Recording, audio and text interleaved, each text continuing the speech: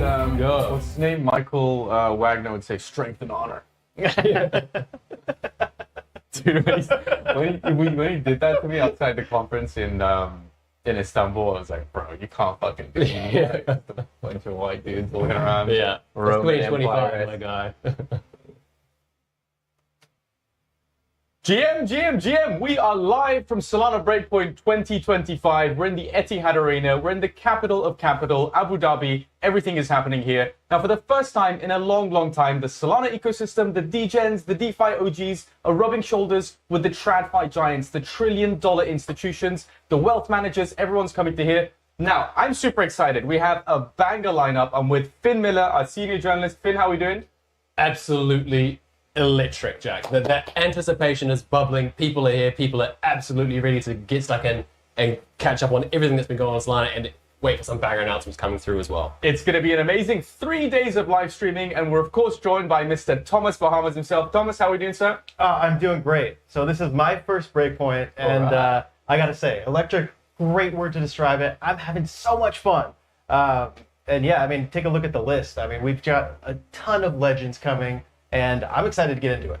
Talk to me about the size of this place. Did you expect Solana conferences to be this big? I mean, I get the impression this is one of the biggest venues in Abu Dhabi, but as it's your first conference, Thomas, is it impressive how big this place is? Yeah, it's massive. I've gotten lost like 5 times already. I tried to go to the bathroom earlier. I had no idea where I was. So the size of it's great. I believe there was 50 tickets left just a few minutes before, so I think it's sold out. It's great. Yeah, it's going to be interesting to see how it goes later in the day when we've got 6,000 plus people here in the venue. Yeah. We say every year that it's going to be the biggest Breakpoint ever, and that is not a lie this year around. It's surely going to keep getting bigger. It seems like this is the only ecosystem that's growing at the pace that it is. It seems like it's the only ecosystem that's bringing together the TradFi giants and the most degen part of Solana DeFi as well. So I'm super excited. Should we run through some of the guests that we're going to be talking to this morning? Absolutely. Let's get into it. So, first up today, we are kicking off with Coliseum co-founder Matty Tay. Coliseum was one of the biggest incubators and hackathon operators on Solana. They nurture teams from their grassroots ideas when it's just one guy in a dream to when they become, ecosystem stalwarts. So I'm really, really keen to chat to Matty and kind of see what's on his mind, see what stands out between the ones that make it and the ones that don't. Who's up enough after Matty? We have Solana Mobile General Manager Emmett joining us, right? And what are we going to be talking about? We're going to be talking the growing Seeker ecosystem. We're going to be talking about the airdrop news. 30% of the token allocation, I think, is given to airdrop farmers, right? Is that correct? 30%? I wouldn't call them airdrop farmers. I call them Seeker users. Seeker users. It's like us, like we are Seeker users. Now, I have a Seeker. I have 2 Seekers, actually. One is unopened in my studio back home. You have a Seeker? I'm Seekered up. Yes, How many Seekers do you have? Not to brag, but I've got 3. I've got 3. I've got a lot. So I'm very anxious to hear just how this is going to be going. So excited to hear from him. Needless to say, we love Solana Mobile. We love the Seekers, and we use them. We use them daily, not just because of the airdrop allocation, but because we believe in the growing Seeker ecosystem. I'm super excited to ask Emmett actually about his hardware plans. You'll recall from many of the interviews that we've done in the past and many of the interviews that Emmett himself has done elsewhere that they are focusing on growing the Seeker ecosystem with a focus on hardware. So curious to see what kind of other hardware developments are happening. Now, one thing I just got handed, and I have to pop this on screen here, is a screen. It's a privacy protector for the Seeker. So if you're on a plane, you're traveling, and you don't really want the people next to you to see what's going on your Seeker, apparently that is the device that you have, and they're handing them out here at Solana Breakpoint as well. Super excited. Who do we have after Emmett? So go on. Oh, I'm sorry there, but next we've got Solflare coming on. So we're going to be, I mean, they're all over. I think they've got over 50 people here. So I'm really excited to hear everything about them, and they just released their hardware wallet. So excited to hear all about that. Hopefully he brings one in here. I'd love to see it and hear all about what they're doing. They have to bring one in, right? They're going to show it? Yeah, absolutely. Yeah. I hope so. Okay, hardware. They also have been doing a lot of expansion. So they've got a debit card. The debit card, right? yeah. What else have they been doing? Obviously, Solflare Wallet, one of the favorite wallets in the Solana ecosystem. I think they're growing a lot. They're expanding. They're testing new things. They're innovating. Yeah. We love to see it. We love to see it. Super excited to see what they're going to bring. Camino after that? After Solflare, we're bringing on Marius from Camino. Obviously, Camino, stalwarts of Solana DeFi, one of the only teams who are actually really adhering to the core tenets of DeFi. So really, really keen to dig into Marius's brain and kind of see what needs to change in Solana's open source culture to help us get to that next level. Now, I just want to add here, this is one of the questions that we're going to ask him, obviously, the core ethos of crypto, decentralization, democratizing access to finance, generally speaking, and disintermediation. These are things that we believe in, we promote them, but if you look around, as we mentioned earlier, there are trillion-dollar asset managers here with the DeFi OGs, with the degens. So one of the discussion points, I think, from this year's Breakpoint is going to be, to what extent are we losing that core ethos, that core ideological motivation of crypto? Please get involved, write your comments, write your questions in the chat, and we will do our best to ask these DeFi OGs. And tomorrow, we're talking to the trillion-dollar asset managers as well. So we're going to do our best to ask what's going on there. Do you get a sense that if we're bringing on, trillion-dollar asset managers, TradFi giants, we're doing DATs, we're doing ETFs, are we sort of slowly moving away from that core DeFi ethos? Do you get a sense of that? I honestly think we are. Some might call it DeFi as maturing. For me, like Satoshi probably never imagined that Bitcoin would trade an ETF. That was never the original point, and yet here we are. The suits are here. They're bidding everything. There's even a Dogecoin ETF now. So yeah, the gelling of the two worlds, the bridging of the gap between TradFi and DeFi is one of the things I'm most keen to explore with people on both sides of the fence there. We've certainly come a long way. I know you're a DeFi fanatic. You love DeFi. You love degenning, but you're also, I guess, very easy to warn people, to give people caution, because you did a piece recently about is DeFi dead and why unnecessary leverage is kind of a bad thing. So to Finn's point about the industry maturing, do you like that maturity, or do you think maybe we're going a little bit too fast into the TradFi world? You know what? I think there's going to be a space for everybody, right? So we're seeing them both merging, right? But a lot of the newcomers, they're not DeFi natives. They're not looking to provide a bunch or take on a bunch of leverage. That's what they want, right? So I think that Solana is becoming the place for everyone to come here, and if that's what you want, you can have it. If you want your decentralized version, choose it, right? It's like, as the users, we have a say in this, right? So is that kind of the next level of accessibility, is that we start with everyone can do everything, and we kind of go deeper into find your niche, find what works for you in DeFi, and then apply that? Yeah. I've always kind of felt like that's what Solana's excelled at, right? Like, what are your interests? How can you blend that with Solana? And there's probably something there, right? So I think that is a perfect segue to our next guest. I'm most excited about this. I've been waiting for years to have this conversation. It's the man, the myth, the legend, Anthony Scaramucci. Obviously needs no introduction, but we will give an introduction about the mooch. He also recently wrote a book called Solana Rising. Now, he's going to be talking about the book, the lessons from the book, and I think one of his price predictions from not too long ago, he said, we estimate as Skybridge Capital that over the course of 5 to 10 years, so that's about half a decade to a decade, we don't know if it's going to happen, but Solana could reach $2,500 a pop. I'm super excited to see if that actually happens, if the thesis remains, and what's driving that thesis as well. So the mooch is going to be a great conversation. Are we excited? I am stoked. I really want to see the justification for that outlandish price point, because for me that's lunaire. It is sort of up in the clouds. But okay, if we go back a decade, right? Let's go back to 2015, and someone had said, Bitcoin is 100% going to reach $100,000. I think a majority of people out there were saying there's no way this is going to happen. Like the likelihood of Bitcoin reaching $4 trillion, in the industry reaching $4 trillion and Bitcoin reaching $2.5 trillion seemed outlandish, and here we are. So maybe it's not that wild, especially considering the dollar debasement. Maybe we should be measuring the value of these assets against another pair. What do you think? Is it possible $2,500? I mean, you never know. We're here for a reason, right? I'm bullish. Has that been the price action for this year? No. That's what I want. That's what I want answered. We've got the institutions here, the trillion-dollar asset managers. They're here. What's going on? Where are we in the cycle is, I think, one of the main questions as well. One of the main debating points. And who better to ask than Raoul Pal, the Banana Zone man, right? The man who talks about M2 money supply, about global liquidity, about all the macro indicators that you want to talk about, puts them on beautiful pink charts, and we love Raoul Pal. So we're going to ask him, where in the cycle are we? Do you think we're still in a bull run? I want to believe we're still in a bull run. If you ask anybody around here, you would feel that the vibe is we're still in a bull run. Optimism and sentiment on the ground is very, very bullish. People are here for Solana. People are jazzed by Solana, and everyone wants to have their tires pumped up. So on the ground, it's feeling pretty bullish today. Yeah, I'd say 100%. That's how it feels. The excitement and everything, fantastic. But crypto Twitter sentiment recently reached extreme fear. A little bit of a dip. People seem that, they're running for the exits. Solana DATs seem to be having their MNAVs compressed. So there's a few reasons to argue that we are obviously still in a very sort of bullish environment. And I think even more reasons to argue it's justified to say that maybe it's not going to be great in the next sort of 2 to 3 weeks. Raul Pal, I think, is going to be answering those questions. What do you think his response is going to be? For a long time, people were saying, Q4 is going to be extremely bullish. And then Q1 now is the sort of the expectation. We're having a slightly elongated cycle. What do you think he's going to say when we ask him if we're still in a bull run? I say he's going to say 100%.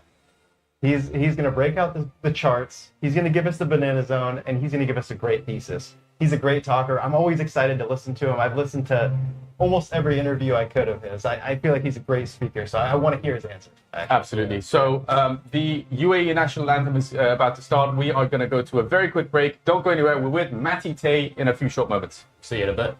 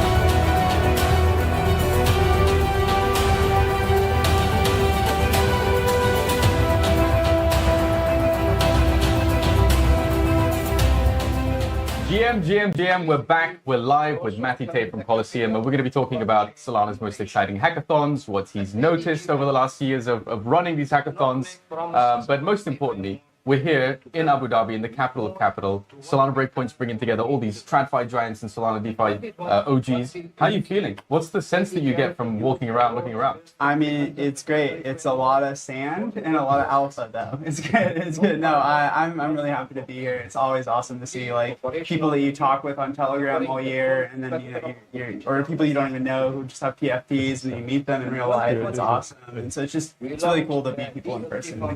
Yeah. So, Matty, for me, you're a Breakpoint veteran. This is probably your fourth or fifth. Yeah, this is my fifth. So my fifth. How is it different today from those first ones? Back in Lisbon. Yeah, well, not much NFT hype anymore. Rip my rip. Yeah. But other than that, I mean, it's obviously just the scale is much bigger. There's just such a more diversity of people, builders, companies, sponsors. This whole thing is just much bigger in scale. So it's really cool to see all the growth. Yeah. Surely it's not just Breakpoint that's changed, but it's the types of projects that you're seeing get submitted to some of these hackathons as well. And you've had a front row seat over the last 5 years, let's say. What's the main change that you've noticed in the cohorts and the types of projects, aside from the fact that NFT projects and 5-year roadmaps aren't really a thing anymore? Yeah, I mean, there's been a lot of changes. I'd say like in the early days, it was a lot of just stuff you maybe saw in Ethereum that were kind of being deployed, and so you needed an AMM, you needed a borrow lend protocol, and so in the hackathons we saw a lot of the same stuff you were seeing in other ecosystems, probably more likely the EVM ecosystem. Now you're seeing a lot more novel things that you don't even see anywhere else, and so we're really excited. We just ran our most recent hackathon, Cypherpunk, and there was a lot of kind of, I guess, going back to kind of crypto's roots, seeing a lot more things integrating privacy, technology, decentralization is more at the core of these things. And so, pretty interesting to see. That's fascinating that you mentioned the sort of core crypto and decentralization ethos, actually, because one of the conversations we've been having, and a lot of people have been asking us as well, is to what extent have we moved a little bit too far away from that original disintermediation sort of ethos, ideologically driven, innovation focus, let's say, because we're sort of allowing TradFi giants and institutions and ETF issuers and DATs to govern the narrative. So is that something that you're seeing? Is it a reaction? Is the pendulum swinging the other way with the newer cohort? Yeah, I think it's interesting. I think that's inevitable as just things grow and more people get introduced to this technology. It's going to seep into the mainstream. Governments are going to be interested in it. Obviously, TradFi is very interested in it and becomes a little bit more corporate and Wall Streety, I guess, in a sense. But that's really awesome that they're adopting it because it's just laying the rails, I think, for a lot of the more crypto cypherpunk stuff to go through this. So like right now, stablecoins are super hot, but they're mostly USDC. You can imagine maybe non-sovereign stablecoins or stores of value get plugged through those same rails, like just it's all tokens on Solana. So I'm pretty excited just that it's laying the foundation for a lot of the more cypherpunk. You can't see the back of my shirt, but it says "Make crypto cypherpunk again." That's what we need. So I think that's our role in Coliseum, to just keep this kind of organic grassroots developer community building the more cypherpunk stuff. Exciting. I know Finn has a few very specific questions about this last cohort as well, and I'm super excited to find out about them. But before we get to that, you've seen Solana develop. You've seen, obviously, projects copying the EVM sort of playbook, let's say, and you've seen now this move back towards the cypherpunk core ideals. But let's say I gave you $1 million, and you know the types of projects that are going to be successful because you have front rows, tickets. You know what's working. You know what's not working. Where would you deploy that $1 million if I said to you the time horizon is 12 months? Well, we are a venture fund, and so we have $60 million to do that as our job every day. And what we've done is we've kind of, we're not sure, to be honest, but we have specific bets in the ecosystem that we're excited about. So we're obviously big fans of MetaDAO as a way to launch tokens and govern those tokens. We think that's a pretty core piece of infrastructure that's going to proliferate across the crypto ecosystem. We're excited about OR, if you've heard of this. It's like kind of a non-sovereign store of value on Solana. Finn's been covering them. We actually have a hard hat here. We decided to bring it out in the very first segment. Awesome. A bit awesome. on the nose. I would have worn it. And then we're excited with sort of prediction markets broadly. Obviously, Cauchy and Polymarket have sort of driven that into the mainstream, but there's all sorts of new prediction markets, aggregators, tools, and stuff around it. There's things like precision markets, opportunity markets, so derivations on these type of things. And so I think we're just seeing a lot of experimentation across all that stuff. So there's a lot of options, is what you're saying. We're not short of options to invest in. Not short of options to invest in, but that's what makes my job interesting and fun. Excellent. And I think part of that job is that, you not only allocate capital, but you also help to nurture these teams from grassroots, from one guy, white paper and a dream. And the teams that Colosseum nurtures actually grow to become some of the real pillars of the ecosystem. I think Marinade, Drift, Camino, a lot of these guys had a lot of influence and a lot of collaboration with Colosseum in the beginning. Yep. So looking back at that timescale, what do you see being the difference between teams that make it and the teams that don't make it?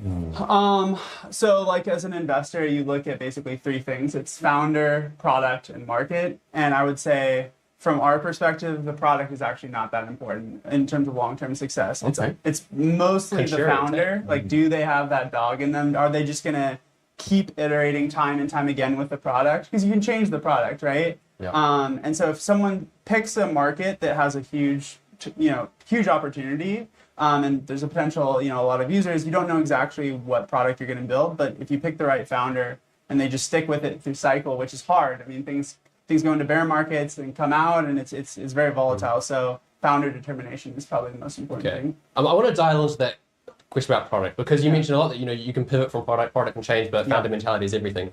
Why is it so hard to find product market fit in crypto today? Partially because a lot of the products, crypto is a financial technology at its core. And so a lot of it has to do with trading as its core business model. And unfortunately, crypto is now sort of tied in with the rest of the economy. And so when there's a macro shock, that affects all trading businesses, right? And so, or if interest rates go up and there's less economy, less money in the economy, there's less people speculating maybe on meme coins or even things that have fundamentals like new startups. And so I think just everyone is kind of at the whims of the macro economy. So that's one reason it makes it hard. I think the second thing is just like, there's so many, one thing coming here is cool is that there's so much talent, but it's pretty small in the grand scheme of things. We need to bring a lot more Web2 talent, a lot more people in Wall Street, academia, biotech, all these different industries. We need just a lot more talent building crypto products. So I think that's maybe another big thing. Yeah. So bringing in Web2 developers and hitting out into universities and bringing in these bright young stars of academia into crypto. How is Colosseum broaching that gap? How do you get out of this crypto bubble and reach the wider world? It's a good question.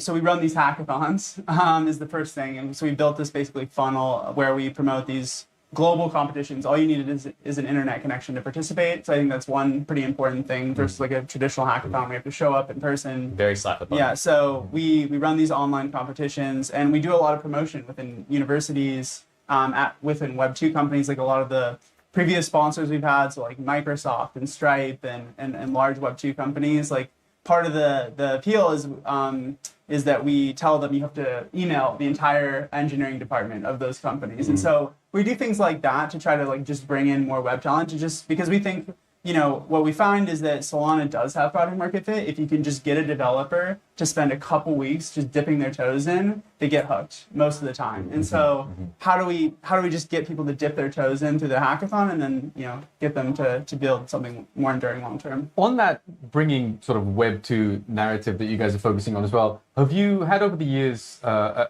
sort of shift in response when you reach out to some of the biggest companies in the world? Was it the case maybe 5 years ago, 3 years ago even, when you emailed them and they were like, hey, look, I'm not touching that shit with a 10-foot pole.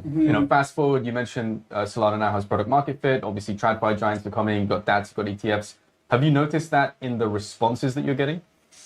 Yeah, it's a lot easier to talk to them in a bull market than bear, for sure. Post FTX was a tough pitch. But yeah, I mean, they come around. I mean, I think that all these companies, there's at least like a crypto person at all of these companies. And you just got to find that person who kind of be your champion. And so that's our job to find those people. And usually even through bear markets, there's someone who's pretty excited about it. I have to ask you at this point, you mentioned bull market, you mentioned bear market. Like which one are we in? It seems a little bit polarizing because price action aside, crypto Twitter sentiment aside, you come to places like this, you're a Breakpoint, everyone's very bullish. All the builders are building, everyone's shipping. It seems like we're moving in the right direction. Adoption's at all-time highs, but again, sentiment and price action would maybe tell a different story. What's your take? Yeah, I mean, I think I'm not a short-term trader, so I don't actually look at the prices that closely every day. But I think, yeah, generally we're in a little bit of a downtrend from all-time highs. So I think in that sense we're in a bear market. But hackathon numbers at an all-time high, Breakpoint attendees at all-time high. So I think it's kind of a bull market when it looks at like the fundamentals of what's going on in the ecosystem. So, Very true. It really feels like it's a bull market right here. Yep. Yeah, absolutely. So what have been the strongest emerging trends from these hackathons? You say you're at all-time highs of submissions. You know, I feel like every single hackathon is a new all-time high, which is exponential growth, and that's fantastic. Yeah. So what are the emerging trends, and what does that mean the ecosystem is going to look like in 6 months, 12 months time? Yeah, I think we're seeing a lot of interesting DeFi protocols finally come to a little bit maturity. So we're excited about this one called Hilo. And so they came out of a recent hackathon, and we're seeing kind of a resurgence of novel, again, going back to cypherpunk groups, a lot of new novel DeFi protocols coming online. And so that's an area of investment for us. I think, yeah, like I mentioned, prediction markets. And I'd say the last one is sort of stable coins for something cross-border usually, so either that's remittance or supply chain, kind of like logistics payments and stuff like that. Anything that's like usually like a very archaic old system of invoicing or moving money around between different countries. That's usually a pretty ripe area where we see a lot of experimentation with stablecoins. Stablecoin, are the number of applications for stablecoin solutions increasing as well? Yeah. So like one thing that's interesting is like I think in the past like we're like, oh, let's do a global Venmo. It was like kind of the idea of like how people could use stablecoins, and there's some good startups doing that. But I think what's more interesting is you're seeing a lot more targeted companies start out with very niche things that could grow over time. So like we're going to do a stablecoins remittance app between Argentina and Brazil, or we're going to do like a stablecoin startup just for like freight forwarders. So you're just picking very specific problems in the economy where there's like a lot of friction with payments and inserting stablecoins and going from there. So I think this stablecoin discussion is fascinating, right? Yeah. We saw for quite a long time a discussion on crypto Twitter even, Matt was coming out and saying, hey, look, the conversation around stablecoin value leakage is a valid one. Circle famously was extracting up to, some reports say, $450 million from the Solana ecosystem. So specific to Solana, specific to these very niche use cases around stablecoins, are you seeing projects come forward and say things like, look, this is the problem that I want to solve. I want to solve the stablecoin value leakage within Solana? Yeah, so one of our previous hackathon winners is a company called Reflect, and they allow you to basically issue new stablecoins. So it's more of a B2B play where you're like, oh yeah, instead of using USDC, maybe like you keep value more within your app or like a white label. It's like you can white label various strategies for new stablecoins. And so they kind of built some technology around that, and we're pretty excited about that. But yeah, I mean, you see that in the ecosystem. So like Phantom has a cache and a few others. And so, I don't know if I'd go so far to say is that like USDC is value leaking, but it definitely feels like there's an opportunity to bring more stablecoins that are sort of native to Solana. Interesting. I want to play devil's advocate on this slightly. Yeah. If everybody has their own stablecoin, doesn't that cause a liquidity issue? If I want to do a big swap, let's say I want to go and put 200K into a swap, if that's spread across, 50 different stablecoin issuers, is that going to be a problem long term?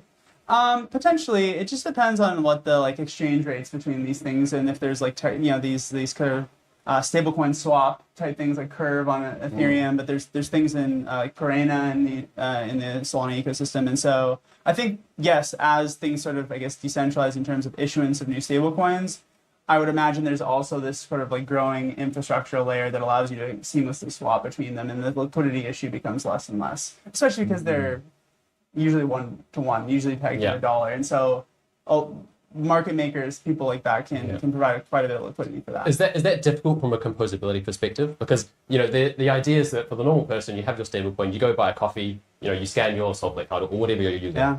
Does that become problematic if you've got $13 in high USD and you've got $14 in Reflect USD plus? Yeah, I'm hoping that this is a little bit solved by the wallets and the apps themselves, and so they can abstract away maybe some of these key issues. I think the problem is that like a lot of people actually in crypto do want that granularity of knowing exactly what stablecoin they're holding, because maybe they have different rates of return in terms of like yield, and so that's like the tricky part. I think people always miss about crypto is like, oh, crypto's too complicated because it's like you have to know about all these stablecoins and how to control your private keys and stuff like that. But But at the same time, a lot of users, the more and more time you spend in crypto, the more you actually want control of those things as like a crypto user. So it's kind of balancing like how do we be normally friendly and abstract away some of this stuff so it's not too scary for new users, but also give like power users like the control and granularity that you want. So I think it's a tough thing for apps. That really sounds like it's a tough balance. Also with your go-to-market, right? Do you market yourself as something that's like custody first or easy, ease of use first? Yeah. I'm sure you've seen examples of people pick either one of those routes and maybe struggle and have to pivot. Any insights for builders on what they should prioritize? Yeah, I think you just gotta have a thesis about who your core user is and just build a product for that. I think it's tough to do everything for everyone. I think that never works. And so I think if you want to build like I think a good example of this is like what's happened maybe with the trading market and trading terminals. It's like they've gone after like the very most power users. So they're building all these features that like a normally who just wants to buy some PopCat or something like would not need. They just want to like have a simple interface. Like Moonshot, I think, is a good example of this, where it's just like simple, like Apple Pay, buy, boom. But some users are more opinionated and want a lot more information and flashing buttons on the screen and all this information from Twitter. And so like Axiom's like a really good solution for them. So I think it's just you got to choose who your core audience is and build the product for them. What should people do if they want to submit a project, an idea, a thesis? They want to get involved, they want to get in touch with you. Where do they go? Yeah, you go to coliseum.com, and if we're running a hackathon, you'll see a place to start registering for the hackathon, building a team, building a product, giving us updates, and then submitting after 5 weeks. If we're not running a hackathon, which is right now, there's a thing called Eternal, which is like our on-demand sort of like apply whenever you have a chance program. And so it's kind of the same format where you like sign up and you go through this like 5 or 6 week program where you're building your product or building out a set of features and submitting updates to us. And then at the end, you kind of submit your video and what you've been building and why you think we should invest in your startup. And so that's like what we call the perpetual hackathon. It's called Eternal. And it's just going whenever we're not running our big ones for the Solana Foundation. And I think there's an important distinction here as well, is that to be part of a hackathon, you don't have to go in guns blazing as a founder and say, this is my big idea. You can go in just as a guy with who wants to contribute to something, to someone else's idea and help build something from the ground up. Yeah, I think there's like a few cohorts of people that join the hackathons. Our prizes are, I think one thing that's kind of unique to us is that we are focused on startup founders, but many people who are not startup founders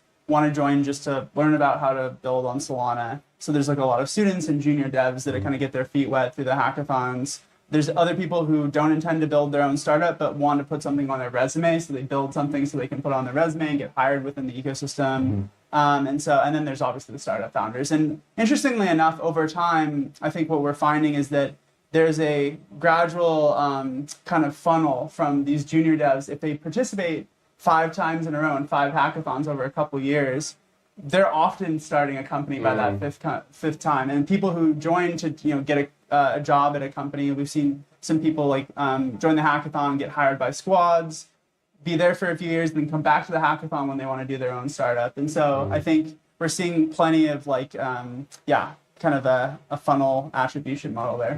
I want to end on a super bullish note. Obviously, you've seen the evolution of Solana as an ecosystem, but also the companies that are being built here. You've seen how Breakpoint's changed over the years. Let's play a game. Let's say 2026 is over. We're in the final sort of stretch of the year. Next Breakpoint is happening. What will the most exciting development have been? It's a tough one. Playing Oracle, I know it's a question that we're going to be asking most of our guests. I think everyone is extremely bullish on Solana, but it's tough to pinpoint a single thing. So after 2026. So what excites you the most about the next 12 months, let's say? Yeah, I think it's just, I think you're going to see a wave of, I think 2024 and 2025, you saw either like a lot of meme coins or you saw a lot of like maybe institutional adoption. And I think those are the two kind of like big narratives within crypto broadly. I think you're seeing the pendulum swing back to these cypherpunk projects that are going to start taking off like in a pretty big way around privacy and some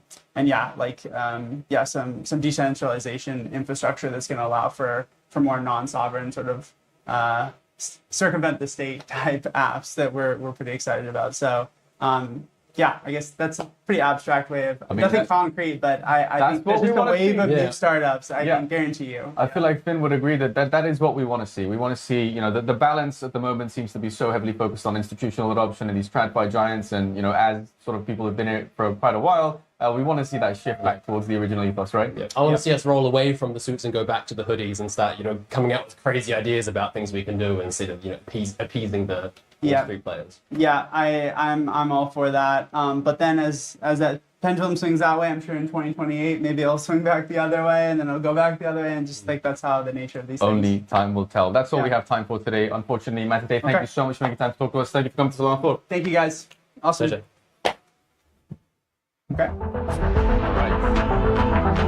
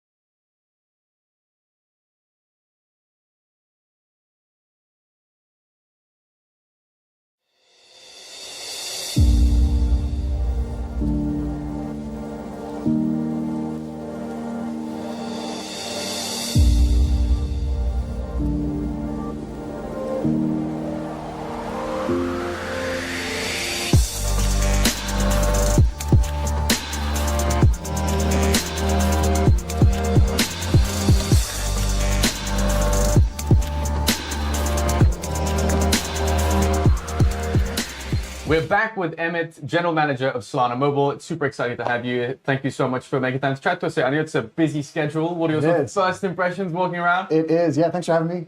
Good to see you guys as always. Pretty overwhelming. it's big, it's exciting, but it's great. I mean, for me, I just love being here, love seeing the ecosystem, love seeing the community.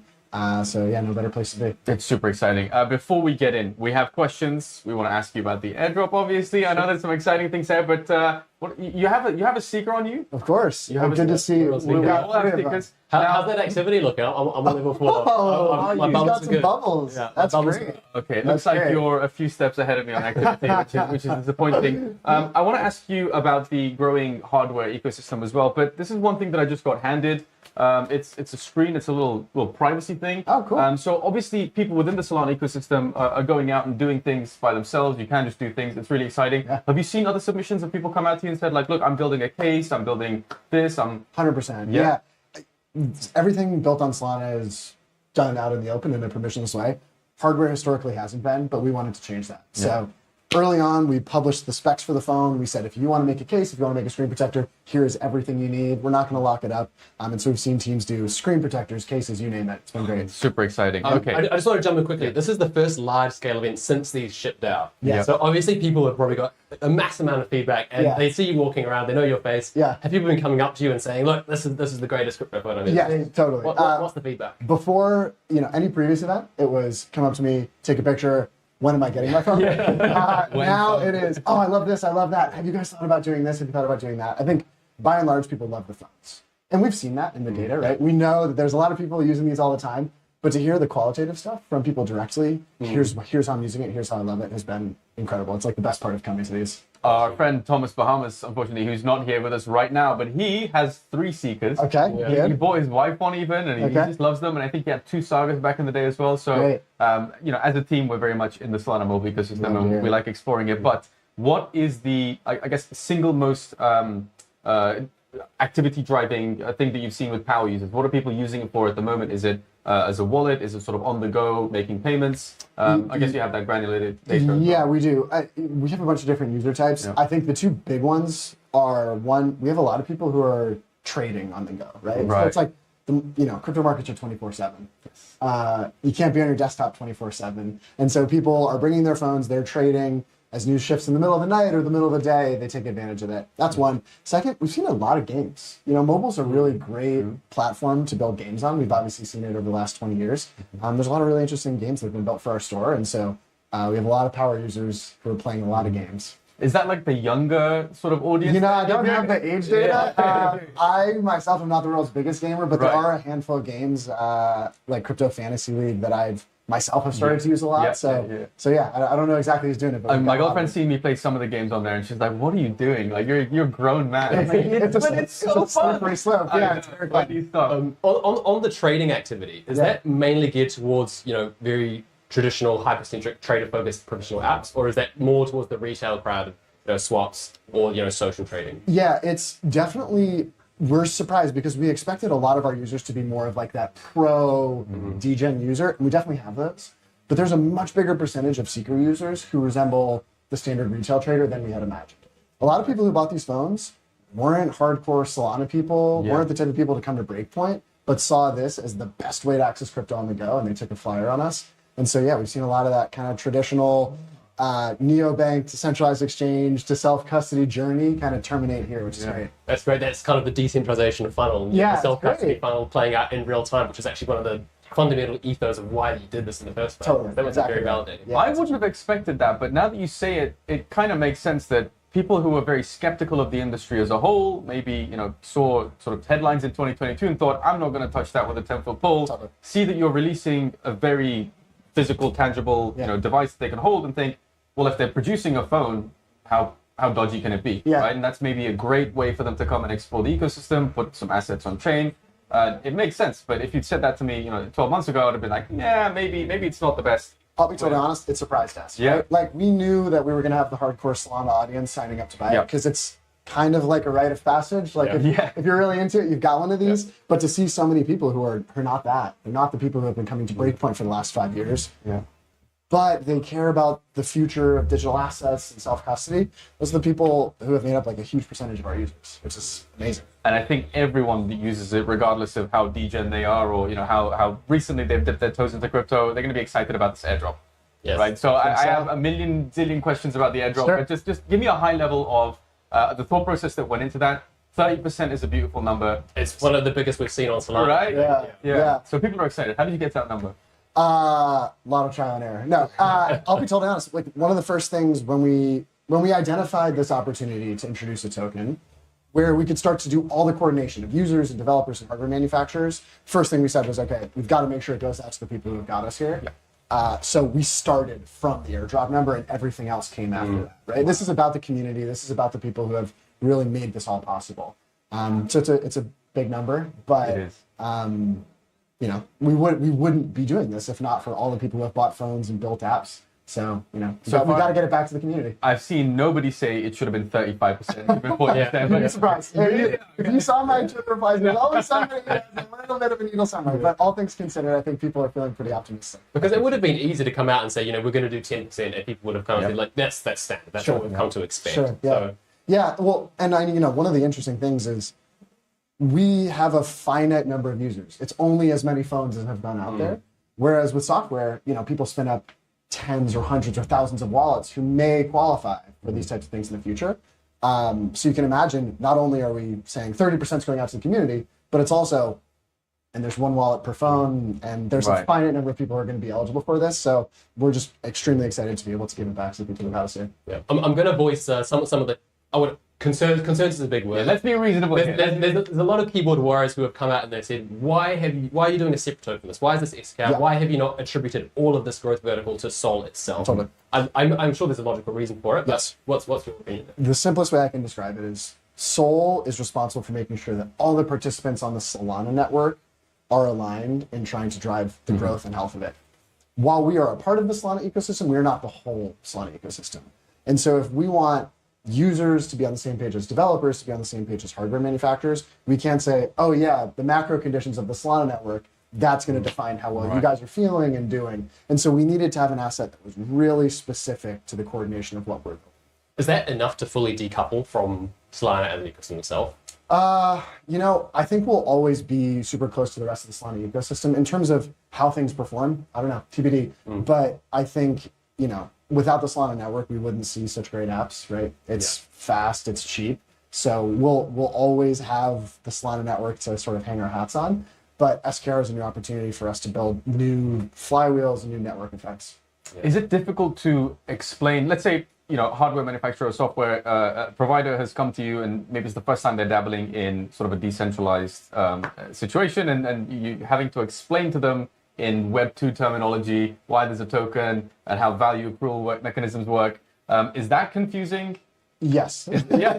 It's a lot of baby's first token. Oh, yeah. But it's important. I think a lot of, obviously the last couple of years have been some ups and downs, but right now there's a lot of companies around the world who see their customers starting to transact on chain for the first time, right? So if you sell phones in Latin America and your customers haven't had access to banking historically, now they've got a new way to hold dollars. And so if you're a hardware manufacturer, you can do one of two things. One is let them go build a relationship with some neobank, or two, become a part of it, make it easier for them, make it more secure for them. And so while it takes a little bit of explanation, we're seeing that a lot of companies who have had zero crypto knowledge, zero crypto exposure, start to pick things up pretty quickly. And how do you begin that conversation? Is it, hey, look, we have a very active user base. These people are not only engaged in the hardware, but also want to understand how the software works and there's a value accrual mechanism? Or is it, hey, look, you can access an entirely new geography with this? Like, how do you begin to explain to a very traditionally minded potential partner that there is value in the system? And how do you quantify how much more valuable a Seeker user is than an average mobile user? Yeah, these are all excellent questions. So in terms of starting point, you have to start with users. They care about their customers. We care about users around the world. And so what problems does crypto solve for those users? And what problems can crypto in a mobile device solve for those users? And so we always start there, which is you have customers, they have financial needs. The phone has revolutionized how they access the internet. It hasn't totally changed their relationship with money, per se. Right. Maybe they have Google Pay, maybe they have Apple Pay. But for a lot of customers around the world, it's not that yet.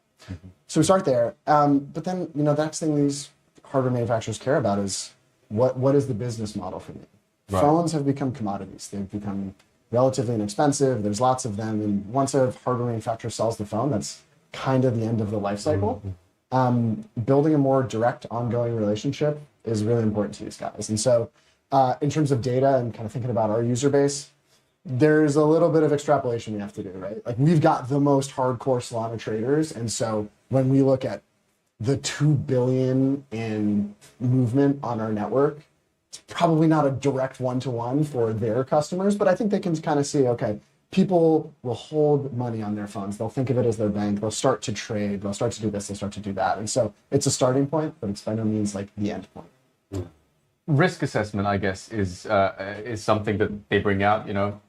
If you're talking to a potential partner, they're thinking, okay, user base, amazing. People are leaving their capital and they're also amazing. But what's the sort of nuclear scenario? Is that a question that you get a lot? We haven't gotten that just yet. I think for a lot of potential hardware partners, the concept of self-custody is really interesting to them. Phones have always been consumption devices. They're like a window into someone else's whatever. Someone else's website, someone else's app, someone else's servers. The idea that somebody can buy a phone and it can hold things for them, like actually hold things, not just back things up to the cloud, is really compelling to them. And so I think the natural thing they would worry about would be security, but because we've built Seed Vault, because we have this tailor-made solution that takes advantage of a phone's hardware, I think there's a lot of alleviated concerns pretty quickly. So in terms of like ecosystem security, I guess. I know this is something you covered as well, the Guardians. I sort of struggled to wrap my head around it at first glance. I know you did a bit of research on it. I think you had a question about the Guardians as well. Curious if, potential partners are also, raising questions about what this actually means. Yeah, look, I'll be honest. We haven't released tons of specific implementation details about the Guardian program. Right. But what's important is, if you look at a mobile platform, it's usually one person calling balls and strike. It's like, we're going to let these apps in, these apps not in, these are the rules, these aren't the rules, these are the fees, these aren't the fees, and this can run on these phones, but not those phones. We're still in that position. We're still in charge of the dApp store. We're still in charge of the software implementation. We don't want that to be the case forever. And so we could either just have like total lawlessness, no trust, no security, and just we don't want let everything out there, or we can say, hey, look, this is like a multi-party network. Crypto's really good at solving for those things. We've got validators on L1s. Let's repurpose that concept and say, hey, there's a bunch of people who are responsible for maintaining the trust and security of the network as new entrants come on board so that everybody stays safe and has trust in the system. And so without getting too deep into the implementation details, that's how we think about Guardians. They're protecting the network. So is it easy to say that ideologically, Seeker Guardians are to the SKR economy what validators are to the Solana L1? Yes, absolutely. That's exactly what I think about it. Yeah. And you should have told me that ages ago. I think that's kind of the easiest way to wrap it up. Yeah. And how does one become a Guardian? Like, what qualities do you look for in the people who apply to join this kind of council? Yes, so it's still early days. We're going to have more to share in just a few, in 48 hours or so about potentially more there. But ultimately, this is going to become an open program. In the same way that there are some requirements to become a validator on the Solana network, there will be some objective requirements, but this isn't going to become like an invite-only basis program, right? We want there to be as much protection as is possible, and we want as many participants as is possible.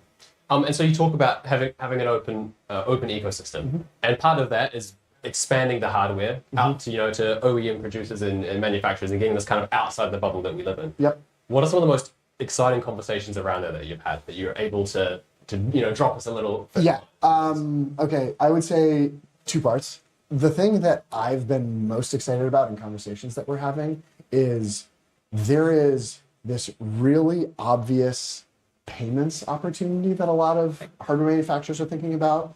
And so we're thinking a lot about that, right? If you look at people in emerging parts of the world, access to the digital dollar is totally new and it's very crypto-centric. How can new types of hardware support customers' journey into new financial futures? So it's been really fun because a lot of hardware manufacturers are thinking about the health and financial safety of their customers. So that's been really cool. I would say the second thing is there's such a breadth of hardware out there.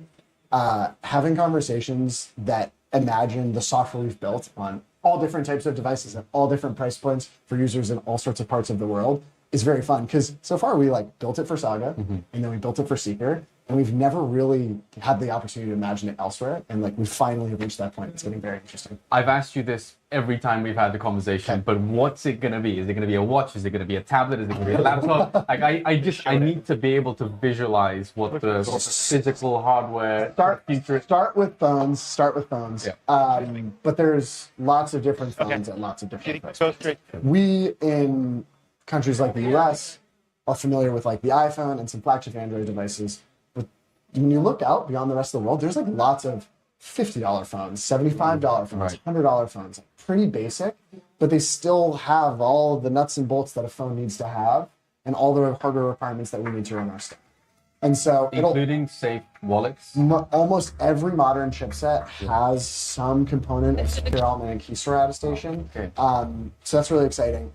But I think as we look out beyond phones, certainly, additional Wi-Fi only devices, watches, tablets, we can imagine that as well. But we're focusing our efforts on phones right now. I can't wait. I want to have the full Seeker. Sign a transaction here. Yeah. Totally. I feel like double tap the headphone. It's so futuristic to just be able to say all of my devices can safely access crypto and I can pay with it. I don't have to worry about, someone stealing my iPhone. And I feel like that's the direction that I want to move in. And if you're saying to me now that, if we reduce the price point of the Seeker from $500 as a device to software that we can put into $50, $70, $100 devices, I think that's a great and safe way to bring people on-chain and have them to safely transact as well. So that's what I'm most excited Totally. about. That's what we're most excited about. You know, it's crypto is a gateway to a new type of internet and a new type of money for so many people. And for those people, the phone is the only way they've accessed the internet. But if you look back, there's not really a good way to tie those two things together. And so we're solving that problem. Yep. So, Breakpoint. Yes. Is there going to be any alpha that you're sharing on stage that you can sort of hint at, but you can't quite announce yet? What Can I'll we say is front run we're making progress on the hardware front. While I'd love to announce names here, I can't. But there is some tangible, measurable progress that we're going to talk about on Friday or Saturday, I guess. Awesome. And we'll obviously be covering that on SolanaFloor as well as the news comes out. What kind of merch have you got for people here? We have Create some FOMO for everyone. Yeah, so we have a big booth with a giant vending machine where people can spin a wheel and potentially win a seeker. I don't know if you guys have you seen it yet? We've been here. Come over there. It has about 100-person line right now. But everybody gets an opportunity to spin the wheel and potentially win a seeker. So we've got a few hundred of those will be given out to participants. And that's our focus. Interesting. We could make plenty of other merch, but people want the phones. Yeah, So let's give them the phones. which is a great indicator, right? Exactly. That's what you want. It would be worse if we said you could have a phone or a T-shirt, and people take the T-shirt. Yeah. I want to zoom out a wee bit because if we go back to the purpose of Solana Mobile, it's to destabilize this duopoly that exists and create kind of open app stores. How much closer are we to that reality than we were with the launch of the Saga? I mean, certainly much closer than we were back then. There's a ton of work left to do, but if you look now, we've had over 200 apps launched in the store. A lot of those apps don't exist in Google Play. They don't exist anywhere else. And so if it's giving developers a new opportunity to build products and get distribution, we've solved that problem. Now, is the scale at what those other two have? Of course not. Not yet. But we're solving problems for those developers and we're helping them find real users. And those real users are spending real money. And so I would say on an absolute basis, we've solved the problem, but on a relative basis, there's so much room left to grow. Is it a battle of attrition where you make small incremental wins, or is there kind of one big obstacle, one big blocker that once you overcome, it's clear skies? It's mostly incremental. We have a lot of blocking and tackling with teams. I think the launch of SKR is going to give us a whole new way to attract developers and reward developers. And so I think that's going to be a pretty solid kick on the flywheel. But to date, we're fortunate. The Solana ecosystem kind of speaks for itself. Yep. They build for themselves. There's a lot of teams who just build great products. They don't need us. But then for other teams, they want a little bit of hand-holding. They want a little bit of support, and we're here to give them that too. So we're expecting a big splash when SKR... I think so. We've talked to a lot of teams who are curious to see how things go, and we'll have more to share about what developer grant programs and reward programs look like, but I think it's going to be in a lot of builders' best interest to build natively for Seeker. I have to ask you when it's going to happen. Well, we've announced that the token is launching in January, so that's about all I can say from that time. He's going to give us a number. We'll have more to say in January, but SKR is launching in January, and a lot of the important parts of that token launch are around our users, our developers. But the job is by no means finished. We'll have absolutely not. I just want to go back to something that you mentioned earlier about people wanting the phone, and like more so than a T-shirt. One of the games that I get on Loot Go. Yeah. You walk around, you get points, you open these boxes. There's also with the points that you get, you can essentially enter a raffle, and millions and millions of raffle tickets have been put towards winning Seekers. Yeah. Far more, in my experience, That's good. than any of the other prizes. Great. So it seems people are using the phone to try and win more phones. Surely that's what you want to see. Yes, totally. The hardest part of my job over the last 4 months has been people wanting their phone and not being able to get it. Yeah. I don't have people in my DM saying, I hate this, I want to send it back to you. It's only the other way around, which is, why is my phone not here yet? Or, we're getting new orders all the time and people expect us to ship them out in like 10 minutes.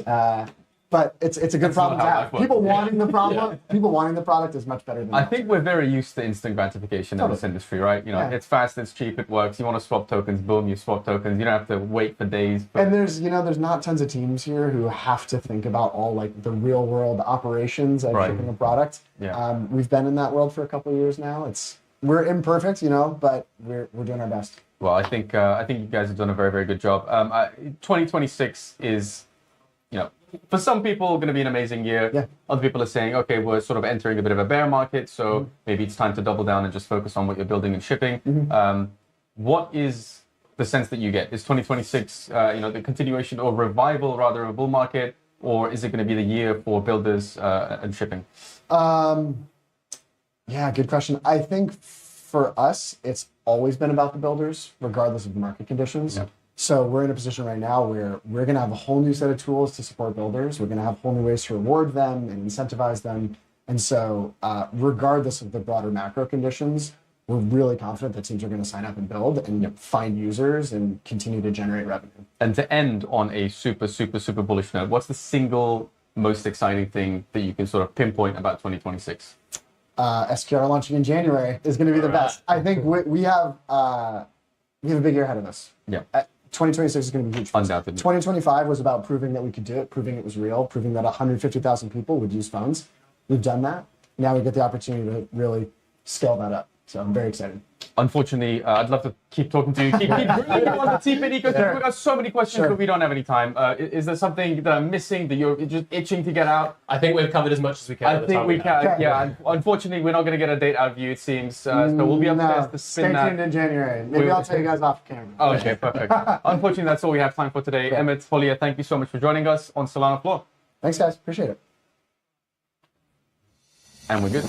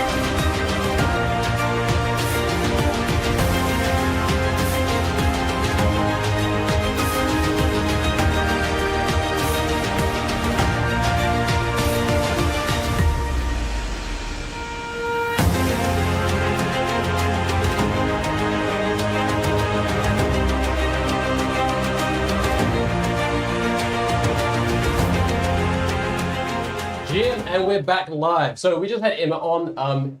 The Solana Secret is a great piece, but central to the success of the Solana Secret is the hardware world that lives within that. And we're joined today by Philip, co-CEO of SolanaFloor, who actually designed that. So first of all, congratulations on the Seedbot wallet. Thank you. Excellent. We're proud we're not sponsors. We're proud partners of Solana Mobile. We think they're doing a great job, and we're happy to be part of that story. Yeah. So Philip, let's get cracking. The most exciting thing coming from SolanaFloor at the moment, you've done so well in the software wallet world. SolanaFloor is the wallet of choice for much of the Solana ecosystem. But you're expanding. You're going out of that software world and you're stepping into hardware. What do you have for us today? So today, and I just announced it on stage, is basically our hardware wallet. I'm very excited about this one because, we've been building wallets for 5 years now and we've seen it all. And we've seen the progression of both software wallets and hardware wallets and where they're going. And we think that there's a huge gap that currently isn't being served. Hardware wallets have just one primary job, and that is to keep your keys in an offline chip. And when you sign transactions, don't expose them. Yeah. Today's hardware wallets, though, have expanded far beyond that job because they want to support many software wallets and on many chains. And some of these software wallets just aren't as advanced as, for example, SolanaFloor. They don't have transaction simulations, SolanaFloor guards, constant threat monitoring, and hardware wallet companies stepped in to fix that. But they fixed that in a way that an offline chip became a whole device. So all of a sudden you see all the competitors, which I won't name, that they have screens, they have cables, they have Bluetooth, they have batteries, and they're not truly portable. I mean, Live unboxing. This is truly portable. So this fits in your wallet, the physical wallet. This fits in your back pocket, everywhere. And if you look at hardware wallet companies today, like the number one marketed benefit from them today is clear signing. Something that SolanaFloor users get by default, just because they have a good software wallet, underlying software wallet it works with. So all of the screens, the whole device is basically unnecessary waste, unnecessary complexity, which we stripped away. So again, it's an offline chip of the highest security standards. So it's an EL6 plus certified chip. That's even a higher security standard than ledgers. Okay. When it comes to these things. And the UX is much better because you don't have to connect the cables with Bluetooth. You just tap it to your back of your phone and sign transactions. And it comes at an affordable price. So this starts at $49. What? Yeah. And that's the beauty of it because there are many people out there who are basically shut out from their safe crypto journey before they can even begin because they need to pay $150, $200 just to start. And we think that that's completely missing the point. So we think that this is a hardware wallet that is basically available to everyone while they're not compromising on security and UX. So we're almost going back to that original ethos of accessibility and democratization, making sure that anyone with an internet connection can keep their keys secure. Yes. Can I just get a look at this very quickly? Yeah, of course. What I find magnificent about this is that it's so thin, right? Because It's a credit card. yeah, it's a credit card. Like this is deceptively thin. I was expecting a hardware wallet. The word itself evokes images of like heavy duty, thick piece. So that's very elegant. That's Yeah, I need gorgeous. to take a look at that. Yeah. Oh, that is great. So I like so much about what you said. So first of all, Solana native. You guys are one of the OG wallets that came out, and you have stuck just to Solana, right? So you've dealt with all the problems throughout Solana, right? So you've been there through the thick of it, and there's never been a good Solana native hardware wallet, right? Like it's always been clunky. Like you said, there's always cables. Like if you were to give that to anybody that hasn't used one before, it takes a long time to get used to that. And I'm still not even used to it all the time. So something like this, I see this and I'm like, hey, this is something that like I could give to my grandma and she could probably sign a transaction. Oh, that's the grandma test. It will pass the grandma Is test. it grandma friendly? It's the mom test on steroids, but yes, it should be as simple as you explained. Yeah. Oh, that's So what is the workflow? If I open up SolanaFloor, I go to an aggregator, I hit my swap. does it then invite me to tap my shield? Yes. Okay. So it just, instead of swiping to complete the transaction, it just asks you to tap the back of your phone. As soon as you tap it, it signs the transactions, and that's it. You're secure while being nearly as fast as swiping. Perfect. So the hardware wallet game is a very difficult world to broach into, because hardware wallets have been around for almost every decade now. A lot of your competitors, again, we won't name names, but they've had 10 years to build their brand, to build that trust, to refine all their processes to make sure that they have the most robust wallets possible. How hard is it to break into that market and then give the Solana community something that is natively exclusive to them? So I would just explain that statement, because they had 10 years to build something that is more complex than it ever needed to be. So if the underlying software wallet is very advanced, very secure, they didn't need to become so complex as they are right now. So all of that, I would say, head start that they have is for nothing when it comes to security.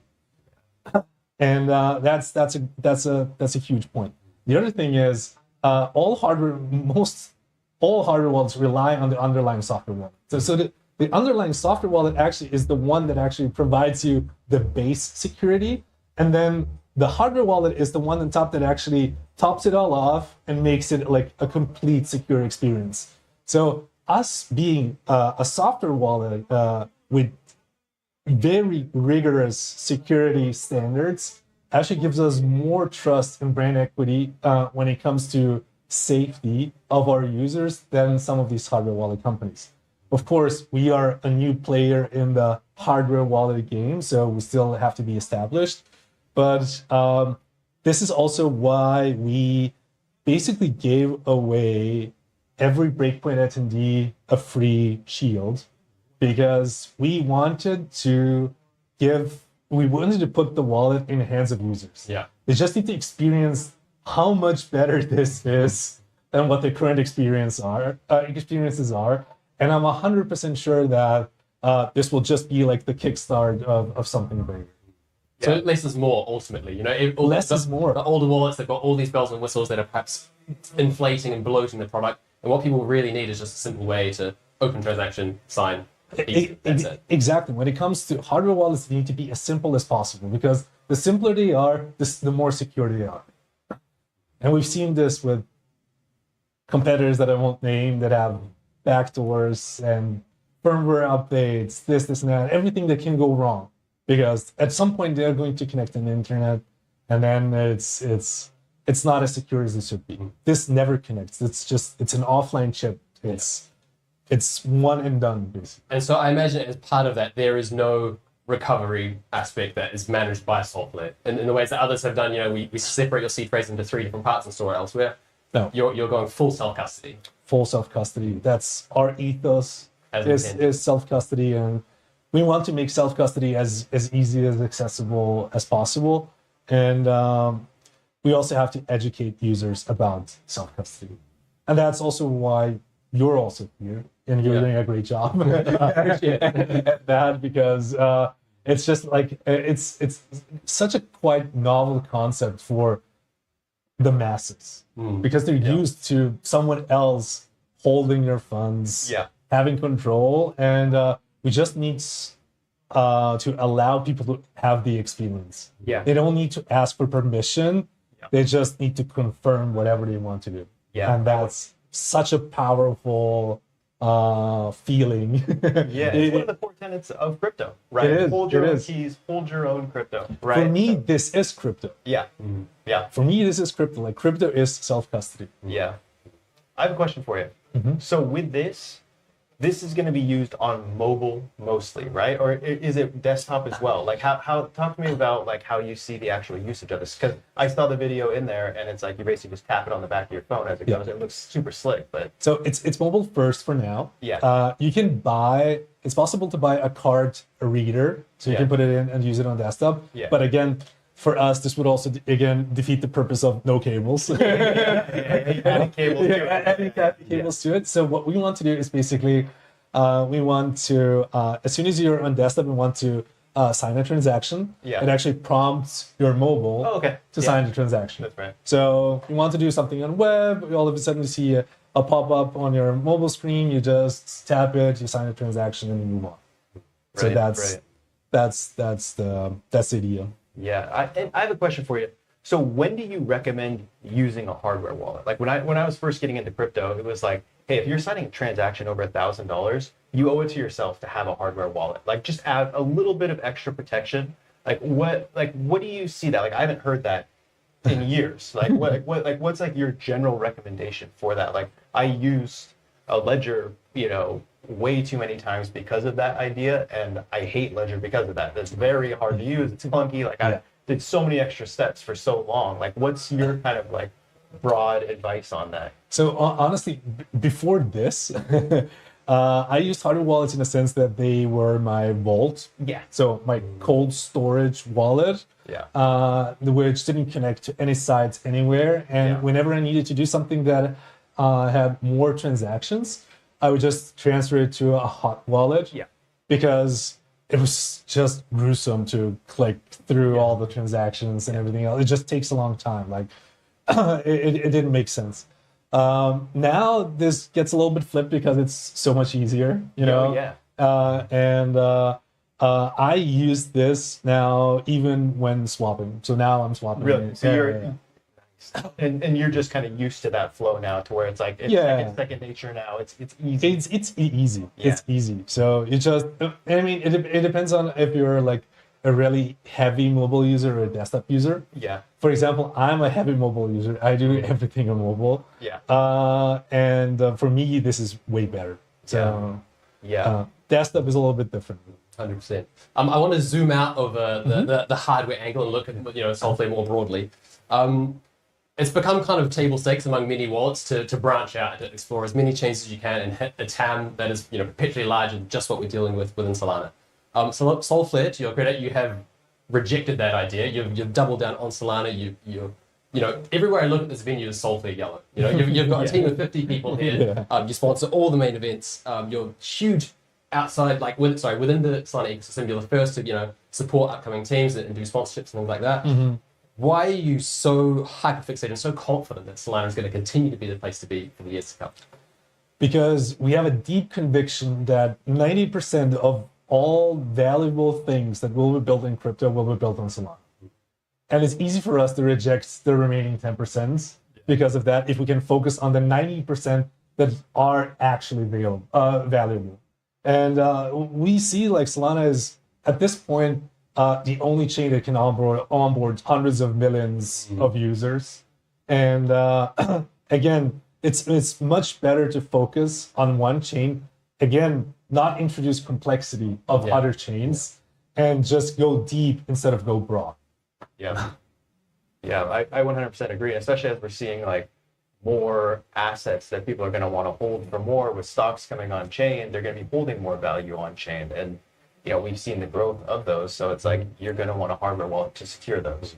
I mean, stocks are a great example. Yeah. Right? Stocks eventually all assets will be on chain. Yeah.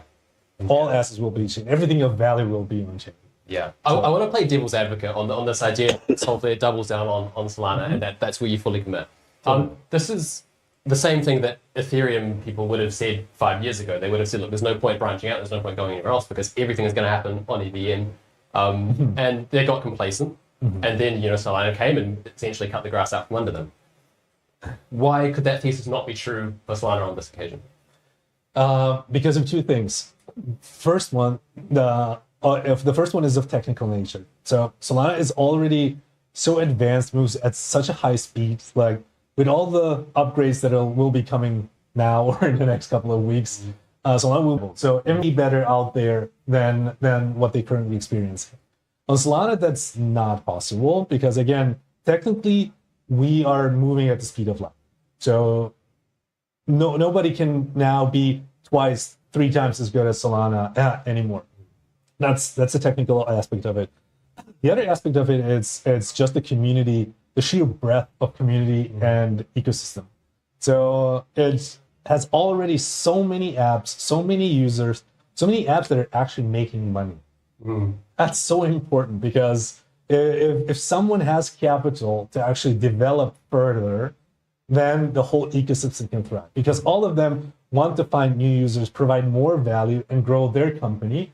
And I think that this is a loop that just continues. It's a flywheel that propels the Solana ecosystem to new heights. At a community level, as I said before, SolFlare is really a part of it. You know, you're the first to sponsor events at what is, I imagine, great cost to yourselves. Why are you so staunch on supporting Solana across the board? Again, our focus is completely on Solana. So Breakpoint is our Super Bowl. Like Breakpoint is, we live for Breakpoint. So we started planning Breakpoint, I think it was in May this year. So what, 6 months in advance, 7 months in advance? We have 50 people here. So this is our time where we can actually meet with users, talk to them, and actually let them know, hey, these are actually nice people behind that product, which you can actually talk to and they'll listen to you. So we'll listen to you. If you have something great to say or any type of feedback, like we're here to listen and see if we can make that happen. So if we can improve your experience or everyone else's experience, we're totally here for that. So, and again, if Solana is doing well, then we're doing well as well. So this is why we're sponsoring all super team events, everything basically from Solana All-Stars. Every community activated thing most likely gets sponsored by SolFlare. It's also our way of giving back because this is the ecosystem that has given us everything, and now we are. I think that we are morally obliged to actually give some of that back too. Yeah, that's great. We love the focus on community. We can see it, you know. It's fantastic to see, and the way that you guys have done it is really good. And I mean, throughout the years, you guys have always been very responsive with anything. I think I reached out about an issue like a few years ago, and it got handled in like a second. And it was like, okay, like they are serious, they're focused on getting it right. And I see that coming through with the way that you guys built this. It looks fantastic. I can't wait to use it myself. Yeah, today. Vidor, your co-CEO, your co-founder, dropped a cryptic tweet about the secretest of secret projects. Can you give us any alpha or any indication of what that could be about? It's magical. It's magical. Ooh. Yes. It's truly magical. Well, I'm excited. If anything like this, then the bar is set pretty high. This is like a standalone product. His announcement is more of a, not a what, but it's a how we use wallets. Okay. So we're trying to redefine how people are using wallets. Okay. Let's just put it as it's something that we're working on for a long time, and we're happy to drop the alpha version at least. Perfect. Okay, I can't wait to see it. We're approaching time there, Philip, but I just want to get one kind of broad overview from you. What is SolFlare most excited for in 2026 on Solana? I would say the proliferation of DeFi. Yeah. So we believe like DeFi is so good at the moment, at least for me. It's never been better. Yeah, it's getting better and better. For example, I mean, we're in the Solana ecosystem for 5 years. I stopped selling my soul 2 years ago because I just stake it. That stake is basically that LSD is a collateral. I just borrow against it for a lower interest rate. So I'm getting 6.5% on my stake. I borrow it for 2.5%. So I get money to spend at a negative interest rate. So that's a concept that is... It does bother me. You tell that to your bank and they're going to say, no. It breaks people's minds. Yeah. So I think this is a great thing. And especially now, like after so many years, I think that we're finally getting to a point where we can confidently say that all of these DeFi protocols are battle tested. So they had billions of dollars in the deposits. Nothing happened for a long time. And nothing will happen because they're so rigorous also about security. So I think DeFi will be a big thing. And I think prediction markets. Yeah, prediction markets is a big one. Yeah. And to your point about, we've shown how battle tested and robust these things are. We had 1010, $19 billion liquidated in a single day. DeFi handled that pretty well. You know, Yes. there was very, very little, if not zero, bad debt. So we're proving that the system works, and now it's just time to scale the system. Yeah, exactly, and bring it actually to more users, make it even more accessible. Because right now, like the thing that I mentioned, it isn't actually so easy to pull off if you're an inexperienced user. So what we want to do is basically strip all those complexities away and make it hopefully like a 1 or 2 click action to go from I have Sol to create an LSD, deposit as a collateral, borrow against it, and then pay with your Solver card, for example. So we want this to be as easy as possible. So I think DeFi is we're going to see like a huge, I would say, uptake in Solana DeFi. And again, prediction markets. Like we've had NFTs first, then we have tokens. Now people can put value behind opinions, and everybody has an opinion, you know. So that's also something that will be like a strong focus for us in the next year. Amazing. DeFi and prediction markets. Well, Philip, it's been great having you on. I'm so excited to get my hands on one of these. Thank you so much for being here. Everyone, that was Philip from SolanaFloor. Thank you again. Thank you. Thank you everyone from SolanaFloor. Yeah, Thank you. Thanks so much, Philip. Thank you. Okay. Okay.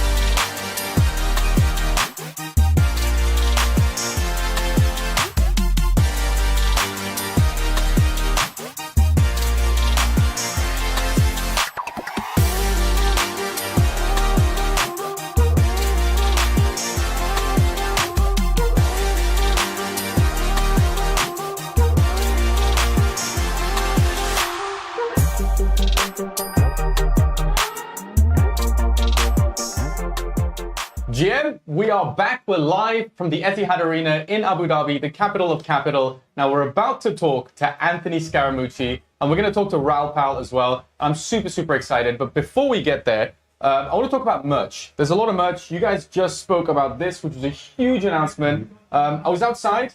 There is a massive queue because they're giving away 5,000 of these. Is that true? They're giving away one per attendee. So everyone gets one for free. Everyone is getting one of these. Everyone who's at Breakpoint is getting one of these. And what are they? It looks like a card, but it's not a card. What is it? Yeah, open up. So this is SolFloor's new hardware wallet. It looks like a credit card. I'm staggered at how thin it is. Because when I hear the word hardware wallet, I think it's going to be thick, heavy, and rugged. But this looks like any old card. So it's not a debit card? It's not a debit card. What?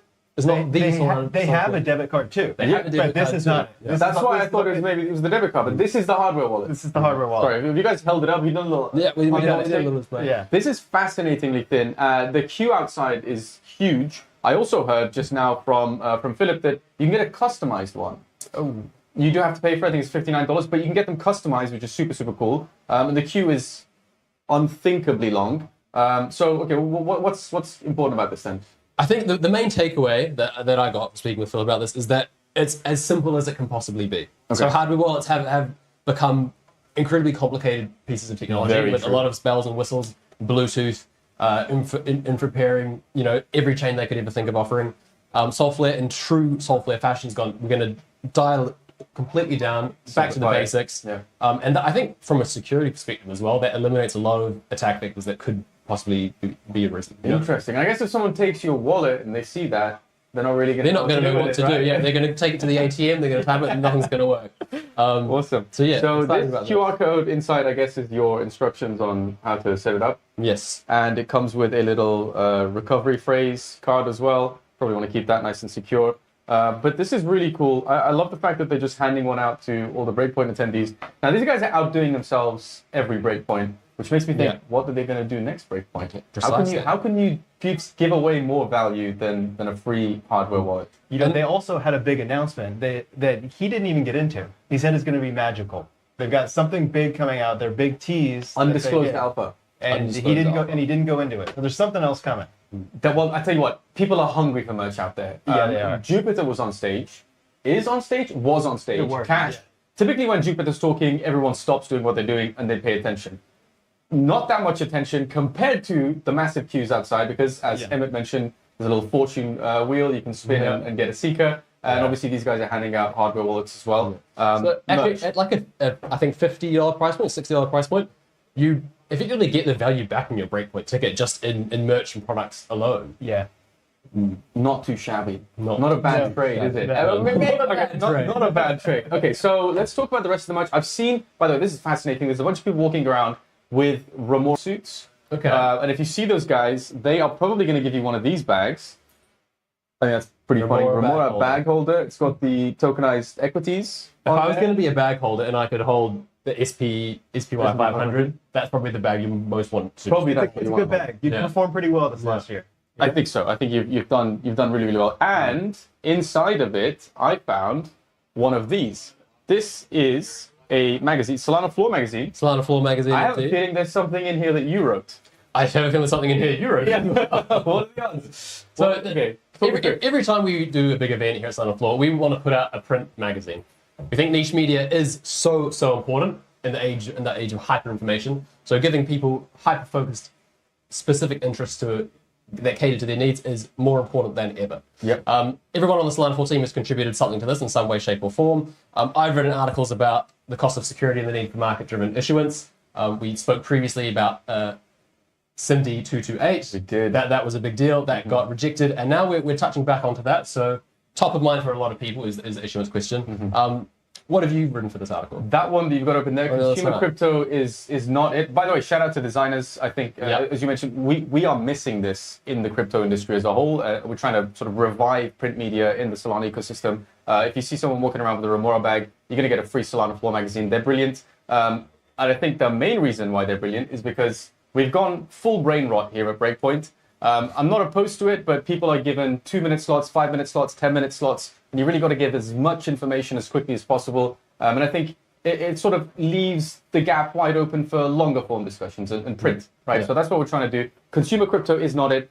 In my mind, we spoke so much about crypto and consumer crypto, specifically onboarding billions and billions of users and bringing billions of dollars of value on chain. Now, there are some very successful consumer crypto products, but at the moment, it seems, based on our conversation with Emmett, more than anything, that hardware is, has a higher success rate at bringing crypto curious people, previously crypto skeptical people on chain, and getting to trust the on-chain economy. So that's the thesis of that piece. I know our editor wrote one that's quite spicy, right? You wrote about the death of Solana. I do just want to quickly jump back to consumer crypto. Because Sure. I think that is a fascinating topic that probably gets brushed aside. I thought you were going to challenge my thesis there. Well, maybe I will.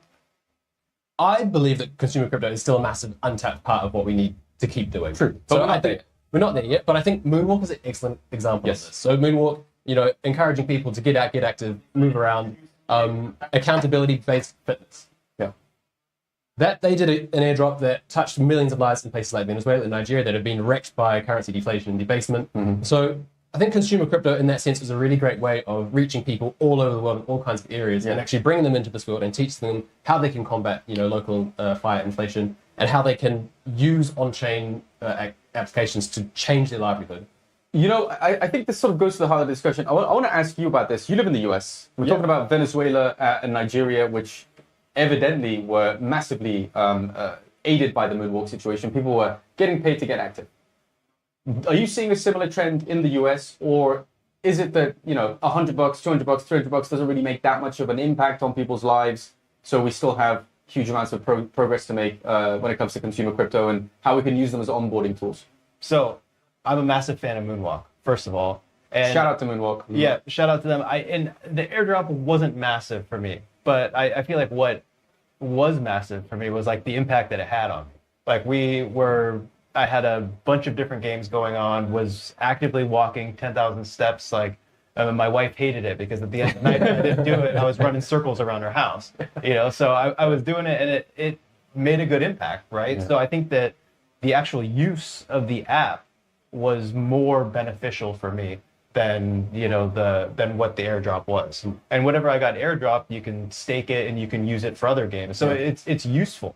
And I feel like the way that the app was set up, where it's not gambling. It's like, if anything, you're gambling on yourself being able to walk 10,000 steps, which sounds easy. It's very hard sometimes. Like I struggled with it sometimes, but like you got me thinking there, and I'm totally derailing the conversation here. But if you have a dog, or maybe it would also work with younger kids, you could just strap your phone to a kid or a dog and like send them off running. Surely that would work, right? Yeah, Get you 10,000 steps in. I would assume so. I actually had like a hack on this early on that wasn't like that acceptable, but I would rock my baby and I'd take steps side to side and it would count as steps. Oh, that's cheeky. So I told the team this and they were like, yeah, we're gonna fix that. Oh, right. So, like, that's a loophole. You can't do that. That's so honest of you to say, guys, I found a bug that allows me to game the system. Yeah. But I think anyone who tries to cheat the system like this is only cheating themselves, because the whole idea is fitness and accountability. So who's the real loser if you cut corners on that? There you go.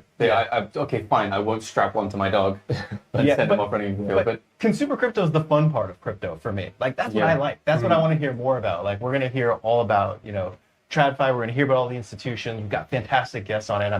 I mean, it's wildly interesting to hear. But it was supposed to be the turning point, right? It was supposed to be the major inflection point, the tipping point, if you will, that a billion people all of a sudden decide that consumer apps in the Web 2 world aren't benefiting you as much as consumer apps in the Web 3 world could. And as such, we would have this massive wave of onboarding.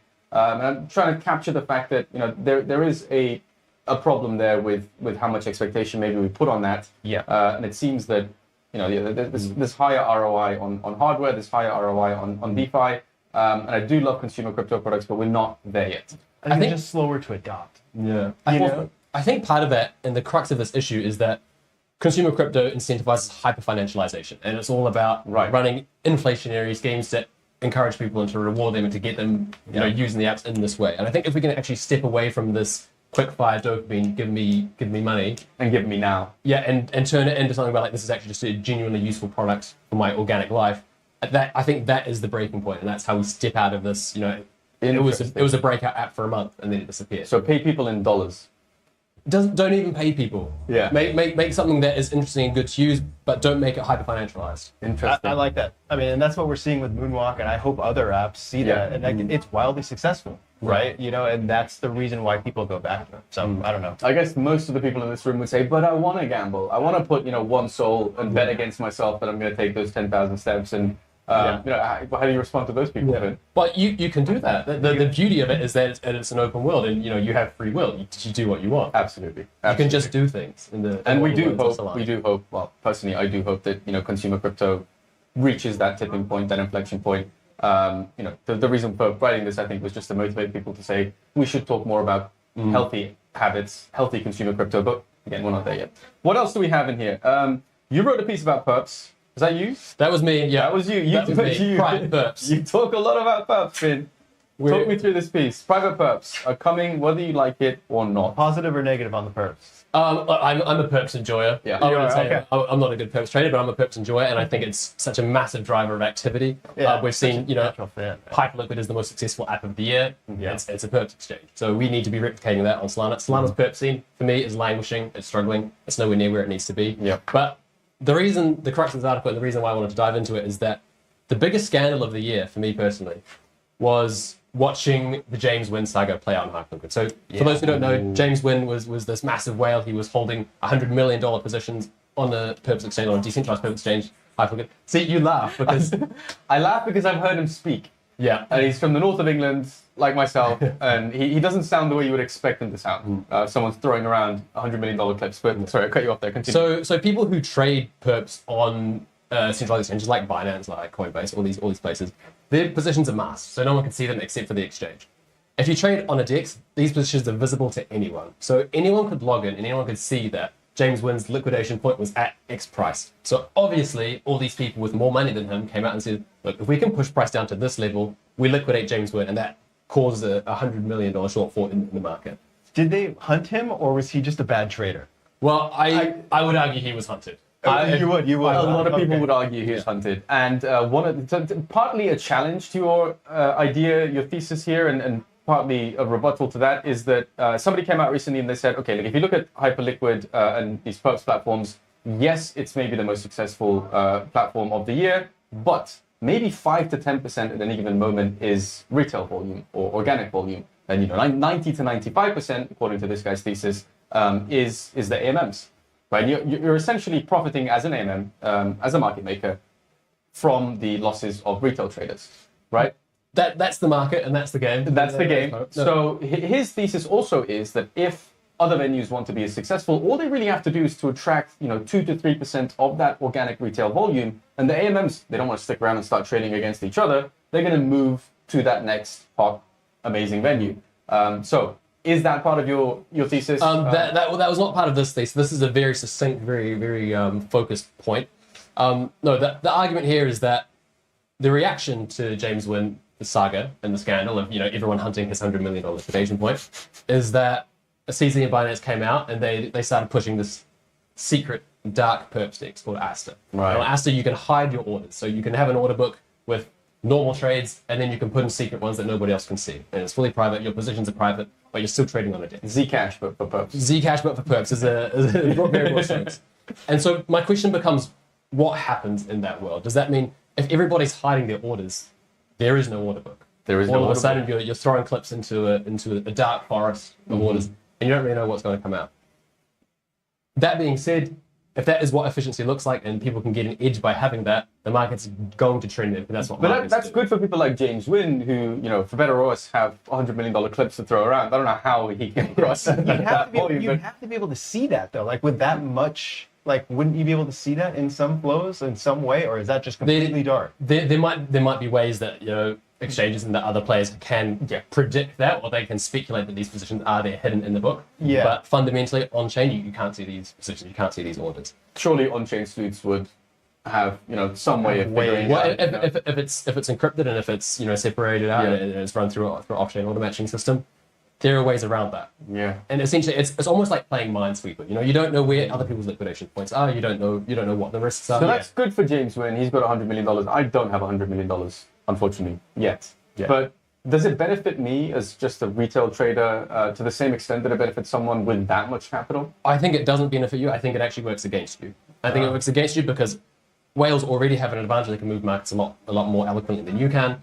And this is almost an extra tool into their toolkit. Order obfuscation essentially drives a wedge further between the haves and the have-nots, and you can pay a premium essentially to have better discretion when you're on chain. Interesting. Very interesting. I'm curious to see how this one plays out. And I know that the Binance decision caught a lot of flack, right? People were not particularly happy about it. But then again, if you're one of the biggest names in the industry and you do anything, you announce anything, I feel like there's going to be a very vocal minority who's out there not very happy about your decision. So are we going to see something like this on Solana? There are people working on it. Yeah, there are people working on it. We've already got Vanish Trade, which does this for spot swaps, so you can't see spot swaps. I think in Crypt Trade and Cypher also does this. It's coming, and that's why the headline article is private perps coming, whether you like it or not. Whether you like it or not, yeah. There's a lot of arguments for and against it, but ultimately the market moves towards efficiency. And if a new, more efficient system comes, people are going to use it regardless of the ethos that comes with that. And with that, like, with the new DEX that comes out, like, are people chasing liquidity on those? Like, hey, this is coming out, the order books are super deep, we want to trade on these? Or like, how are people even deciding where they're trading? Well, how do you know how deep the order book is if people are hiding their orders? Yeah. Because that was what brought Hyperliquid to them, right? Like, they were very deep, like, liquidity instantly, right? Yeah. I want to touch on one final piece before we bring on Anthony Scaramucci, and the reason for that is that it is titled From Trenches to Wall Street. And I think it captures the discussion that we've been having and a lot of people have been having since coming to Breakpoint. Before this conference, there was Finance Blockchain Week, there was Abu Dhabi Finance Week, there was another crypto conference, I'm forgetting which one, Bitcoin Mena, how did we forget? So much crypto energy here in the capital. But when we think about Solana, we think about retail adoption. Maybe less so than Bitcoin, definitely less so than Abu Dhabi Finance Week. You had, sovereign wealth funds there, you had $1 trillion asset managers, very TradFi-esque. But from trenches to Wall Street seems to be the theme of this year's Breakpoint. And I'm curious if that's going to change over the coming days. We spoke with Matty Tay, who said, in his mind, there is a bit of a shift, a swing back of the pendulum towards more cypherpunk values. What do you think Anthony Scaramucci's opinion is going to be? Well, look, I think Anthony is going to be full guns blazing, institutions are here. This is to everyone's benefit. Whether you like it or not. Yeah, whether you like it or not. We're here, we're staying, we're not going anywhere. Absolutely. But why can't both play? Both can play. Both are playing. I would argue. Both are right now in the same arena, in the Etihad arena at Breakpoint. Yeah. Literally 5 trillion, 1.6 trillion. These are the numbers being thrown around by some of these asset managers. And Solana, comparatively, is just a tiny pool of capital, right? So I think both are playing in the same arena. What remains to be seen is to what extent it's going to alienate the core retail crowd, the pro-crypto, pro-ethos, pro-democratizing access to finance, pro-decentralization, these ideologically driven people, to what extent that's going to put them off versus to what extent they're just going to say, pump my bags. That remains to be seen. I'm super excited. I lean almost more towards your thesis in that we just end up with a bunch of separate silos, and the institutional guys do their thing over here. The degens, the meme coin traders, they do their thing over here. There's no overlap because there doesn't need to be, and there's no reason for that to happen. Yeah. But I suspect it just turns into an open system. Everyone gets what they want out of it. Everyone gets what they need out of it, and we just allow a platform with which that can thrive. Yeah, and I think that's what we've seen this year is like anything that anybody wants to do on chain, Solana is going to be able to do it, right? So if Solana is for everyone, could be the theme of 2026, but we'll have to see, right? I guess that's the type of permissionlessness that attracts both retail and institutional people, right? That's probably the crossover there, where you literally have this infrastructure, it functions when it functions, but it functions, and you can come and build things. You can build things for yourself, you can build things for your clients, for your customers, for your partners, and it just works. I think that's probably the crossover. Now, to your point about to what extent there'll be interaction between TradFi and individuals and then retail, I'm really curious to see what people like Raoul Pal say. We're going to be bringing on Raoul Pal. He's got a very interesting thesis on not just market cycles and liquidity, but also collectibles, art. Now, we're surrounded in the Etihad Arena by these really cool exchange art NFT displays, and I think he's going to have something to say about that and some of the more niche assets that exist on chain. And whether or not they'll be touching in any way the traditional assets as well. What do you think? It's a different question to ask. How does the NFTs as high value art thesis still play out? I know you're a big NFT guy. What's your position there? Yeah, I don't know. I struggle with it because I want them to come back so much. Like the NFT communities, I think stay. Like I think it'll be like, I don't know, like a country club membership. Like those are always like the group chats that have stuck around for some reason for 3, 4, 5 years. Like there's something to that. Like meme coins never had that community aspect. So I think that there's something there. Like I don't think we see an NFT bull run, like bull season like we did before, but I think they stay around. Like I think there's a lot of value in them. A lot of people say it was a fun time. They look back on that period, even if, like me, it wasn't necessarily the most profitable time of on-chain activity. People think of it fondly, right? Do we agree with that? The NFT boom was like, it was an amazing time to be on-chain. Yeah, I mean, it was just like so chaotic. Like there were like nobody knew what they were really doing. Like everybody had their strategies for buying like a mid-rare and trying to sell that or whatever it was. But it was like, in the end, it was like people were having a lot of fun on chain and doing fun things with it. Like they financialized the hell out of these NFTs. Like people were buying mortgages on NFTs, like 3-day mortgages on NFTs. I never understood why they were doing that. There was a whole lending market. Like they did a lot of crazy things, and I mean, it didn't play out the best, but the infrastructure was there and was built, right? Like I feel like it was a big part of Solana's history. What type of NFTs have the biggest staying power then? Do we agree with Raoul Powell that it's going to be these more niche ones, or? My belief on this is that NFTs almost went full circle. They had a whole arc. It started as this hyper-focused grow community, online-based communities for people who are passionate about art or collectibles and things like that. It became hyper-financialized. The bubble blew up. We got saturated with generative collections that just exploded out. We had 10,000 different apes on every single chain. Every chain. I think it's come full circle. We're drawing back to this hyper-focused group of a boutique collection, 100 pieces from a one-of-one artist. And that's what builds a community, and that's what stays. And I think to your point, that's how it remains. Yeah, I mean, they turned into basically being traded like meme coins towards the end, and it's like we didn't have that meme coin setup yet where we got it. Like if you want to flip your coins in the same day, you can do that now, and then NFTs just aren't traded. Just very quickly, I'm cutting you off here. Nick Dukoff is on stage. I see behind me the head of institutional growth for Solana Foundation. I feel like this is really his year, right? Like he's achieved so much in 2025 that it's all thanks to him. We should be giving him a pat on the back up here. Yeah. And you can ask us a question. Come in. Oh, we got a live question. Hello. What's going on? We're on stream. Okay, sorry. Never mind. No, bring it in. Come on. Let's hear it. Come on. Okay. Oh, all right. Well, hey, I didn't know if we have enough time for this, but I actually got airdropped some more merch. Let's go. What do we have? I don't even know what's in there. I know I got some Solana shades over here. Yeah, the Pit Vipers. Get them out. Let's see. The Pit Vipers. Why were these such a thing in the early days? I think because they're ridiculous. Yeah.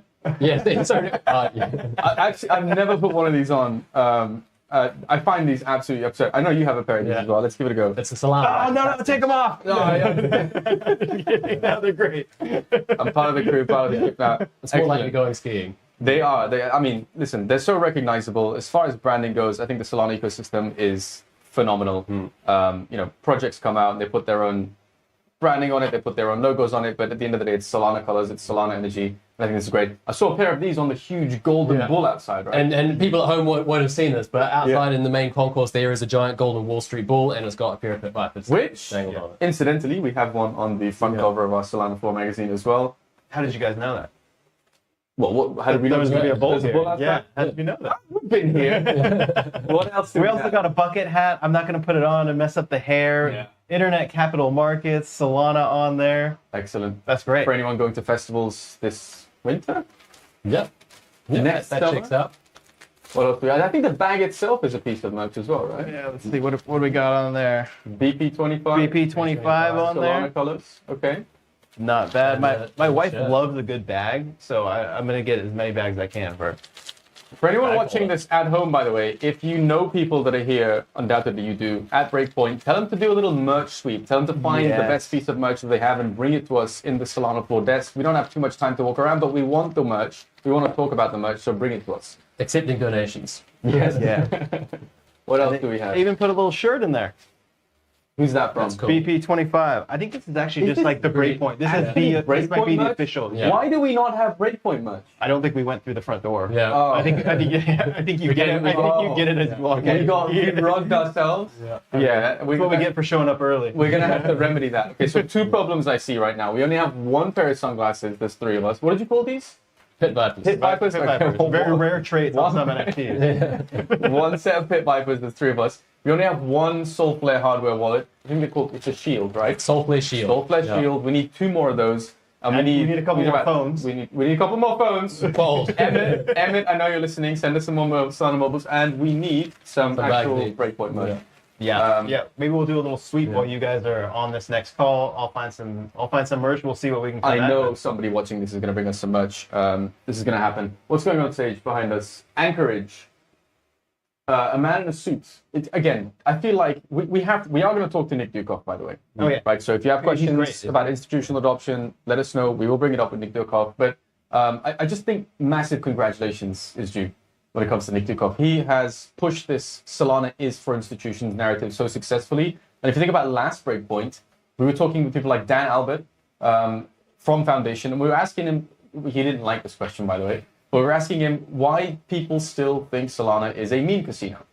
And in the space of short 12 months, we've now gone to trillion-dollar institutions being here, Nick Dukov's on stage, basking in the glory, and I think what an amazing transformation. An amazing transformation. I think a lot of that is due to having appropriate administration in the big office at the White House. I think another big part of that is Solana ETFs, which is perhaps one of the biggest narratives that we've seen unfold this year. Yeah. The goalposts did keep getting moved for a long time. You know, we were told it's coming this month, but then things happened, and then it's coming this month, and then things happened, and then the government shut down. So that's another crazy curveball in that story. And He snuck it in while it was actually shut down. despite all that, Bitwise and the gang were able to actually slip BSOL in through. And guess who we're talking to? Matt Hogan, Chief Investment Officer from Bitwise, launching BSOL, obviously the most successful ETF of 2025, not just in crypto, but across all assets. So a massive congratulations to Bitwise. And if you do have any questions for some of the most successful ETF issuers in the world, then let us know and we will raise it with Matt Hogan. He has some fairly interesting theses on the debasement trade. He has said that the end of 2025 is going to be extremely bullish, remains to be seen, prices are dipping, crypto Twitter is sort of not having a great time. Institutions remain bullish. Yeah. So again, ask us your questions and we will raise it with them. And that's something I want to ask you. Have ETF inflows surprised you? Were you expecting more? You were expecting less? What was the what's the feeling about how that's gone since launch? ETF inflows have absolutely surprised me, and the reason is we talked with James Seyfarth, Bloomberg Intelligence ETF analyst. He's had his finger on the pulse of all things crypto ETF for a long, long time, and I asked him, point blank, to what extent can we quantify the likely success of these Solana ETFs? And he said, look, are they going to bring in $30 billion in the first year?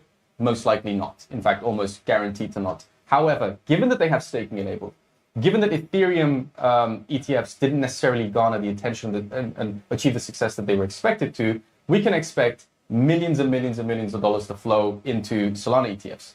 What he didn't say is we'll probably see $500 million flowing into one of these instruments in the first 3 weeks alone. So it seems to have surprised him. It surprised me, certainly. And we are going to ask Matt Hogan if it took him by surprise as well. And this is actually one of the things that stands out to me is that all the inflows basically are going to BSOL.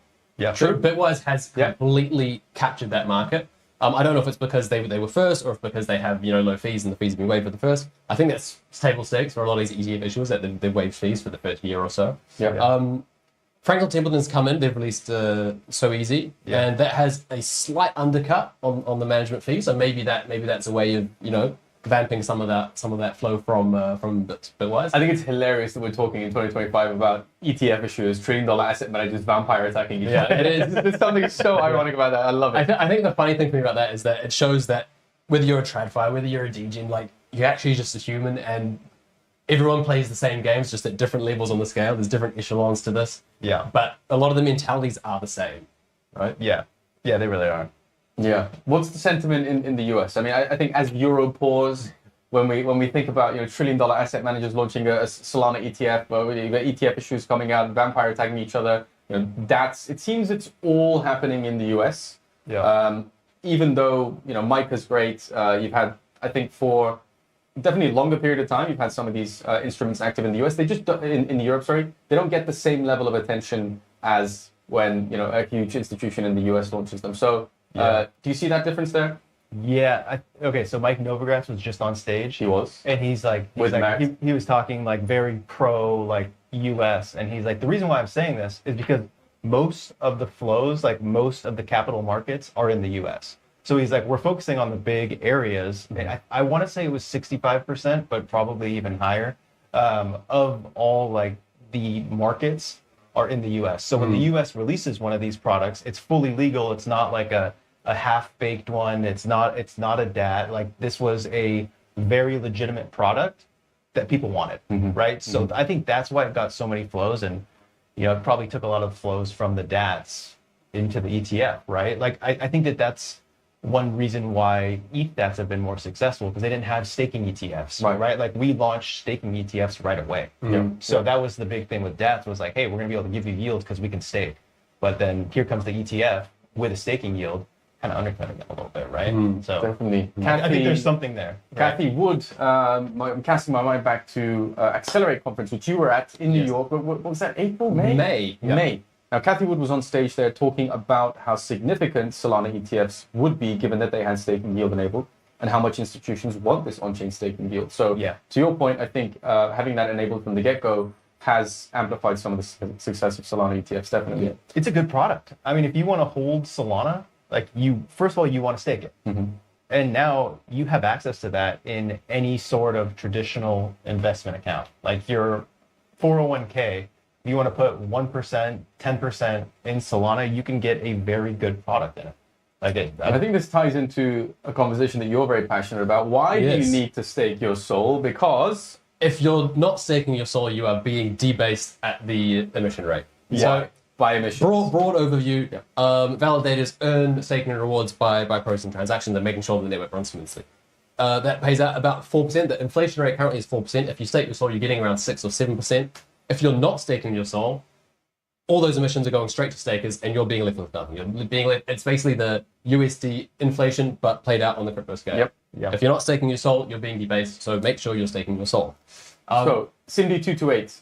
Cindy 228 was meant to deal with a very elegant and brilliant way of curbing this and turning it into a market-driven rate where basically we're only paying for as much security as we need. And I think it was brilliant. I think it's a great shame that it didn't pass.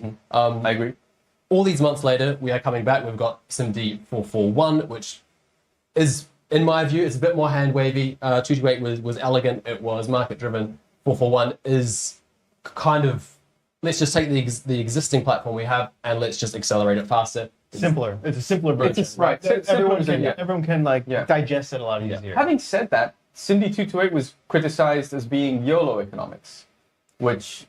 Because it was unproven in that sense. Right. Yeah. It was a great idea, but we couldn't necessarily factor the second order effects of what would happen and what would be a result of what would carry on from that. Right. 441 is much more palatable because we take the existing system we have and we just double the rate at which we're slowing down inflation.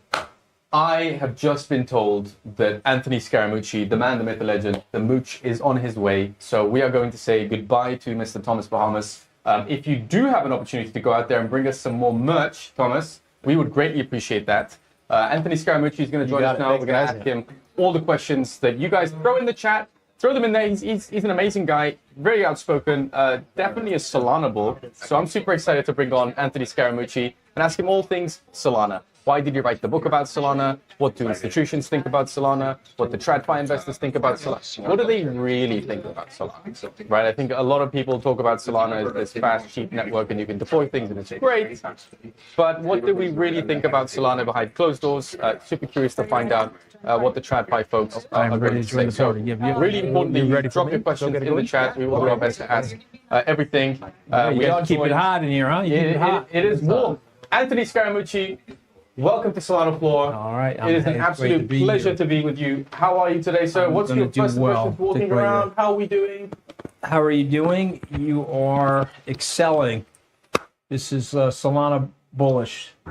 Yeah, we should change the name from You saw the Breakpoint. bull when you walked in, didn't you? Yeah, we should change the Breakpoint to Solana bullish. Well, you are. When I walk in here, I can't think of anything other than how happy I am to be a Solana investor and a stakeholder. You are one of the most outspoken Solana bulls out there. We're going to dive straight into one of your ideas. Let's say I want to say it was about 6 months ago on a podcast. You suggested that over a 5 to 10 year period, we might see a $2,500 Solana. I'm curious, given the recent price action, if that thesis holds. If not, why? Well, listen, I mean, it's not going to come without levels of volatility. You have to remember the regulatory story in the United States was a little uneven this year. If you had asked me at the beginning of the year, would we have gotten the stablecoin legislation passed and the market structure or the clarity bill passed, I would have said 100% we're going to get both those things passed. That did not happen. Right. And so those speed bumps plus the inflationary situation in the U.S. has probably slowed down our trajectory. But I think the timing is still right. It's just going to continue to have some volatility. But remember, I've been a technology investor. This is my 37th year on Wall Street. You don't look it. Been a technology investor for almost 4 decades. And you've got to stay in tech, even in its lowest or its most uncertain moments. And I'll take you guys back to before you were born, probably. I watched something like Amazon drop 90%, and people write off Jeff Bezos. And now it's 55, 60% of the internet retail sales globally. So you've got to stay in things. Great technology, great things like Solana are durable. The regulation is catching up, and when it does, I think those things will all happen. So 4 decades in technology investing, you've obviously seen the ups, the downs, the craziest things, but let's think about the last 24 months. We've obviously been in an overall upwards trajectory. What's the craziest thing you've seen happen this cycle that you've gone, this is absolutely nuts? Well, I mean, the Trump meme coin, I think, was the craziest thing that I've seen, and the Melania meme coin, if we're just being brutally honest, was on Solana, which I guess is a compliment to Solana because it was chosen because of Solana's ability to handle large scale, large volume transactions with great certainty and finality. But I think those coins, if we're being brutally honest with our viewers and listeners, I think those coins slowed down the regulatory process in the U.S. I think when the President of the United States is inserting himself into the meme coin business a couple of hours before he's getting inaugurated, I think if you're in opposition to him politically, you could want to choose a different direction and use that as a foil. And that happened this year. I think that really did impair our ability to get the market structured piece of the legislation. Is it really reputational damage then from your vantage point? When Trump launches a meme coin and Melania launches a meme coin, and there's clearly sniping and insider trading going on. I think it's short-term regulatory damage. I think we would have gotten everything that we wanted this year had the president sort of stayed out of the meme coin business. So I promised Finn that I wasn't going to get caught on politics. I'm a big fan of your podcast, The Rest is Politics US. I'm not trying to get caught on politics, but you're asking me a specific question. What was the most surprising thing to me? So I have to... Trump shouldn't surprise any of us with some of the things that he does, but that did catch me off guard, right? It caused a surge in Solana because of all the throughput, but then it also sucked out all the liquidity from a lot of the altcoins, which I think hurt the industry. Yeah, I want to focus on that for a second. Given that this is happening, given that we've had this reputational damage, when you're speaking in financial boardrooms and institutional boardrooms, how do you separate what's happening there with the Trump and Melania meme coins from all the great scaling that's growing on Solana on an institutional side? We'll go back to Trump for a second. So there's good Trump and there's bad Trump. Okay, so good Trump is Paul Atkins.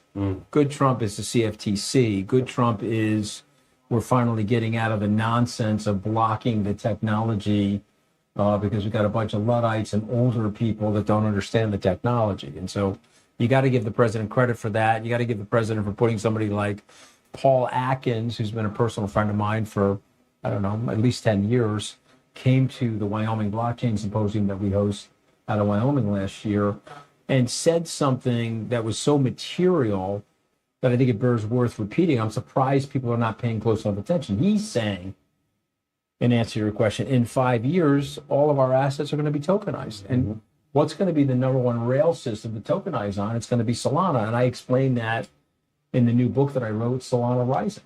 You know, so to your point, it's reputationally damaging in the short term, but this technology is better than anything else that we have out there. And you mentioned, you know, and I repeated, you know, I've been in the business for 37 years.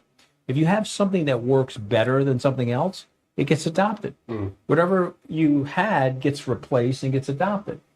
You know, I'm old enough to remember, maybe you guys are not, we didn't have Wi-Fi. You know, we had dial-up modems that were whirring and burring. It took 3.5 minutes. I remember the noise. Yeah, we grew up with the noise. Okay, it took 3.5 minutes to get the AOL landing page to land. Now we have billions of people streaming 4K video on the web. And so don't underestimate how early we are. Don't underestimate how much innovation is ahead. And just think about what's gone on with Solana over the last, 5 years.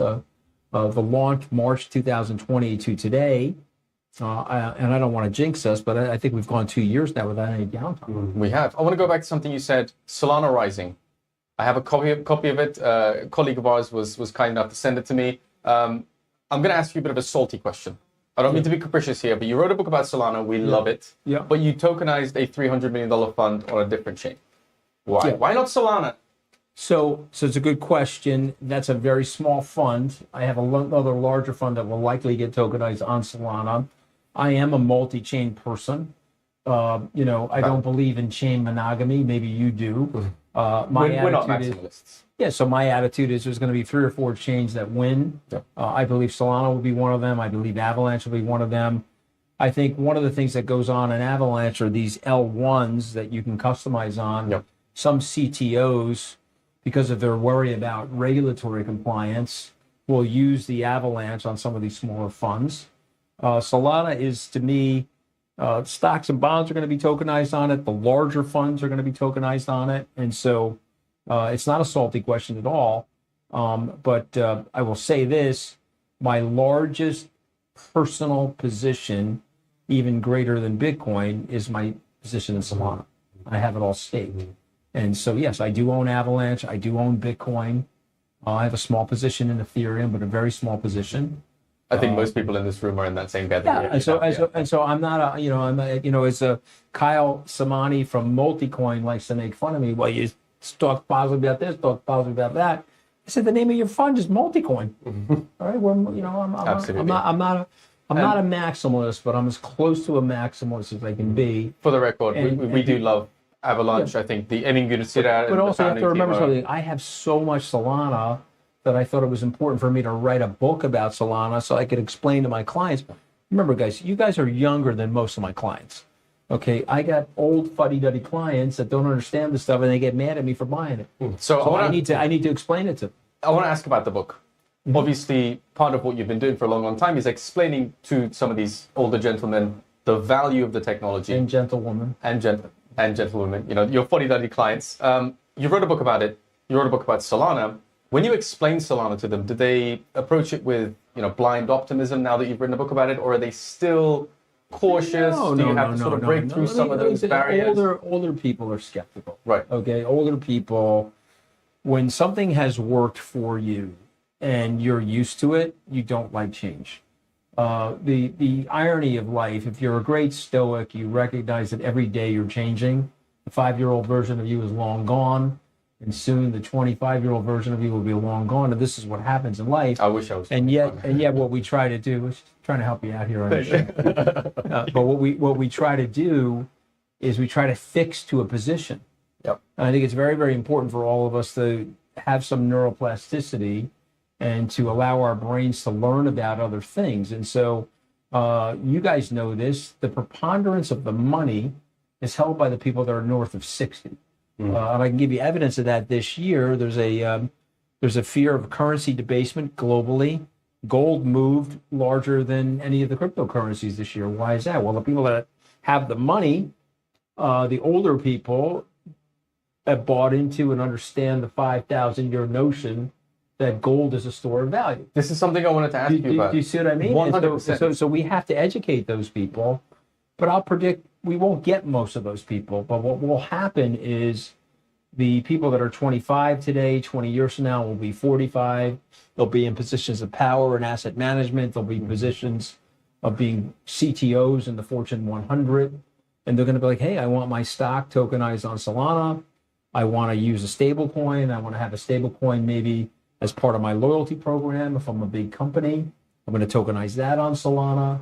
And I'm going to own a lot of Solana because it's going to be part of the operating software that we're going to use in the future. But you're not going to win everybody. But I would rather own Solana today so that when I'm sitting in this booth with you, and it's hot in here, by the way. It is hot. Yeah. I'm sitting in this hot booth with you, and it's 2030. You're like, all right, these guys had the vision. You know, I bought Bitcoin late for me. I was introduced to it early. I missed it, didn't understand it. You also have a book on Bitcoin. I do. I wrote up a little book of Bitcoin. Saylor wrote the foreword. Bobby Kennedy endorsed the back of the book. I want to explain this stuff to people, but I got into Bitcoin in 2020. I felt like it was late. I bought it. My average cost was about $17,000. We're 4.7 to 1 in 5 years. That is a phenomenal return for a traditional finance person. And yet, if you step back, there are periods of time where I look like a genius. There were periods of time that I look like an idiot. Periods of time I look like a genius. Story of crypto. You know, and so to me, but if you zoom out, think about it. If we're sitting here 5 years from now, Solana's 600, and I believe it will be possibly even more than that. The point will be, we got there early, we took the hits, we rode the volatility, and we sat in rooms like this, and we listened to people talk about how they're going to use and deploy Solana for the future of finance. And it's a very exciting thing to be a part of. Absolutely. Even if there's going to be lots of volatility. So I want to ask you about the TradFi element and the perspectives towards crypto and how that's changing, given that we are in a Solana conference now and people tend to be more largely retail focused, let's say, or at least they have been for the last few years. But very quickly, talk about valuations, talk about gold. Gold has performed incredibly over the last 12 months. Bitcoin now against gold is at its cheapest that it's been since 2017. Yeah. So I'm curious if when you talk to some of these more traditional, more sophisticated investors, that particular valuation, that pair, is something that excites them about crypto. And will we see sort of a catch-up trade in crypto? You have to tell me, so I think there's but-fors, right? So you have to tell me about the regulation. Sure. Okay, so if you say to me, it's at a low price, but for the regulation. See what I mean? If you're telling me that we're going to pass this market structure clarity stuff in the United States next year, which I predict we will, I think you're going to see rising prices. If you're telling me that we're going to break the back of inflation in the U.S. and the Fed's going to be able to lower rates a little bit more aggressively with a new Federal Reserve chairman, I'll tell you, well, that's going to provide a lot more liquidity for crypto, which will create that positive flywheel that we like, and that gap will start to close. But I think it would be a misnomer to suggest, because you may see it that way, and I may see it that way, the three of us may see Bitcoin as a store of value. I think the outsiders don't see it that way. They see it as a volatile technology asset that's risk on, risk off, and there's some risk off things going on sentiment-wise. That's caused some deleveraging in the system, and it's caused some people to pull back. So remember, but this would be apropos. A good analogy would be Amazon. Amazon had 8, 10 drops of 50% or more, one big drop of 90%. And then as it scaled and as people adopted it, it started to look like the volatility of the overall S&P. It's one of the largest holdings now out there. So I think if you think about it from that perspective, there's a cycle to these things, and there's an adoption curve to these things. And so you need that perspective, and you need that patience, basically. And so the institutions are not quite there, but something big happened this year, is in the United States, you were able to get a staking Solana ETF. And boy, do we love staking enabled Solana ETFs. Come on. That is a huge thing. And so now, as people go up the curve, and maybe we can get some of these institutions or some of these fuddy-duddies to read Solana Rising, and maybe they'll buy that staking ETF. I think they absolutely should. Guess who we're talking to later? The Chief Investment Officer of Bitwise. Yeah. They issued, obviously, BSOL, the most successful Solana ETF of the year. I think it's the most successful ETF of the year. Listen, it's a great product, and the tokenomics around Solana are incredible when people really study it. Obviously, I've got all my Solana staked in a long-term account, long-term wallet. I want to ask you about TradFi. I know you want to hop in there, Finn. So TradFi is here. We have trillion-dollar asset managers here in the Etihad Arena at Solana Breakpoint. I think for the first time ever, hanging out with these degens. You know, people that don't not only not stake their Solana, but they're gambling at a majority of the time, right? I think this is a fascinating combination of people all in the same room. Do you get the impression that crypto natives are sort of selling their soul to the notion that we want our banks to be pumped? It's one of those discussions. I understand the libertarian notion and the degen notion, and it's sort of funny for me to watch this because usually, if you think about traditional finance, it goes from the institution, could be the venture capitalist, it goes from the institution into the Goldman Sachs's or the banks to get repurposed as an IPO, and then it goes out to the investor and the publicly traded institutional investor, right? And this has been totally different. It's been the opposite. The retail investors are the ones that gravitated to this. I say that basically happened due to the regulation. The U.S. was not ready to regulate this thing fairly. The U.S. Took a jaundiced eye towards crypto in general, not Solana specifically, but crypto in general. And so that also increased the intensity of the libertarians to be involved with it. You know, it's like, I've got kids. If I tell my kids not to do something, what do you think they're going to do? They're going to do it, right? So all you degens jumped in there. But then all of a sudden, lo and behold, the technology and the promise of the technology is overwhelming. So it catches the attention of somebody like me. I'm going to be 62 years old in January. My first Solana investment was in 2021. So I'm a 4-year owner of Solana. So I bought my first Solana token at age 58. I just want you to think about that for a second. I'm an older guy in the industry. I'm a traditional finance person. So you degens won me over. And now it's my job as a traditional finance person to explain the proposition to other traditional finance people. Okay, and that's what I'm trying to do with Solana Rising. So far, the reactions to the book, have they been as positive it's been favorable. I mean, listen, I like to teach people. I wrote a best-selling book, and if you don't believe me, come into my basement. I'll show you every copy. But in truth, it's number one on Amazon right now in terms of new releases in the investment management space. So I'm gratified by that. People really want to learn about the token. What are some of the key lessons that older investors, more traditional investors, can take from that book that they can't really get from even attending Solana Breakpoints? I think there's 3 simple things. This technology works. It will delayer the financial system. It'll make things cheaper for us to do. We're going to save trillions of dollars, which we can put back into the economy in terms of economic innovation. We saw that with the internet. We're going to see that with this type of technology. It's safe. Ensure people that you can have a permissionless trade back and forth with each other. That's incredibly reliable. It has speeds. I interviewed Anatoly at Abu Dhabi Finance Week yesterday. I said, what is this? Is it iOS?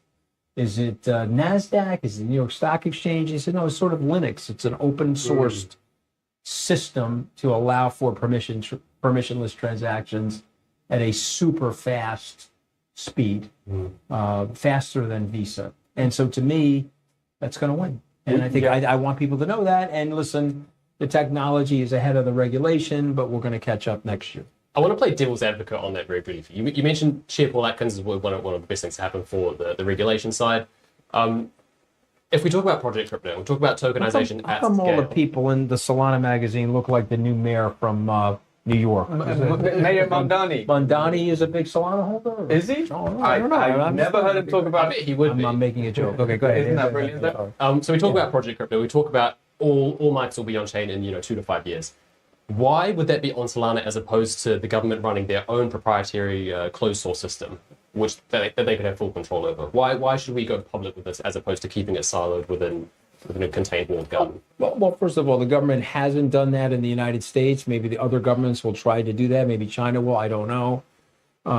The government has been reluctant to have its own USDC, dollar-denominated stable coin. I think there's privacy issues related to all of that. I'm a big believer in capitalism and U.S. capitalism and the private sector does a very good job of handling and solving problems.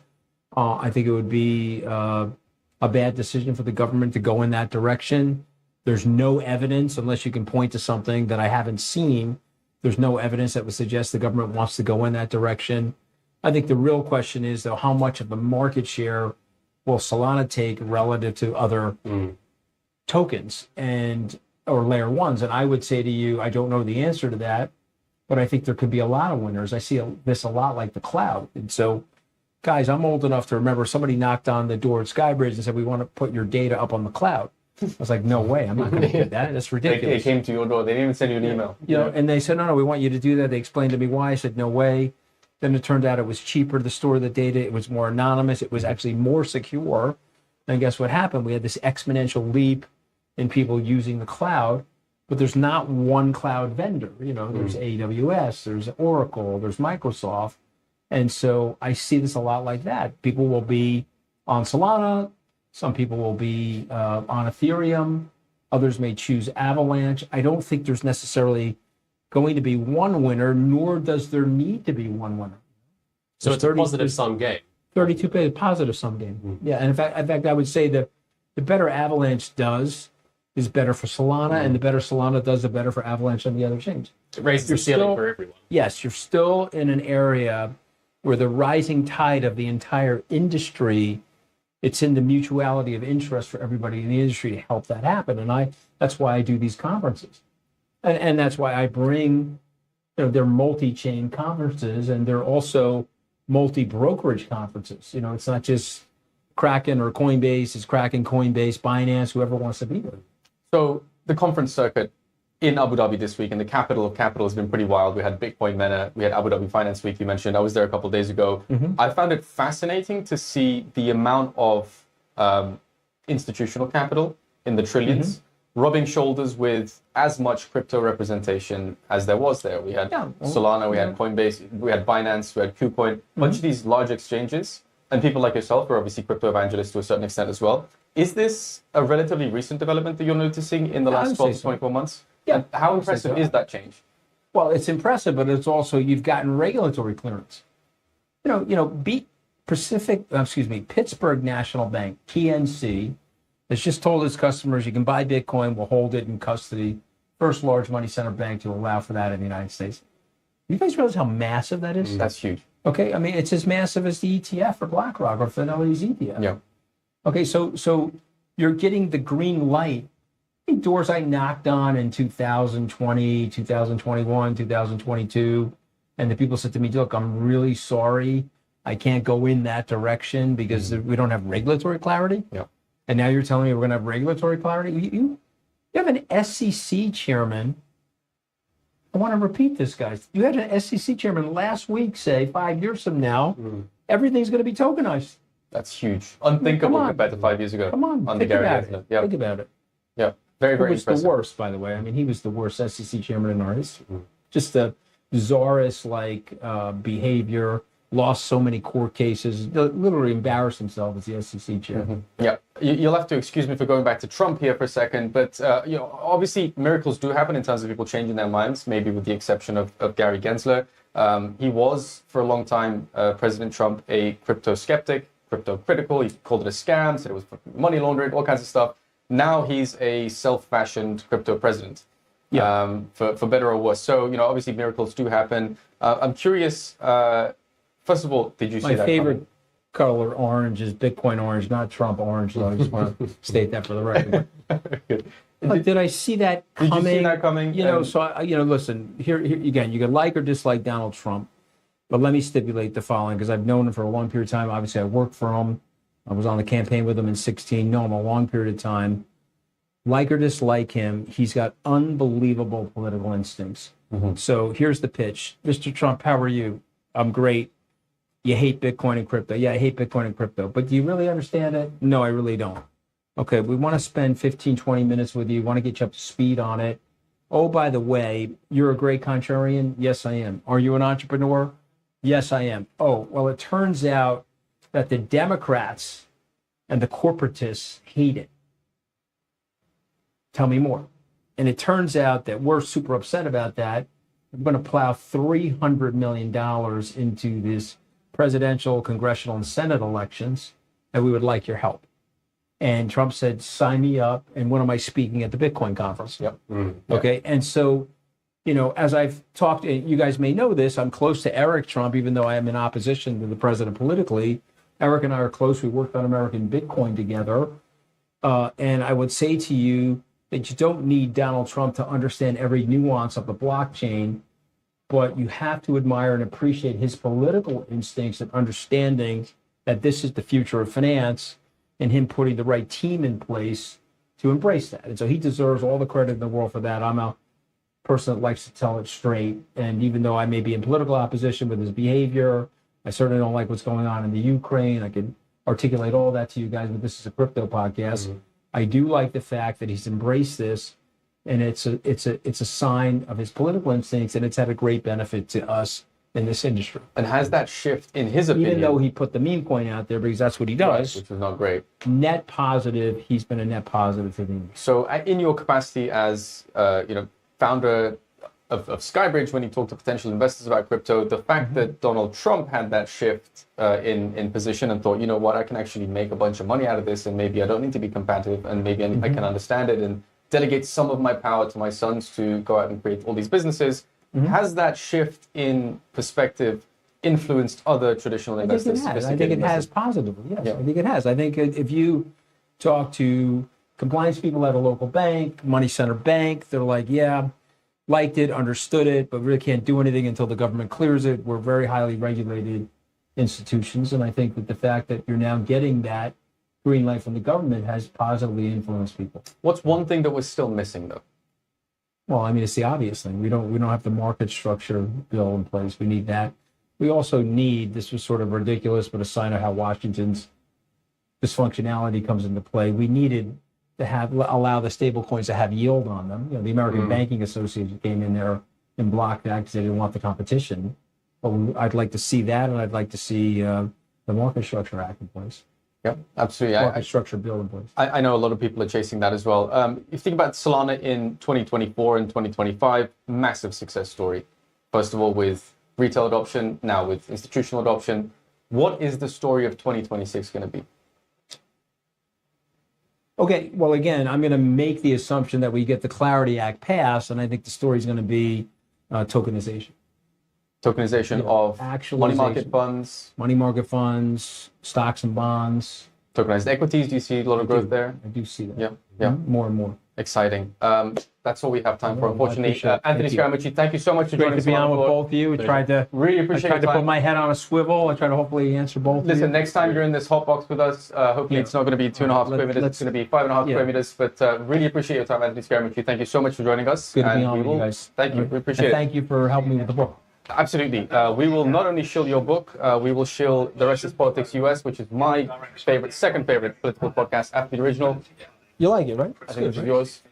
It's a funny podcast. I love it. The UK is honest, and Kathy Kay is an amazing co-host with you. Now, the original hosts in the UK are also amazing, political commentators. But if anyone's interested in politics, listen to Anthony Scaramucci's podcast, The Rest is Politics US. Anthony Scaramucci. Did that check okay? Yeah, you're okay. Ladies and gentlemen, that was Anthony Scaramucci. Now, obviously, he doesn't need an introduction. He doesn't need an intro or an outro, but I'm going to give you one anyway. He's the founder and CEO of Skybridge Capital. Crypto proponents, massive crypto bull, massive Solana bull, thinks that Solana is one day going to hit $600 and later might even hit $2,500. He's the author of Solana Rising, available on Amazon. As you mentioned, it's one of the leading books at the moment. He's also the former White House communications director, served under President Trump in his first term for a short stint. And I think just an amazing guy to talk to about politics, amazing guy to talk to about macro, an amazing guy to talk to about why we're all here as degens, rubbing shoulders with some of the largest traditional institutions out there as well. How was that conversation with Anthony Scaramucci? Well, obviously brilliant. Yeah, I think hammering home on the Clarity Act and the regulatory aspect of it is something that a lot of crypto native people, it's very much back of mind. It is. How the so secondary inner functionings of policy and regulation is something that's very difficult for the average crypto player to grasp. Yep. Which is great because we do have some advocates from Solana Policy coming to kind of walk us through some of the aspects of that. So it'll be great to contrast Anthony's responses against kind of what they're saying, what if they feel similarly. The fact that he's been in the White House, he's been on the campaign trail with President Trump, even though, 2016 President Trump was a slightly different beast to 2025 President Trump. I think it's fascinating.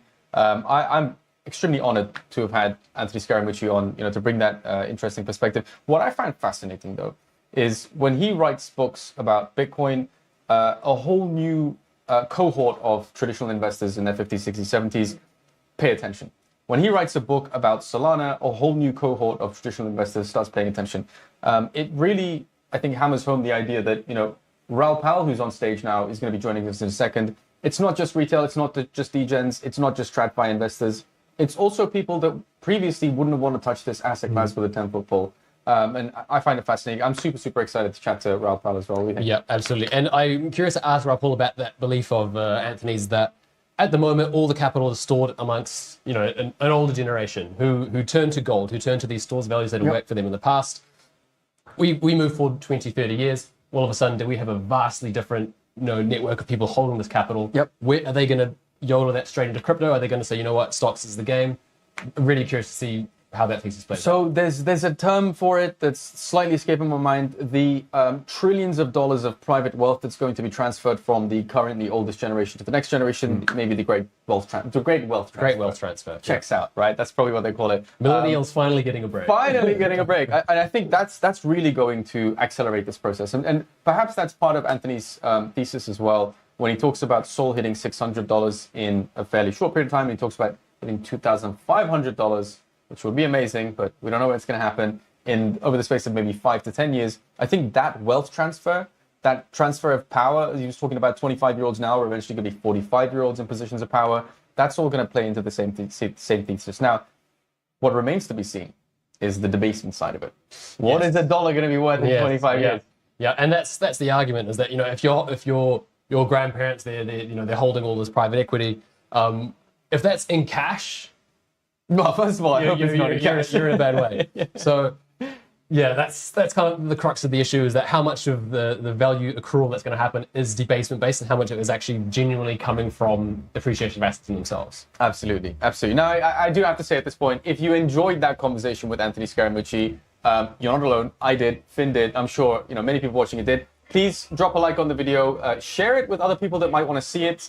Drop your questions also. If you have any questions for people like Anthony Scaramucci, you should be asking them. This is probably one of your very few opportunities to chat to people like Anthony Scaramucci. Next up, though, the man, the myth, the legend, also Raoul Pal is going to be joining us. Now, this man's been talking about the banana zone for a long time. It's a slightly polarizing theory that he has, but he backs it up with a lot of data, with a lot of charts, a lot of macro research. And he's been in the industry also, is it maybe 3 or 4 decades? He's been around, yeah. Been around. So I'm sure you have questions. Least of all, when banana zone? When is it going to happen? Yeah. Drop your comments in below, and we'll do our best to raise them with Raoul Pal. Are you a banana zone believer? How could you not be a banana zone believer? I mean, I think a lot of people. Now, let's not kid ourselves. A lot of people join the industry because of the promise of wealth creation. Yes, ideologically motivated.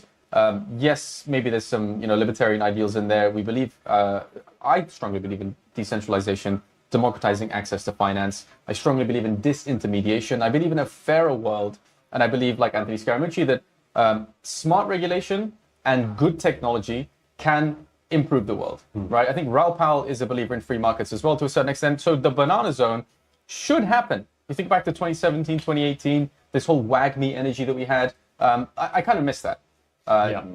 It should happen at some point, assuming our stars align, assuming M2 money supply reaches the levels of liquidity that we need it to. And I think Raoul Pal's going to explain that. Are you a believer in the banana zone? I want to be a believer in the banana zone. Believe in the banana. I'm not convinced. I think I'm skeptical by nature on many things. So if someone comes to me and says, "Yep, everything's going up," I say, "Oh, hang on, I'm not sure I'm buying into that." We should be skeptical. We should be skeptical. But without the belief, I feel like it's difficult to go out there and be an evangelist and really make the case for what you believe in. Like, you need to have a certain level of conviction. As Michael Saylor says, you want to go to the moon, you got to be ready to pull the G's. Like, that conviction, I think, is the way that you deal with some of the volatility in this industry. Yeah, and I think, honestly, you have to have a fundamental underlying belief in the technology itself. Because you can play the in it for the tech. You can play the price. I think also if Solana continues to be the most performant layer one that exists in the crypto space, then Solana has a good shot at reaching these high price points that Anthony Scaramucci is claiming. Oh man, I'm a little bit starstruck, honestly. We didn't have enough time to talk through everything that we wanted to with Anthony Scaramucci, but you said his name there and it triggered me. So we're in Abu Dhabi, the capital of capital. A year and a half ago, I was in Dubai.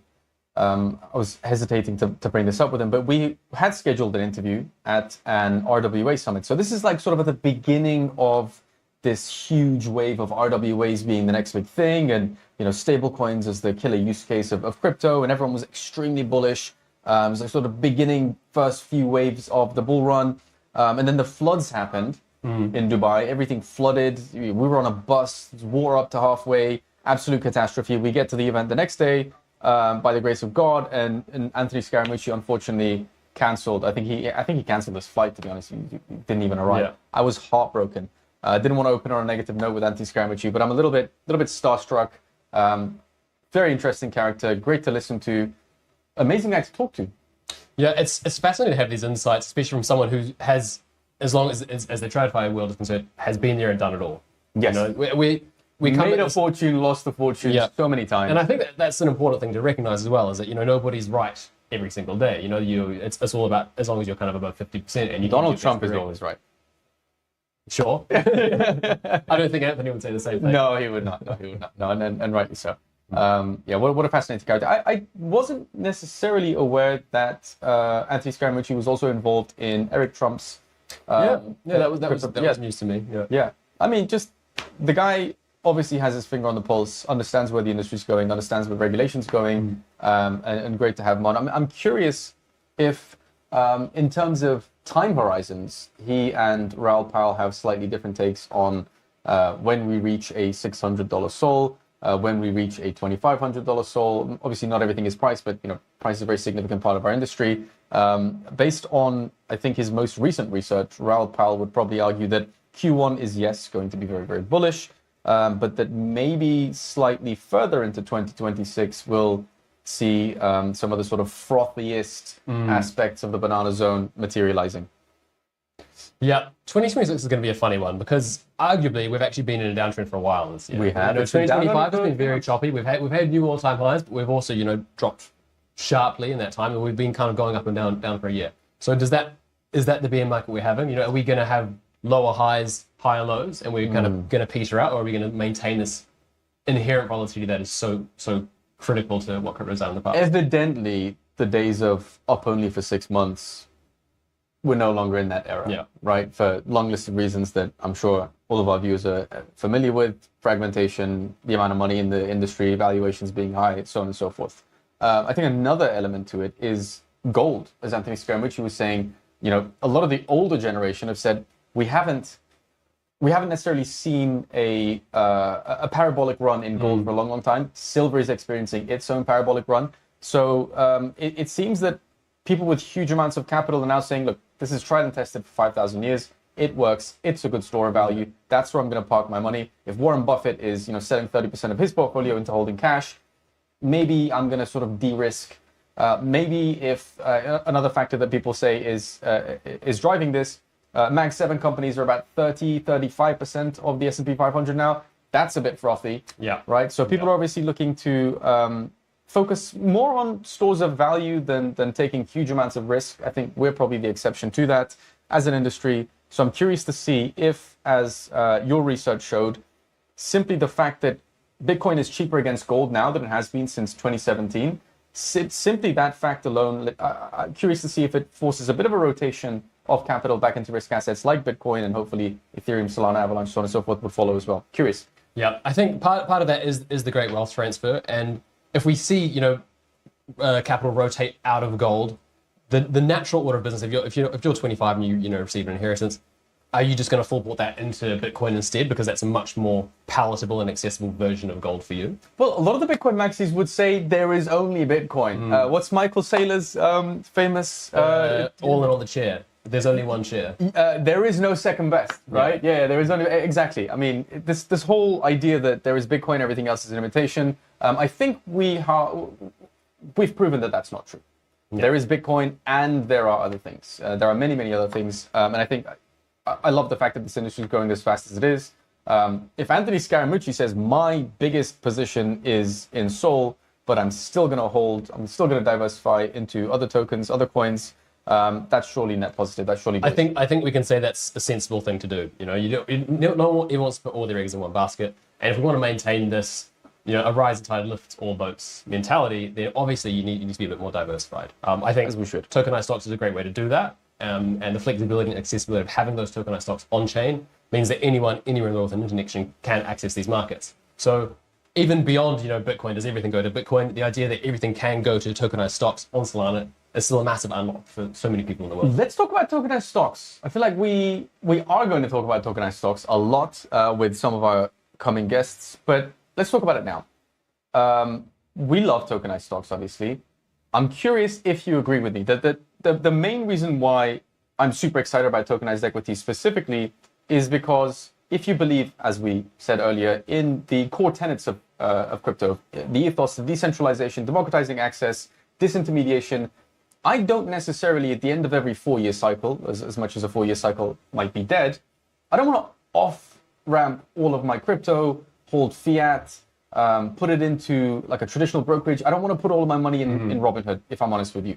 I don't want to do that anymore. Crypto's proven itself, proven its worth, and I'm quite happy holding my money on chain. So for me, being able to buy, we've got the bag here as well. Let's hold the bag up. Being able to hold Tesla, Bitcoin logo there, MicroStrategy, Nvidia, S&P 500, Circle, like being able to hold these stocks on chain, and now also being able to leverage long them is quite interesting. Yeah. But again, for me, the main motivator is not having to off-ramp my funds and keep all of it on chain. What excites you about tokenized stocks? For me, the most fascinating and the greatest vertical available with this is the composability of it. So for me, being able to collateralize, being able to borrow against it is the biggest unlock. Absolutely. Now, excuse the interruption. It's the best interruption that could happen. We're bringing on none other than Raoul Pal. We're going to talk to Raoul Pal about all things market cycles, all things M2 money supply, all things Real Vision, and I'm super excited for this, but I want you to get involved. You obviously have some questions for Raoul Pal. Drop them in the comments. We are going to do our best to address all of them in the very, unfortunately, short time that we have with Raoul Pal. Super excited to have you on. Great to be Raoul here. Pal, how are you? I'm great. How are you? Please take a seat. Which one should I take? Right here, please. This one or this one? Right here in the middle. We're going to put you in the hot seat. You're the star of the Okay, there we go. You're in the hot seat, but you were on the stage a second ago. How was that? I've done 2 stages so far. Already? Yeah. How was it? It was good. It was good. It was fun. Just good, not great. The energy seems electric here. It is electric, but I think it was getting towards lunchtime. Right. So people were like drifting off for a bit of lunch. People I need think. sugar. They do. I tell you They're probably what. hungover as well. There you go. But what will get people's attention is talking about the banana zone. Oh, God. When banana? We were debating, Well, do we focus only on the banana? Do we ask him about his thesis behind it? Nobody cares. They just want when number go up. When does the banana Yeah, hit? that's why everyone's asking us to ask you. And I just did it on stage. It's like, look, it got delayed because of this whole liquidity drain that went on because of the government shutdown and the various other parts of the plumbing system. But when you look at it, 2026, they've got to roll $10 trillion of debt. The only way of doing it is by injecting massive amounts of liquidity. So we saw it yesterday. The central bank went from quantitative tightening to we're going to stop that to we're going to start printing money again. It's telling you it's Hallelujah. coming. Yeah. So it's just a matter of patience. And it's like nobody in this space has any patience whatsoever. It's like we wanted to go up 100x tomorrow. Yeah. The and if average hold not- time is 4 minutes. I know, it's ridiculous. It's obscene. And it's like you just don't need to do anything but just hold on to your tokens and just wait. And so it's all coming. So the banana zone is coming. It's 2026. It got delayed. Just hold your breath. Yeah. Okay. Just hold your breath. So Stop being impatient. impossible. You're talking to the wrong crowd about it. I understand. Yeah, we are so impatient. I know. Because Right, everyone so- just wants their money. Yeah, I think we've been spoiled as well. I mean, we were talking to Anthony Scaramucci a second ago. We were talking about, the ethos of crypto. And at the end of the day, a lot of people come for the technology. A lot of people come for I the don't ethos. trust if he's wearing a tie. I was chatting to him now. What the fuck are you doing wearing a suit and tie? Why did... So we could put the microphone on him. He did it for us. I think he's trying to sell something. It's the only reason he puts a tie on. Yeah, I know. It's terrible. No, we love Anthony Scaramucci. We love his spicy takes.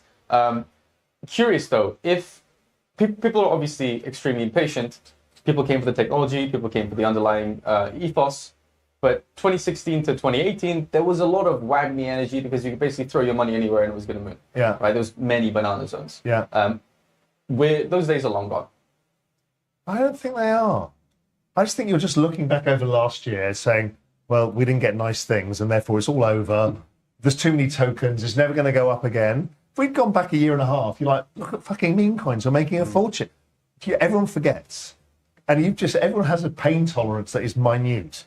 So you have a year that's been choppy and miserable, and that's it. We've all given up.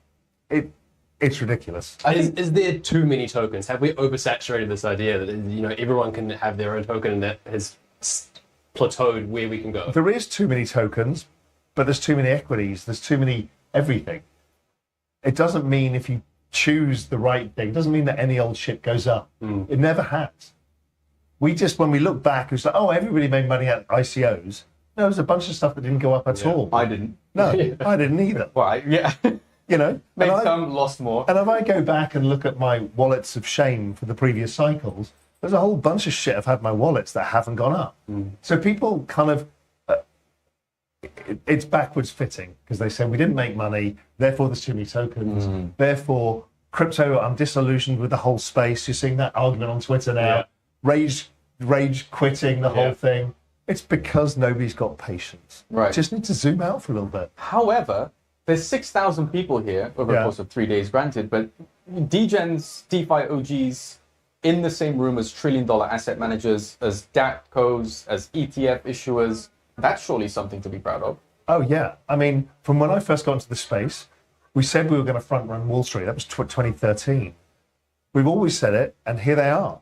When I've been speaking to the sovereign wealth funds here this week, and they've all got crypto in their books now. And they're openly talking about their allocations. And not only that, but the Treasury Secretary of the United States, who was an ex-macro hedge fund manager, friend of mine, he openly talks about how important it is. We've got Donald Trump talking about it. We've got everybody talking about it. We've got every financial institution building on stablecoin rails. We've got once the Clarity Act is passed, then all of the banks will start building out their crypto rails for everything. We've got people like the NASDAQ talking about tokenizing all equities.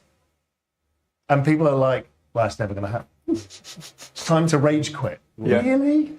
Yeah, and You've got 10 trillion of liquidity coming, and the entire financial system, which we've been able to front run, coming into the thing, and we're going to rage quit. One of Anthony's big points was that the passing of the Clarity Act is one of these big obstacles, and that once we get past that, it's not open skies, but the ceiling goes a lot higher. Would you share that view? Yeah, absolutely. And if you speak to everybody, the banks need the clarity, the asset managers need the clarity, the corporations need the clarity. Everyone needs the clarity of the Clarity Act. Once you get it, it's the green light. They're all waiting for what exactly is, which things are securities, which are not, how does it all work? And once you've got it, we've got a roadmap. And everybody wants to go. Everybody wants to build on these rails, particularly the financial system, because it's so efficient and so fast to do things that they're incentivized to do it. And if one of them goes to rails, so if MasterCard does it, then Visa has to do it. Yeah. If PayPal has to do it, Venmo has to do it, or whoever it is. It's all the same thing. So it's a bit of a supermassive black hole. But again, we get to front run it because this is just the start of them coming. Okay, on that, we talk about project crypto, we talk about tokenization of all assets within 5 years. What's to say that happens on public blockchains like we like, rather than the state putting that into a walled garden that they have full control over? So yes, we'll have all of it. Everything's some will be on everywhere. open permissionless blockchains. Some will be on layer 2s that are more tightly controlled. Others will be on some private blockchain, and the markets will figure out what's more efficient, what has more security, what makes the most sense. But there's enough space. I mean, if you look at the total size of all asset classes in the world, it's $880 trillion. Can't even fathom. Yeah, that's an unquantifiable number. Yeah. Right. And then if you look at global derivatives like $2 quadrillion. There's plenty of money to go around. It'll work across all of the different spaces, and people figure it out. So the news this week, 25 bips cut. Yeah. Potentially, was it $40 billion of monthly treasury purchases? As you said, they're turning the tap on again. Is that enough, though, to give us sort of a Christmas pump? Or are we looking at Q1 for sort of the impact that to be felt in our industry? I don't actually know, because we've got problems with actual liquidity in the banking system right now. And we've got to get through year-end funding for the banks. Right. And there's not enough liquidity. So I actually think the Fed will have to come in with another liquidity measure to get through this. Is that enough to pump our bags? Don't know. But then they had a big change. Always when the Fed or the Treasury talk about a 3-letter acronym and they say it's nothing, it's just a Trying to technical thing, obfuscate something. it's usually very big. This one was the SLR or the ESLR, which is the supplementary leverage ratio. Means nothing to anybody. What it basically says is the banks can now buy more treasuries because they've lowered the risk weighting of treasuries in the banking system. So that means the banks take the treasuries directly from the treasury who issue them.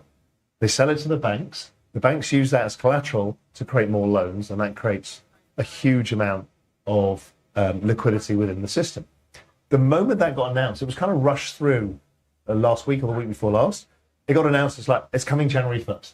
And you all have to implement it by April.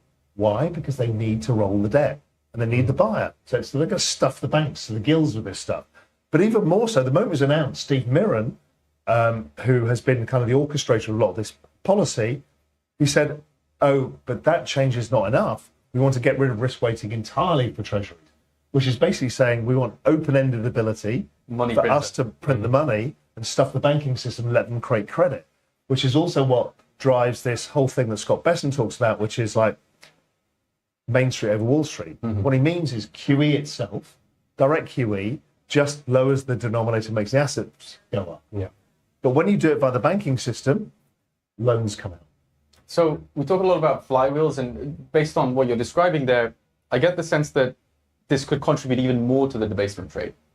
Yes, this is the liquidity. This is where they print the money, and as opposed to putting it on the balance sheet, or as opposed to using the reverse repo market, this is the next mechanism. So what has prevented then, we're talking to a chief investment officer of Bitwise, Matt Hogan, shortly, in his thesis going into Q3 and Q4 was that towards the end of the year, a lot of these asset managers are going to have to prove to their clients that they understand the debasement trade and that they're going to have, put more capital into risk-on assets like Bitcoin, like crypto in general, like the ETFs, like even potentially digital asset treasuries. That hasn't necessarily played out to the same extent that they expected it to. So if we're moving towards... Because of this liquidity air pocket. That's what caused it. Caught me off guard because because of what happened is the Treasury built the Treasury General account and we didn't have the reverse repo to drain because it was already drained. We had no offset. So that just took money out of the system. Furthest out the risk curve is us lot in crypto. So it's the Wile E. Coyote for us as we go off the cliff. NASDAQ kind of got to the edge of the cliff and it was kind of okay. So we are the most sensitive to liquidity. So when it's being withdrawn, there wasn't enough liquidity for us and equities and all the other stuff, so we lose the liquidity. But when it comes back, we're the most sensitive. So we go up most. By the dip. It's more reflexive. It's by the dip, yeah. Of course it is. I want to be the wet blanket on this on this optimism. Have we still got some contagion to play out from the mass liquidations on 1010? Is there still some skeletons in closets that are going to reappear? It's a hot topic. It feels this a bit longer. It feels that something is going on. One of the things that's in my head is when you have a multi-standard deviation move, it affects what's known as VAR, value at risk, and it's the models that market makers, banks, hedge funds use. And what it does is they widen, they can take less risk, and so they widen things like bid offer spreads, so there's less liquidity. So when you have the event like 1010, it then forces less risk taking, and it takes a while, and we don't have the liquidity around. So I don't know if somebody went under. It felt that way because that selling that happened every single day looked like somebody got done in that. And it wasn't just OG selling, which was the narrative. It's like something happened somewhere, but we've not seen it. But we don't know yet. We all pointed fingers. It's like, it's them, it's them, it's them. So far, we don't know. It wasn't my $28 portfolio. Question from the community. 4-year cycles. Yeah. Are they dead? There never was a 4-year cycle. It's based on the debt refi cycle, which was 4 years, but then in 2022, they extended the debt maturity out by another year. So it's now 5 years. So it actually took me a while to figure this out as well. Is that, okay, so now this time it's going to be 5 years. What's the next cycle? We don't know until we see what the debt maturity is at the end of this cycle. So it's 5 years. So there's no magic Satoshi given from the gods. It's 4 years and you shall have 4 years. It's none of that bullshit. It's to do with macro, it always has been. It's to do with the debt refi cycle. So if we've got about $10 trillion to roll in 2026, that's when liquidity comes. That should be the end of the cycle before we come down the other side again. Another one of these questions is, I think going back to your thesis from a couple of years ago, that young people have about 5 to 6 years to unfuck their future. Yeah. So what are things that we might do in the next 12 months to fuck it up? Oh, what you can do to fuck it up? Yeah. Oh, there's so many good methods. One is to listen to your friends. Okay. Generally, we've all got that bag of shame. Yeah. And in that bag or wallet of shame has the meme coins that your friends pump to you, all of that stuff. So that's a really good way of destroying money. The other good way is definitely use as much leverage as you can, because you are going to, with 100x leverage, you're definitely going to make your fortune. Definitely. So that's a way of fucking it up really well. The other thing is just click on any website, particularly if you're like if an NFT space, stuff like that. Just click on all the links anybody sends you. Mint everything with a roadmap. Particularly those messages you get on Telegram. Just say, hey, here's a free mint for you. Do that and make sure you keep all of your assets in your hot wallet. On your phone. On your phone. Yeah. That's a really good trick as well. Yeah, it's generally, those are the ways definitely you can destroy your own capital happily. And it seems to be easier than ever to do that as well. Yeah, but you know, it's really interesting because I do adhere to my own don't fuck this up thesis where like 10%, I don't think I've even got to 10% in the degen stuff, but I look at it now, I'm like, it all lost money, not a single trade. And that's the other simple thing is don't fuck up time horizon. People are so driven by the adrenaline of short-term charts. The way to make money in this space is actually boring. It's to do nothing. It's like take your tokens, put them on your ledger device, put it somewhere else, and don't do anything. But Christ, that's the hardest thing in the world to do. Because oh my God, my mate's making money in this. I need to do. It's so hard. Can you understand that sense of urgency? If people have this idea, they have 5 years to unfuck their future. So that is a short-term time horizon in the span of a life. I do get that, but you've got the best performing asset class in all recorded history, Yep. and then you're trying to apply leverage to it, and you're trying to apply leverage in illiquid meme coins. It's like fucking crazy because your probability of success is really low. Yeah. So I get it, and particularly a year like this, everyone's so angry and frustrated because they didn't make money. But you can, even by a sensible asset allocation mix, have a safe asset like Bitcoin. You can go further out the risk curve. You can have Solana. Then you can go further out the risk curve, and you can have like a barbell strategy. Over time, it'll work well.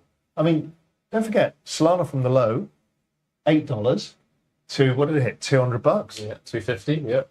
Higher. Didn't it hit 290? 280. Yeah. Yeah. Okay. On the daily chart. That's a pretty bloody good return. But that happened in That was a good time, Ralph. That was 2 years. Yeah. Everyone forgets that. Yeah. It's gone nowhere now. Look at it, it's rubbish. Yeah. You can never make money in crypto. It's all over. It's Most really? obvious question there is, are we still in a bull run? Yes. Are they going to print money? Yes or no? Yes. So Therefore, number go up. Hold your breath. Don't fuck up. Yeah, it's just, nobody likes it, but you just have to learn patience. It's because I get it. It matters to all of us, right? Yeah. Because we are front running Wall Street. We know we've got an asset that goes up over time. We know it's getting bigger adoption. You're here at the Solana event. You can see adoption. You can see what's happening. We've got sovereign states talking about it. You just need to let it play out. So on that note, moving all the way away from the degen side of the spectrum, we've got ETF issuers here. We've got sovereign wealth funds, the trillion-dollar asset managers. How does it feel? Is it like a natural progression of maturity, of industry maturity, of ecosystem maturity, and we should just welcome it? Or do you get the sense that it was a bit of a trade-off and we've lost some of that core identity that we once had? Where do you stand on that? You can't have an asset that we say is, let's say with Bitcoin, right, a superior form of money or collateral, and then want adoption, and then say, but you can't have it because you're a financial institution. It's bananas. So I get it. It's not in the format people want, ETFs, blah, blah, blah, but I just think of it as all of a Trojan horse. And what we're doing is bringing in a new system of money, a new system for the internet, all of this stuff. So I don't mind. But what's really interesting is when you speak to these institutions, they're still so early in their journey. Yeah. It's their first year of looking at stuff. They don't know how to value it. But it's like, I'll buy some of the ETF. I need to understand how to think about the risk. It's like us when the first time you get into it. So they're really early. So they haven't gone through the manic cycle where they've made all the money. They haven't lost the money yet, and then come back and figure out how to do it. So they've got a long part of this journey to go. I guess a lot of people are quite excited about the fact that these asset allocators tend to not trade with a 24-hour time horizon as well, right? They allocate. You wrote a piece about this not too long ago. Might be 12 months, might be 24 months, and then not looking to necessarily touch it for too long. So that gives me hope that we're sort of maturing as an industry. But it is something that people raise as a question, like, what have we lost in the process? I'm not sure we've lost anything because, again, we're early in how this plays out. Yeah. But what we're doing is actually saying, well, if you strip back, Wall Street saying, this is a high quality asset that has a moneyness to it, that is good quality collateral, and therefore we were right. We were right. That's what we said about this thing. We were right. We were right. And that's what's happening. And we will be right again when it comes to the whole idea of Web3 and how we can move the rest of the internet. People don't believe that's going to happen now. People are crashing out about this idea. Of course it's going to happen because it's much more efficient. Okay. It's a better way of doing it. On that, now that the institutions are here in much scale, they're at these events, who's the marginal buyer after these institutions, these TradFi players? So, they're arrived. We can't say they're coming because they're here. So what happens next? Well, let's remember there's $880 trillion of assets held by, many of them are held by these institutions. What is the total size of the asset management industry worldwide? I have no clue, but it's got to be $100 trillion. It's a lot of zeros. How much have they allocated? Well, the largest, one of the largest sovereign wealths here, I think, has $500 million of Bitcoin. Okay, that's all. And they run between the various sovereign wealths here in Abu Dhabi, they've got about $1.8 trillion. And they've got 500 million. Maybe a few have got some more. So maybe they've got $2 billion. They haven't started yet. So the marginal buyer is them. It's a funny range of perspective because we see a 5% move on Nvidia and we realize that that's the entire market cap of the entire crypto industry. Yeah. So it does kind of help us to. And also, don't forget, that's Bitcoin. What the rest of Wall Street's saying is, hey, we love this network technology, this database, this decentralized distributed database, and we want to build on it. And what is that? That's demand for our tokens. Yeah. We're building on Solana. We will have huge demand for Solana over time. But it hasn't started yet. So we can't talk about the end of the game, who's the marginal buyer. When the elephants come into the room, we've gone, oh yeah, we've seen the elephant. Who's after the elephant? Yeah, it's like, really? I mean, there's nothing after that. That's the entire adoption of the thing. But for smart contracts, yeah, there's the whole adoption of the internet. The whole everything from digital identity to the ownership layer of the internet, things like ticketing, all of the things that we use contracts for, that'll all come as well. 2024, great year. 2025, even better year, arguably. 2026, what's the single Was biggest... 2025 a good year? I mean, look at all these institutions that are here. They saw the retail adoption by, most measures. Oh, yeah. We got Sol ETFs, I think, positive. Yeah. In terms of maturity and staking and all that. Yeah, regulatory clarity. Okay, I mean, we're maybe poorer than we were 12 months ago. Really? Was it a good year? I mean, I'm not loving the fact that I'm poorer than I was 12 months ago, but I think as far as the industry goes, as far as Solana goes, it was a relatively good year. So 2026, what's going to be the reason why we look back at the end of the year and say, it was also a pretty good year? Liquidity. It's just what you're going to see is this nexus of liquidity coming in, us getting more money from tax stimulus and other stuff, fiscal stimulus, and the Clarity Act going, so Wall Street accelerating. So you've got demand and debasement happening at the same time. That to me feels like it's got to be a high probability that we have a very good year. Not just a good year, but a very good year. And that's the banana zone we talked about at the beginning. So if I was to really pressure you to say, what are you most excited about in 2026? You're going to insist it's liquidity. Yes, because 90% of all price action in Bitcoin and crypto overall is explained by one macro factor, liquidity. 90% correlation. With the NASDAQ, it's 97.5%. We've never had this dominant a macro factor in history. So we don't have to care about one thing, which is why I always say when people ask me about all the things, tariffs or whatever, I just say it's all noise. Because if 90% of all price action is explained by one thing, then that's all we care about. Everything else is a rounding error. It's all a rounding error. Unfortunately, that's all we have time for. Ralph, thank you so much for joining us on SolanaFloor today. I really, really appreciate it. Enjoyed it. Thank you. Cheers. Thank you, Ralph. Thanks a lot. That was fun. Thank you so much. Really appreciate it. I hope we didn't drown you out in this really hot room, but That was perfect. I'll tell you what, if it's cold out there, come back, we'll continue chatting. Thank you.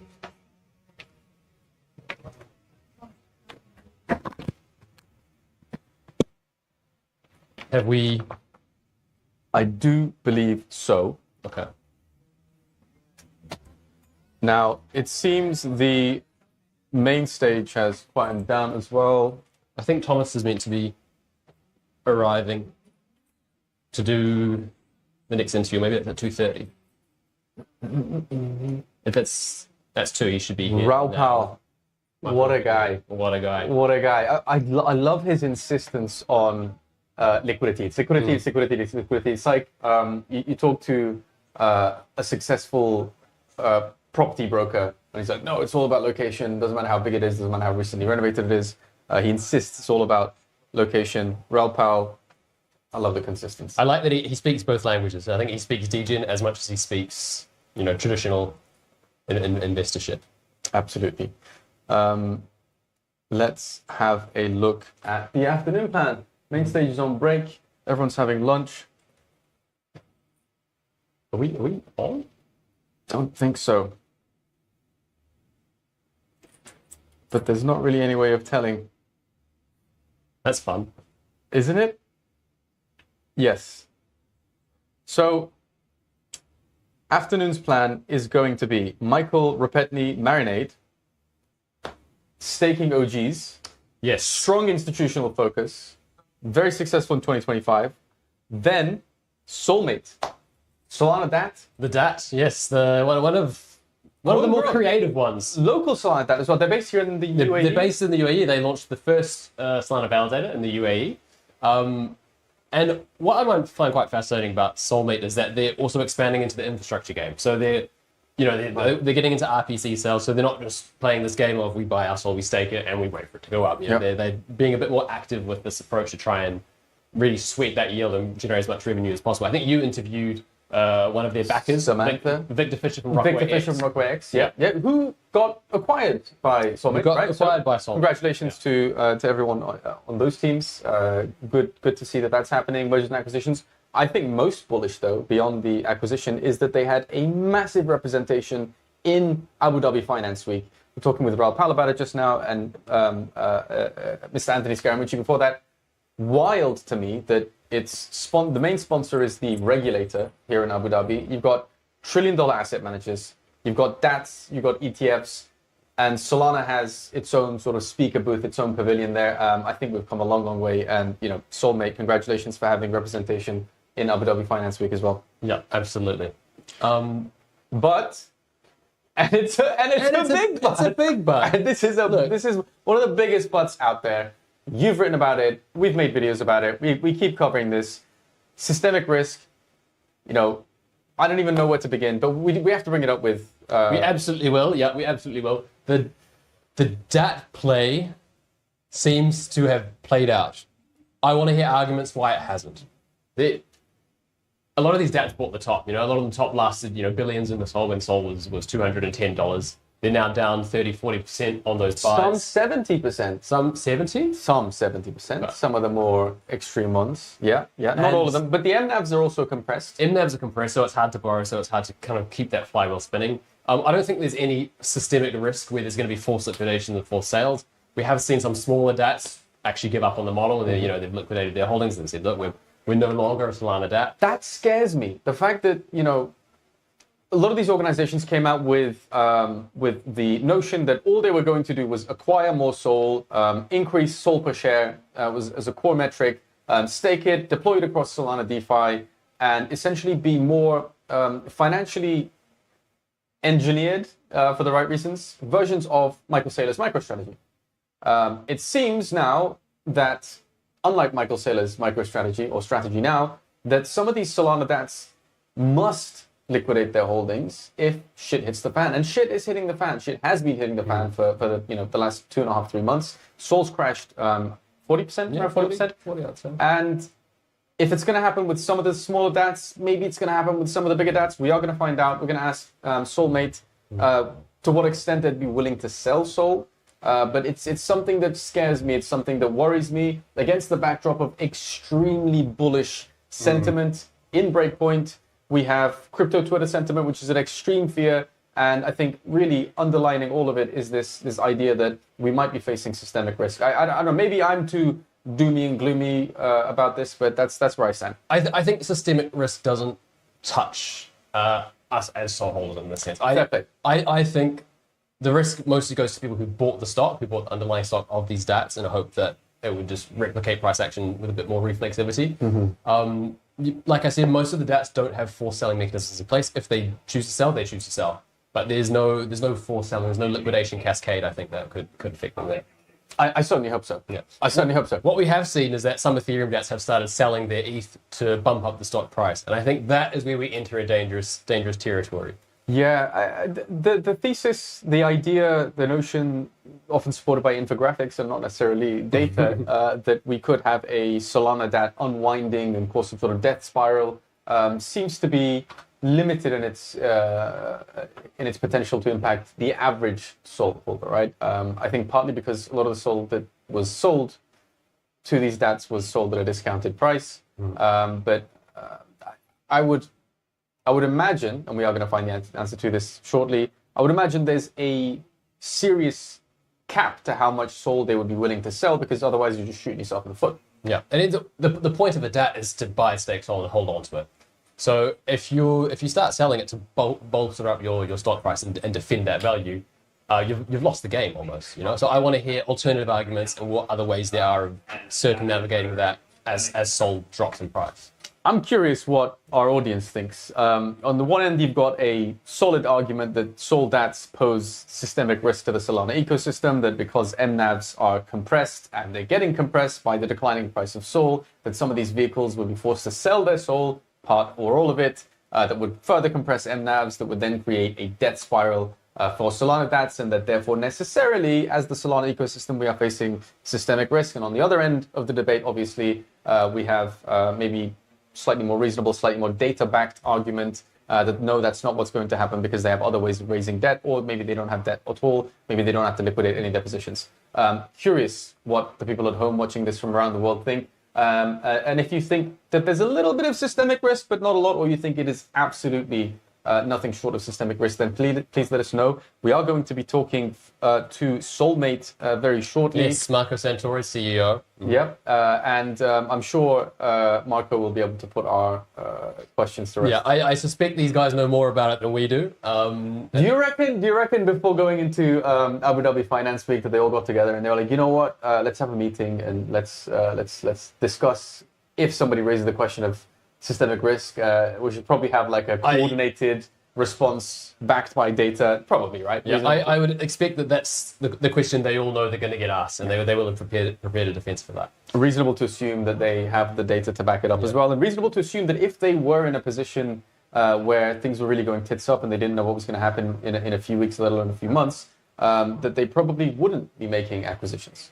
But true, yeah. The acquisition is an indication that they're in a good place. However, Rockaway X is one of the backers of that DApp, so there's layers to this. Acquiring a company is a good indicator, but if you're acquiring a company that backs you in the first place, there could be smoke and mirrors. I see what you're saying. There is, but I see what you're saying. Really curious to see what his take is on DATs. Another discussion that we had with Victor Fisher.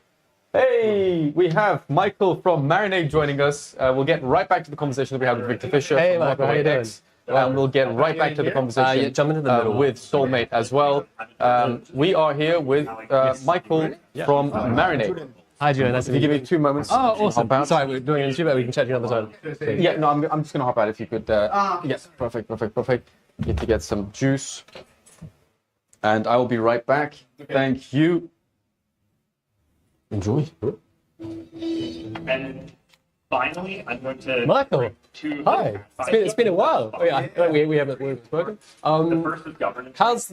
What's the atmosphere like out there? First of all, is everyone as excited as we are? What's the atmosphere like on the ground? Look, man, it's great to see. I mean, it's probably the biggest breakpoint ever. It is absolutely the biggest so many breakpoint ever. people. What's great to see is that for the first time ever, I see so many newcomers to Solana specifically in the ecosystem.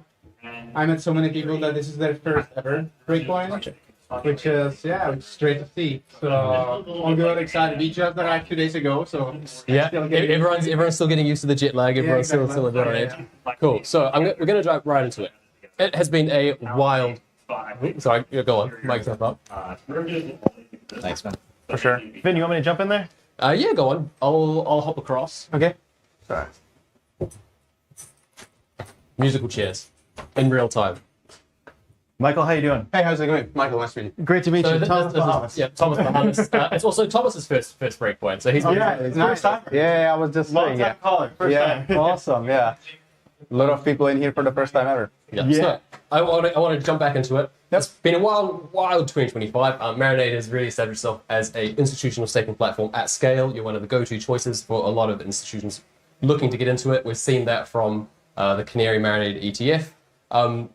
When Marinade started, it was liquid staking. That was the entire model. That was everything you were focused on. And it seems like your pivot towards native institutional staking is paying off really well. Yeah, exactly. So back when we started completely bootstrapped back in 21, introduced first ever liquid staking, MSOL back then, with the idea to decentralize Solana, to make it ever more censorship resistant, stable for all the things that's going to be built on top of the infrastructure that we love. And then we started with the MSOL and liquid staking, but we saw down the road that many people don't like really the smart contract risk in between. So fast forward today, there is not only one MSOL, there is more than 100 LSTs on Solana. And if you combine them, you get around 10% of all staked Solana. So the pie for LSTs for liquid staking has been growing. While what we saw around 2 years ago is that it's not growing fast enough for us to deliver on our initial mission, which is to make Solana decentralized and censorship resistant so that we spread the stake across as many validators as possible, because you don't get to choose them usually. You go with the biggest ones. Yeah. So that was the whole mission of Marinade. And then because of that, we started with native staking, pretty much targeting this 90% pie of the Solana staking overall. And with that, the whole go-to-market, who we are after, how we distribute the product completely changed. So we needed to undo a lot of things, brought on board folks ex-Fidelity, BNYM, who's been there on the other side, on the TradFi spectrum, that taught us some things. And then it was because of them and because we adapted as we went, to make sure that fast forward today, Marinade is integrated with Copper, Zodia, BitGo, and other qualified custodian to be announced next month. And then, the US Sol ETF got approved. And then we were excited to see that Marinade was picked as the staking provider for Canary Capital ETF. So that showed some of the progress of DeFi only, almost this toy that was out there, and liquid staking up there to really serve the institutions, the most regulated entities in the world, which we are excited about.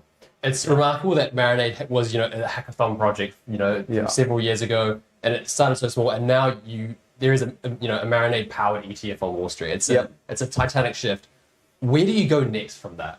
You've stepped onto Wall Street. You're playing the institutional game. What's the next ceiling to break through? Yeah, that's a good question. So, looking into 2026, we look at the intersection kind of maybe coming a bit back to the roots, as there are still two products at Marinade. There is this native staking, which serves the institutions. It's accessible from the qualified custodians and whatnot without the smart contract risk. That's one spectrum. And then you have MSOL, liquid staking, DeFi. You can do collateralize. You can do things with it. What interests us is kind of remove the boundaries in between the two worlds to allow people, even the natively staked, just in time to do things that are only possible to do in DeFi. So that's what we're looking into, to collateralize your staking, maybe trade, just use your staked assets as a margin, as collateral, do all the things that we are used to in DeFi, but do it just in time you need it, so that you're not exposed to the smart contract risk all the time, just like you are with LSTs. So that's like one spectrum we're thinking. Another one we're looking at, definitely also in this market cycle, is stablecoins and stable rails. Okay. So for us at Marinade, forever and ever, we maximize yield on Solana.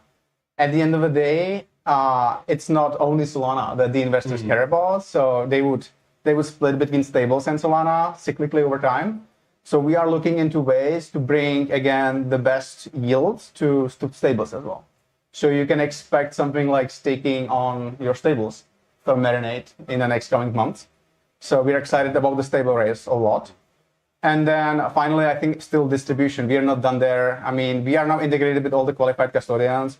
The first ever ETF picked us, but there's just much more that we want to do with DATs and with ETFs. So the job's not done.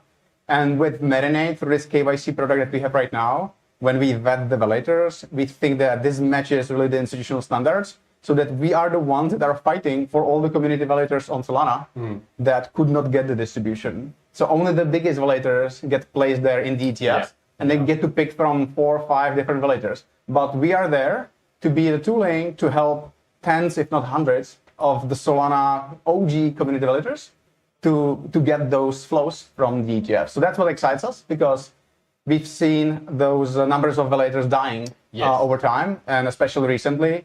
So we will do what we can to make sure that we save them and that the chain stays decentralized, and then we help those indie validators alive and running. I want to touch on the validator decline. I've spoken to a lot of people about this, I've interviewed a lot of people about this. One of the core arguments against that is that it's a shift from quantity to quality, and we're moving away from Sybil validators, and we're concentrating into a smaller group of proven independent validators, like you mentioned. Yeah.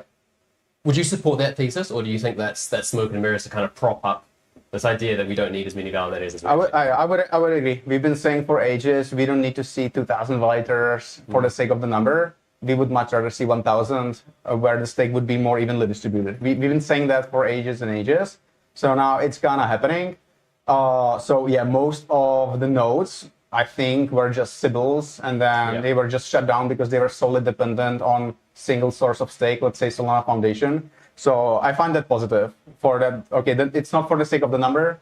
You want to maximize rather the people behind who make the network, not the number of nodes. So I think from that perspective, I'm fine with that. But there are side effects to it that truly the institutionalization and ETFs and DATs and everything, everyone just runs it internally. So they don't look as much on the existing validators to support it, the delegation. So there are some side effects where even the true OG indie ones, they have a hard time truly right now because the people just move the stake to their own proprietary validator. And that's what we would like to improve over time, so that you truly get the best staking rate through, say, Marinade or the validators, and you are not forced to build your own validator. If it's only purely for the economics, it shouldn't be the case, because we don't believe that the new institutions or DATs will technologically meet the OGs on Solana that we've been running it for years. So we would like to find a proxy, a nice funnel to make it easy for the institutions to get the yield without running the infrastructure themselves, because then they can delegate to those that need it and run it really well. That's a beautiful balance. And you know, you're kind of like a Solana OG DeFi. So to see you actually have this success with the institutions, I think it's great. Yeah. And you're also able to pass that down to the OG validators that need it. Yeah. And that have been doing a fantastic job, because it seems like not all of them have. Exactly. Yeah, I mean, the whole Canary Capital ETF, they are using a product called Marinade Select, which is completely like KYC validators, no Sybils. We know who the counterparty is through a third-party vendor that does the KYC. And it is them. It is the community validators that get the stake from someone like Canary Capital ETF, which is awesome to see. And we want to grow it. So there are now more validators applying to the program. So we are targeting, let's say, 80 to 100, maybe KYC validators. So those are the true OGs out there that we would love to support, to make sure. And then institutions, they wanted to. They're coming to Solana not only to make money, but also they believe in the decentralized ethos of the network, right? Then that's what separates Solana, the blockchain, from something like a private database. So they love the concept for making it decentralized, not only because of the ethos, but also because it's diversified yield. So it eventually makes them more money. It's just like with S&P 500, like you are not going to bet on one stock only. You're rather spread your portfolio across many. That's exactly what Marinade does. So Marinade Select, if we're synthesizing, it's kind of an index of Solana's most curated, most select, most trusted and reliable validators. Exactly, without any smart contract risk. Yeah. And so that kind of represents the institutional leg of Marinade. Native staking is the more kind of DeFi native leg. You have got a foot in both worlds. So I'm curious to understand what your position is on the shift we're having from, pure DeFi, degens on-chain, breaking down permissionless systems towards this institutional TradFi angle. With a leg in both worlds, how do you navigate this transition? And why is there such a disconnect between the people who have been using Solana for years and, the soups basically that are marching in now? Yeah, that's a good one. So we've been running permissionless delegation for years. A year ago, when we got into institutions, it was like a heartbreak. Oh, you don't know who the validators are? Oh, that's a no-no for us. They can be running from different countries, different jurisdictions. It can be one entity running 10 validators. You don't really know in this permissionless, blockchain. So that's why we came up with the idea of Marinade Select, KYC validators.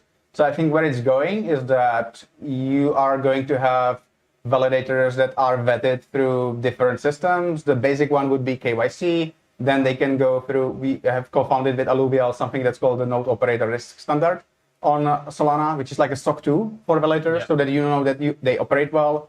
You can contract with them. So there will be like a catalog. You can imagine a catalog of known validators with KYC, and some of them have different levels of vetting against them. And then the institutions, they will be the ones deciding pretty much. So it's not going to be one size fits all like it's right now. The institutions, what we've been seeing is that they would like to see the catalog and be like, okay, I want to go with this, and that one, for example, and they have different reasons to choose different sets. So I think that's where it's going. It's not going to be one size fits all, just like it is right now. It's going to be much more custom, that the institutions are going to come and like from existing catalog, they're going to be able to select who they want to stake with, pretty much. It's a geographical decentralization. Maybe it's 0.0 only. Maybe it's a DeFi community only. But it depends, and it varies so much that we understood it, and we are building this catalog for them to easily pick. How important is geographic decentralization to how you select who gets included in Marinade Select? So right now, like to tell the truth, it's not a factor really. Up to a point where, so the Marinade system would not stake to a country or a data center that has more than 33% of all stake for security reasons. So that's like one big cap that's existing there. But other than that, pretty much, it is mainly about yield and then capped per validator, so that there cannot be a single validator owning all that stake. But when it comes to the country, right now with like 0.0, we are seeing some advance there that finally, it's strange numbers game that you get to be collocated to get the best yield. So the first one that's in unpopulated or unstaked continent, really they don't have an edge. So it's problematic to start just a validator in Africa, let's say, because there is no infra. But we hope over time, with like multiple concurrent proposers and so on, that this should be less of an issue. Interesting. Now, to kind of shift a little bit, at Crossroads earlier this year, you brought up that you thought Solana was overpaying for security. Is that something that you still hold that view, like based on the inflation being so high, or do you want to unpack that a little bit? Yeah, I believe so. So yeah, it was like this whole like big 228 debate.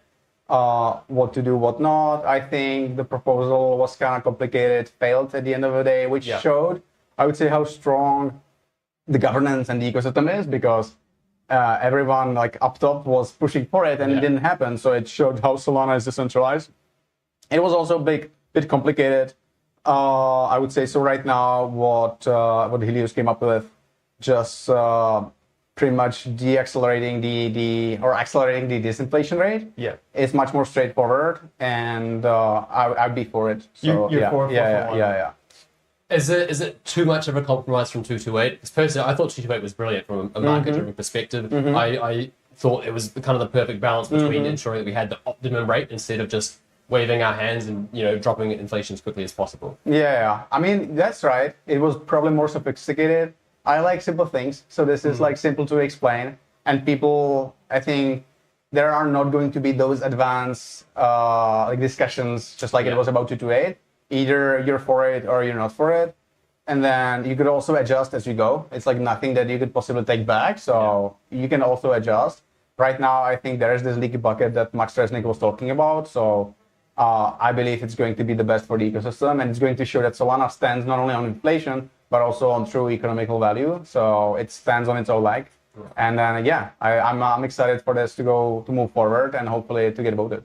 Okay, when institutions and TradFi players talk about this, about 441 specifically, do they feel kind of like they've been blindsided because they were sold this idea of, consistent yield, here's the schedule, we're going to ticket 4%, so they'll be allocating capital to ETFs and to DATs under that expectation. And now with 441, that's going to get cut. Do you think we see some backlash from some of these players who might vote against that? Quite possibly, and we'll need to see if it gets voted.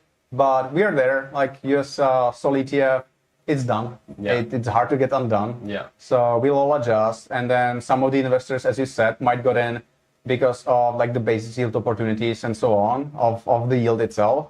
But some of it, I would hope, got in because of they believe in Solana, so that the asset as it is can do much more.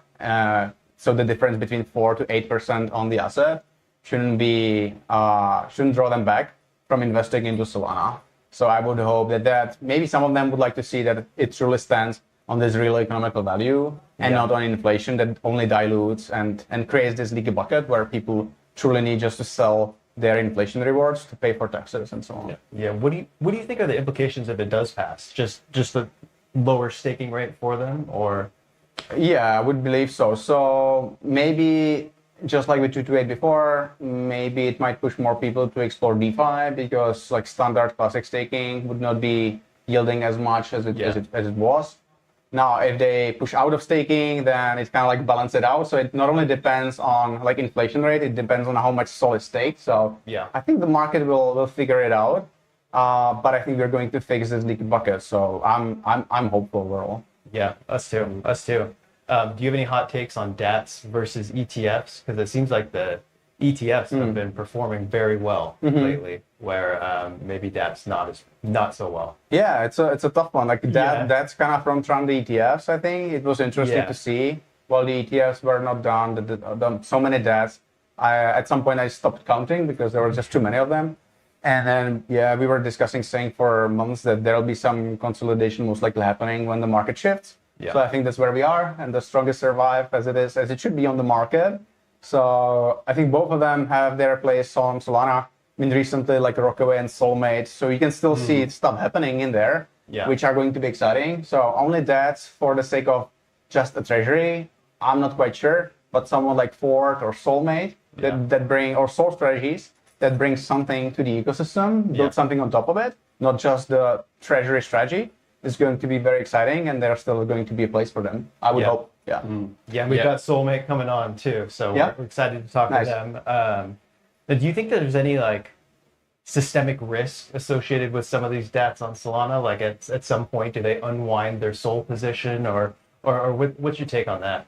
Yeah, possibly. Like, to tell the truth, I'm not that deep in it, but it's kind of like the same with MicroStrategy or like over at Bitcoin. It's like this black box. Okay, what will happen with all that and with how they borrow against it and so on, how they pay it out. So there's this whole mechanics that I don't fully get, but I think there can be risk out of it when we shift the cycle. Yeah. So I guess we'll get to see, we'll learn from it, and then hopefully the next time we do better. I just hope that as many retail investors got into it, they will not get burned to a level that they will not do it for the second time. That's what I'm. I hope that's not going to happen. That's what I'm worried about. Yeah, us too. One thing that I was thinking was, so you guys made this like really good pivot, provided a really good institutional product for 2025, and you saw success. Like as you laid that groundwork, is that going to be like moving forward, like your focus, like, hey, we've got this is like the product that they're wanting. We vetted all these validators out. Like, is that going to be the main focus for 2026 for you? I would say it's going to be a big part of it. Yeah. So for us, it's this Trojan horse almost that we are putting institutions, we are bringing them to Solana by the most risk-averse thing that they can do. Okay, they get the yield on staking in the most safe, secure way through the places they are used to. They're a qualified custodian. So that's where Marinate is. Yeah. That should be their entry point, and that's the starting point. And then hopefully over time, we get to introduce them. Once they get warm enough in the waters, then maybe they try more with it. So maybe they explore things that can be built in the Solana ecosystem. So like I said, we would love to make sure that those two sides kind of talk with each other. Yeah. And through this classic native staking, we would like to introduce them to the rest of the Solana, even DeFi ecosystem. Yeah. Once they are ready. So like step by step, warming it up. So that's what excites us, to make sure that people don't think about liquid or native. Yeah. It should be the safest way how you stake on Solana. Yeah. And then on top of that, the moment you need it, almost just in time, you do stuff with DeFi, you borrow against it, you trade, you open positions, and those kind of things. I think that's interesting, like seeing them get more into DeFi. Is that something that you see like them wanting, or is that something that would like you think it's the next step, like the logical next step? Yeah, I mean, I was surprised how that's like, Forward Industries and the others are like, you would, since that's publicly traded company at the end of the day, but they are very advanced when it comes to using the DeFi strategy. So I was surprised that they are way ahead. Yeah. They are much more on the risk side of things when you compare them to classic ETFs. So I would say it's happening already. It's happening already. So, and then the market will choose who's the best performer. And if you're stuck with some classic rigid way of just holding Solana, even without staking, you will not get the market demand. So I think it's going that direction to explore safely, secure first, because for the institutions, it's like compliance, security, and then yield. They think like kind of other way around as retail or as us, the DeFi native people, but eventually they'll get there. And the whole boundaries between CeFi and DeFi is going to merge. I want to throw the ball towards the MNDE token holders. Earlier this year, you started introducing burns using protocol revenue. Do you want to just give us a quick overview of how that's been received? Yeah, for sure. So MNDE governance voted sooner this year to burn 30% of the protocol supply. I think one of the reasons by the proposers was that there were so much like outstanding still supply in the treasury, not being allocated, not being used. Given that Marinade has been completely bootstrapped, it has not like multiple funding rounds, so there was just outstanding treasury there, not really allocated to something. So the community pretty much proposed just to burn it so that no one's surprised, and then it gets lowered the supply overall. There was one. Another thing to it was that the buyback started, so then the protocol fees would be shared 50% on buying back MND from the market and putting it to the DAO treasury, and the other 50% would be saved as MSOL in the treasury, and then the DAO governance can decide what to do with those proceeds. So those were the two major things. I would say kind of unfortunately, maybe with the market shift and timing, initially we saw like quite positive reaction. Down the road with the whole liquidation event, which was like massive, I would say the whole market shifted rather downwards from that. So we are now much more towards building and trying to see with the community what's about MND. Okay, perfect. Michael, thank you so much for coming on. Unfortunately, that's all we have time for. But yeah, great to chat as always. Thank you very much. Looking forward to seeing what happens with Mary. Thank you very much. So, Cheers. Yeah, really appreciate it. Thank you. Cheers. Yeah. Creating some decentralized markets and build on Solana. Incredibly excited about that. Cheers, have a good It's one. been a huge commitment to Solana. And I want to talk a little bit about. Thanks what we're again. working on Fantastic, Zach. And why it's really exciting. Let's see if this works. All right. So thank you all for being here. Thank you to the Solana Foundation. Before we go, I really want to contextualize from my perspective. Hi, how are you? How you doing? I'm Finn. Hey, Finn, I'm Marco. Welcome. Thank you. And why we're so focused. It is steamy in here. Yeah, it is steamy. Don't switch it up. Because right Somebody, That might be me. a Finn, yeah. Yeah. What do you want? I'll ask you to hop here in the middle. And then, young people have no equity in their portfolio. They're struggling, okay? They don't have homes. They have no what's the atmosphere like out there? We've been in the glass booth all day, so It's pretty buzzy. yeah. And you guys were a big part of Abu Dhabi Finance Week. That's right, yeah. Yeah, we were strategic partners of ADFW. And, hey, how are you? Hey, doing great. I'm Thomas. Marco. Marco, great to meet you. Good to meet you. We thought it was great. I mean, Yeah. it's more finance focused than Yeah. this is, right? People actually are using crypto here, whereas ain't nobody sending a single transaction, right? Yeah. Is it hard to kind of articulate how these players work? You're talking about things like RPCs and staking yield? Are they kind of clued into that and able to be communicated with on that level? They understand it from a different perspective. When I talk about how I want to build an on-chain citadel, they get it in ways that folks here will not get it.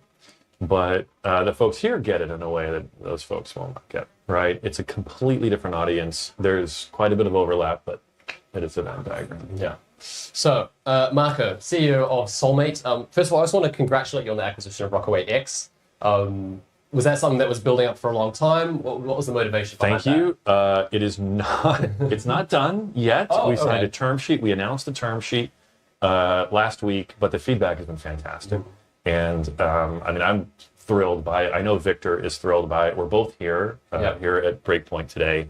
And we're getting the word out. Yeah, fantastic. And as part of that, and you don't have to answer if you cannot, does Soulmate then absorb all of Rockaway X's existing assets and investments, or do it operate as two separate entities going forward? No, I'm happy to talk about the transaction structure. So the idea is that Soulmate is a publicly traded company. We have a ticker on the NASDAQ, SLMT. That will continue. Investors will see no change from that perspective. And Soulmate will acquire Rockaway X from a corporate perspective. And they'll be a wholly owned subsidiary of Soulmate. But Victor is staying in the chair, and he'll be focusing on running the existing Rockaway X business. There's no change from Rockaway X investor perspective, either in terms of their funds. So there'll be really no disruption. The idea is this is going to be a smooth transition where we can just start building together. Our treasury can add rocket fuel to the infrastructure and the liquidity services that Rockaway X is building.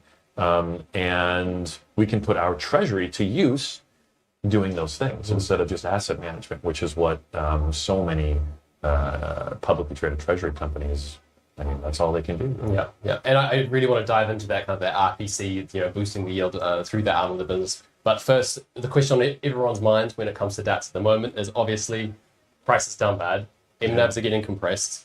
You purchased discounted SOL from the Solana Foundation and we've dropped below that line.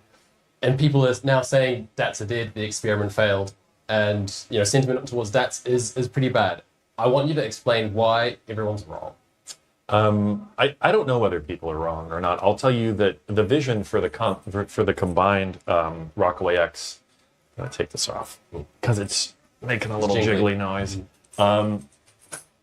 The combined vision for Soulmate and Rockaway X is not a DAT vision. It is an infrastructure company vision, right? We want to build real bare metal infrastructure. We want to stock that bare metal with our treasury. We want to sell RPC and transaction landing services. We want to do lending and market making. None of that is a DAT strategy, right? And as a result, you're not going to see us publishing MNAV. I mean, we'll disclose our net asset value like any publicly traded company, but you're not going to see us publishing like a live chart or a live dashboard of our multiple to net asset value, which is how all the other treasury companies are traded. I don't think people are going to be talking about us in terms of our treasury in a year. I don't.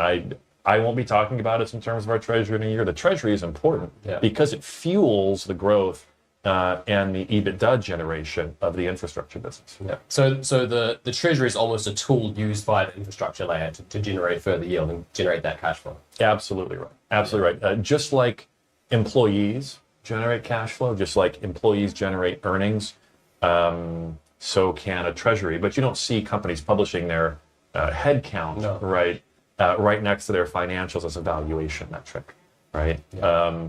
There's going to be a lot of things that will fuel earnings growth, and the treasury is going to be, I think, an important factor in it, but it's not going to be the only one. So you're going to use the treasury to build out these other verticals, and that's going to be really kind of what sets you apart. Is it's not just a treasury company; you're a full service business. Yeah, this is going to be this will be an operating business. That's the goal. What we want to see is the treasury not just used as a wallet from which to spend, but inventory for validators. Once look, Solana, right, is a proof of stake network, as the folks watching right now probably know very well. And when you have a proof of stake network, what you also have is a series of validators, and the more stake you have on those validators, the more often you're chosen to lead validation. Yeah. What that means, ultimately, at the end of the day, is that's more services that we can provide as an infrastructure provider. Right now, we're validating blocks, I think, once every 4 minutes. We want to do that much more quickly so that we can provide a compelling service to traders, hedge funds, to family offices, to folks who want to run more sophisticated trading strategies on chain. Because in these proof of stake networks, you're not just chosen to add blocks of transactions to one and the other, you're chosen to order those transactions, and that can be really powerful. And you also want to be kind of packing those blocks as tightly as possible to fit in as many transactions and get as many priority fees and the bloat from that. So is there a whole layer of Rockaway X and of Soulmate's infrastructure that's dedicated to that in the way that we've seen Forward Industries talking about running their own prop AMM that might be vertically integrated with Firedancer as well? Are you expecting that you'll try and venture into that as well? Or are you going full APC, full infrastructure, and keeping it bare metal and hard? I wouldn't rule it out. We haven't published a roadmap yet, but it's very likely that we do. Right now, we're focused on getting this merger done. We're focused on the vision and the strategy for the merger and making sure the market and investors and our partners all understand why that's so powerful. But you're not going to hear me up here for the rest of the year comparing ourselves to Forward Industries or DFDV. You're going to hear me comparing us to Galaxy. Yeah, who I think is actually on behind us. Yes, right now, right there he is. So you're going to hear us comparing ourselves to infrastructure providers like Galaxy and going after them, trying to win the business. We love that. Steel sharpens steel. There you go. Yeah. So a big part of the revenue growth that comes from the Treasury is obviously staking yield. It's the base of the business. The current governance proposal, 7441, is set to decelerate that and we go a bit more disinflationary. Is that something that has been factored into your forward planning to expect that you'll have lower cash flow, lower revenue generation from staking yield? Yeah, I think it's going to be real trouble for pure play DApps. I do. I don't think they're going away. I don't think it's going to ruin the model or anything like that. But I do think that they're going to have to adjust forward-looking guidance. They're going to have to adjust their expense projections, right? They're going to have to adjust all of their revenue projections and costs and budget.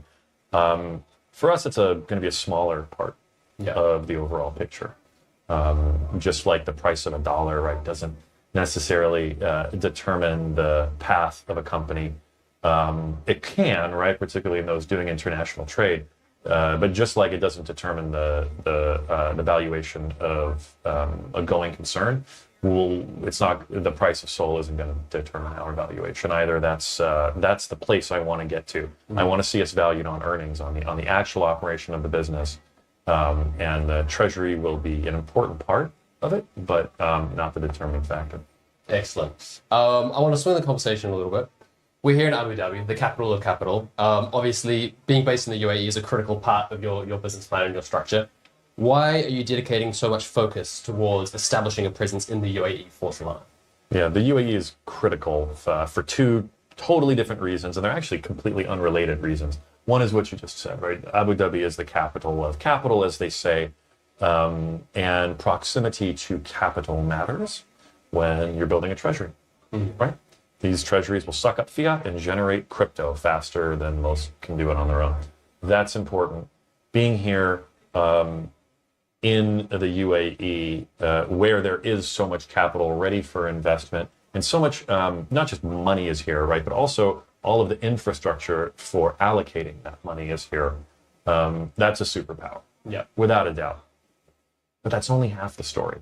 If you look at how Solana transactions are validated today, and you look at it on a map, you've got validators all along the east coast of the United States. I'm going to flip this for the people watching. All along the east coast of the United States, in Frankfurt in Western Europe, right? There's like 30% of Solana stake there. And then you've got exchanges and their matching engines in Tokyo and in Singapore, and also just along the periphery, right? Also in Europe. But if you can kind of visualize the map I'm drawing here, there's nothing in the middle. The geographic location is critical for high performance blockchains, and there is nothing covering this geographic location. And we're not talking about some far-flung geography. It's smack there in the middle of all of these transactions that are taking place. There should be a central hub.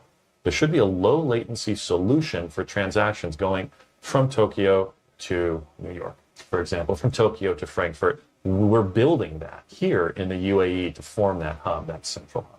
Is that a bit of a trade-off? Because if you're moving away from these high latency zones where there's a lot of communication between independent nodes, are you kind of cutting into your bottom line by being here in the middle of that? What you gain in exposure from being in the UAE with all this capital around you, do you perhaps lose just on a pure latency aspect? I think whatever we lose, we regain by being first movers here, Yeah. and being able to build a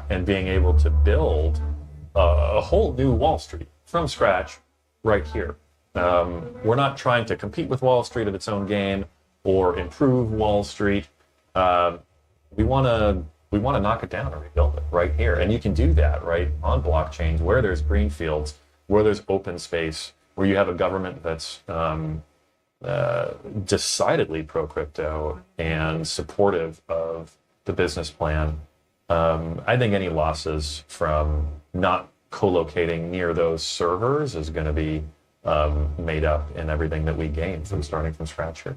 And so being a first mover and setting the path for others to join you here in the UAE is almost a positive sum game for everyone who's here, because you increase latency for those validators that are operating within this jurisdiction. Correct? Absolutely. By the way, but by the time we're done, right, we also want to sell co-location services. So you'll be asking that question, aren't you giving something up by being so far away from all the validation? You'll be asking that question of the guys in Frankfurt. That's the vision that we want. Exceptional. So a full migration. I want to ask maybe a question that's a bit sensitive. You signed a letter of intent to buy discounted stock on the foundation, $50 million worth. There was a lot of discussion on crypto Twitter around how this was a routing passage by which DApps can dump on retail. Obviously, very, very conspirationist. What can you tell us about the terms of that deal that might put those minds at ease that are very anti-DApp? Well, look, when we formulated the idea for Soulmate from the very beginning, the Solana Foundation was core to this idea. What we wanted to do was be a part of the Solana by Design program. So the foundation didn't just give away coins for free, right? It's not like they were just handing out discounts. Yes, there was a discount, 15% discount to the spot price from the beginning, and it's something that our investors really valued. I think from the beginning, and it's something that our investors really valued. I think it's something that our investors still value. Mm. Yeah. There was kind of a pervading view that this was the foundation's attempt to kind of offload some of that soul. So it's good to hear that there's more of a deal behind there and more obligations on your side that kind of counterbalance that. It was about ecosystem growth. Yeah. I mean, that's what it boils down to. We only win if the ecosystem wins, right? This vision that I've spun for you, it's a modest vision today. It's a grandiose vision tomorrow as Solana grows. We only get there if Solana grows. We're all here in this room focused on it, right? That's what we want to do. That's the value that we want to drive, and that contract was a part of it. I want to touch back on this idea that Solana is a very retail-friendly, very DeFi native chain at its heart. At the same time, institutional adoption has never been higher. I feel like Soulmate is kind of breaching the gap of that. You've got a foot in both worlds.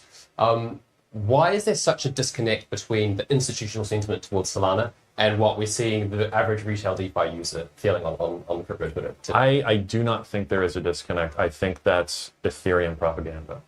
Interesting. I truly do. I've been a securities lawyer for a long time, right? I do not hear this Ethereum echo chamber on Wall Street that the Ethereum guys are talking about. I don't have anything against Ethereum. It's got its limitations, right? It's optimized for a completely different set of priorities than Solana is, and Wall Street recognizes that as if they were some monolithic, Wall Street class. The folks on Wall Street, the people on Wall Street who are building and doing the POCs for tokenized securities, for example, they recognize the differences. They know that Solana is faster at the base layer. They're not interested in shipping off their transactions to some L2 sequencer. That is fantasy. Yeah. It's pure fantasy. I don't think there is a disconnect between the people in this room and the people on Wall Street. The people on Wall Street are in this room.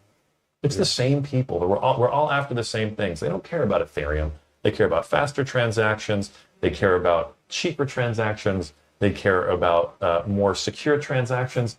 They do not care about Ethereum. That's interesting to think about. I mean, because we kind of see it that there has been a big focus on institutions for Solana from the top down. Like 2025 was like the year that institutions came to crypto, came to Solana, right? So a lot of people in the community out there have been feeling like, hey, like we're kind of left out a little bit, where maybe they actually haven't been, and it's actually like that's the propaganda that we're hearing more, that we're falling for. But maybe it is, we're just a lot closer than we actually think. And you're on both sides of it, so you probably see it more, right? So I guess if I had to square that circle, I would say, look, there is probably more Ethereum development going on within existing entrenched Wall Street players today than there is Solana development, maybe by the numbers. Yeah.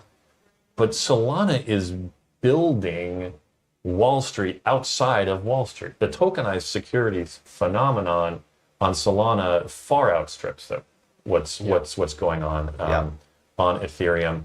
So if you're part of the blockchain, not Bitcoin crowd that was born circa 2015, or if you've ever used the expression distributed ledger technology unironically. DLT. If you've ever used the expression DLT unironically, you're probably an Ethereum guy. God bless you. Go with God, and I wish you all the success in the world. Yeah. But you can't possibly think you're going to compete with an actual open permissionless network that's validating transactions at like millisecond speed on the base layer. Yeah. It's just fantasy. It's pure fantasy. Yeah. That's a good way to think. Another question I had is, so we're in Abu Dhabi, you do a lot of business out here. Like, what is the attraction to Solana out here? Like what is it that resonates with them here? Because I mean, we're out here, we're younger guys, we're talking to the degens that are out here, and it's like there is another side of this that's, I mean, they're very attracted to what Solana is doing as well. Are they after the same thing, or what's that like? I think there's definitely a timing match going on, right? Ethereum got its start a lot sooner. Yeah. And that, as a result, was sort of taken up by Wall Street as a shiny new object, right? Whereas Solana, that started later, has ridden more of a wave here in the UAE of growth and technology and diversification away from the traditional means of revenue for the region. So look, VHS won over Betamax, right, for reasons unrelated to the technology. There are a lot of reasons why new technologies get taken up by adopters, early adopters, and late adopters, and all the rest. Timing is an important one. Yeah. Marco, I'm getting told that we're reaching time. I would like you to, as succinctly as possible, summarize for us. 2025 was the year of institutional adoption, of development. We saw DATs, we saw ETFs. What is the most exciting thing for you and for Soulmate moving into 2026? I'm looking forward to rebuilding a brand new Citadel Securities on-chain. I want to build the fastest transaction landing, the most effective RPC services that I can, using a big and growing treasury. I'm thrilled with it.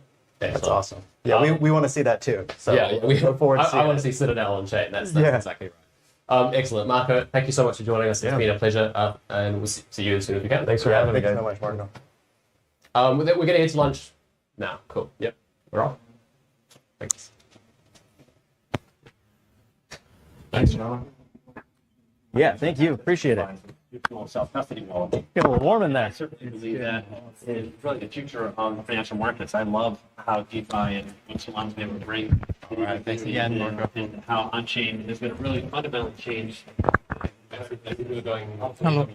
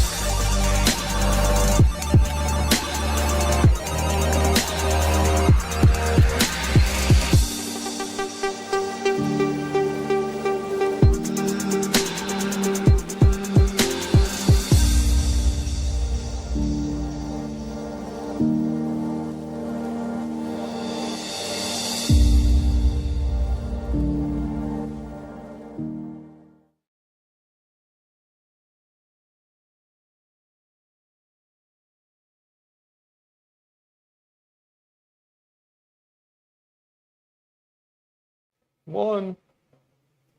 We're back. I'm here with Mr. Thomas Bahamas himself, the man that flew 28 hours, literally halfway across the world to be here. How was the morning? What do you think? Are people in high spirits? Are people concerned about whether or not we're in a bear market? Are people excited about the merch? What's the sort of overall feel that you got this morning? Overall, feel pretty positive. I haven't heard anybody talk about the bear market. Right? No, I find that's weird, surely. Yeah, I mentioned price a couple times myself. Yeah. I was the only one.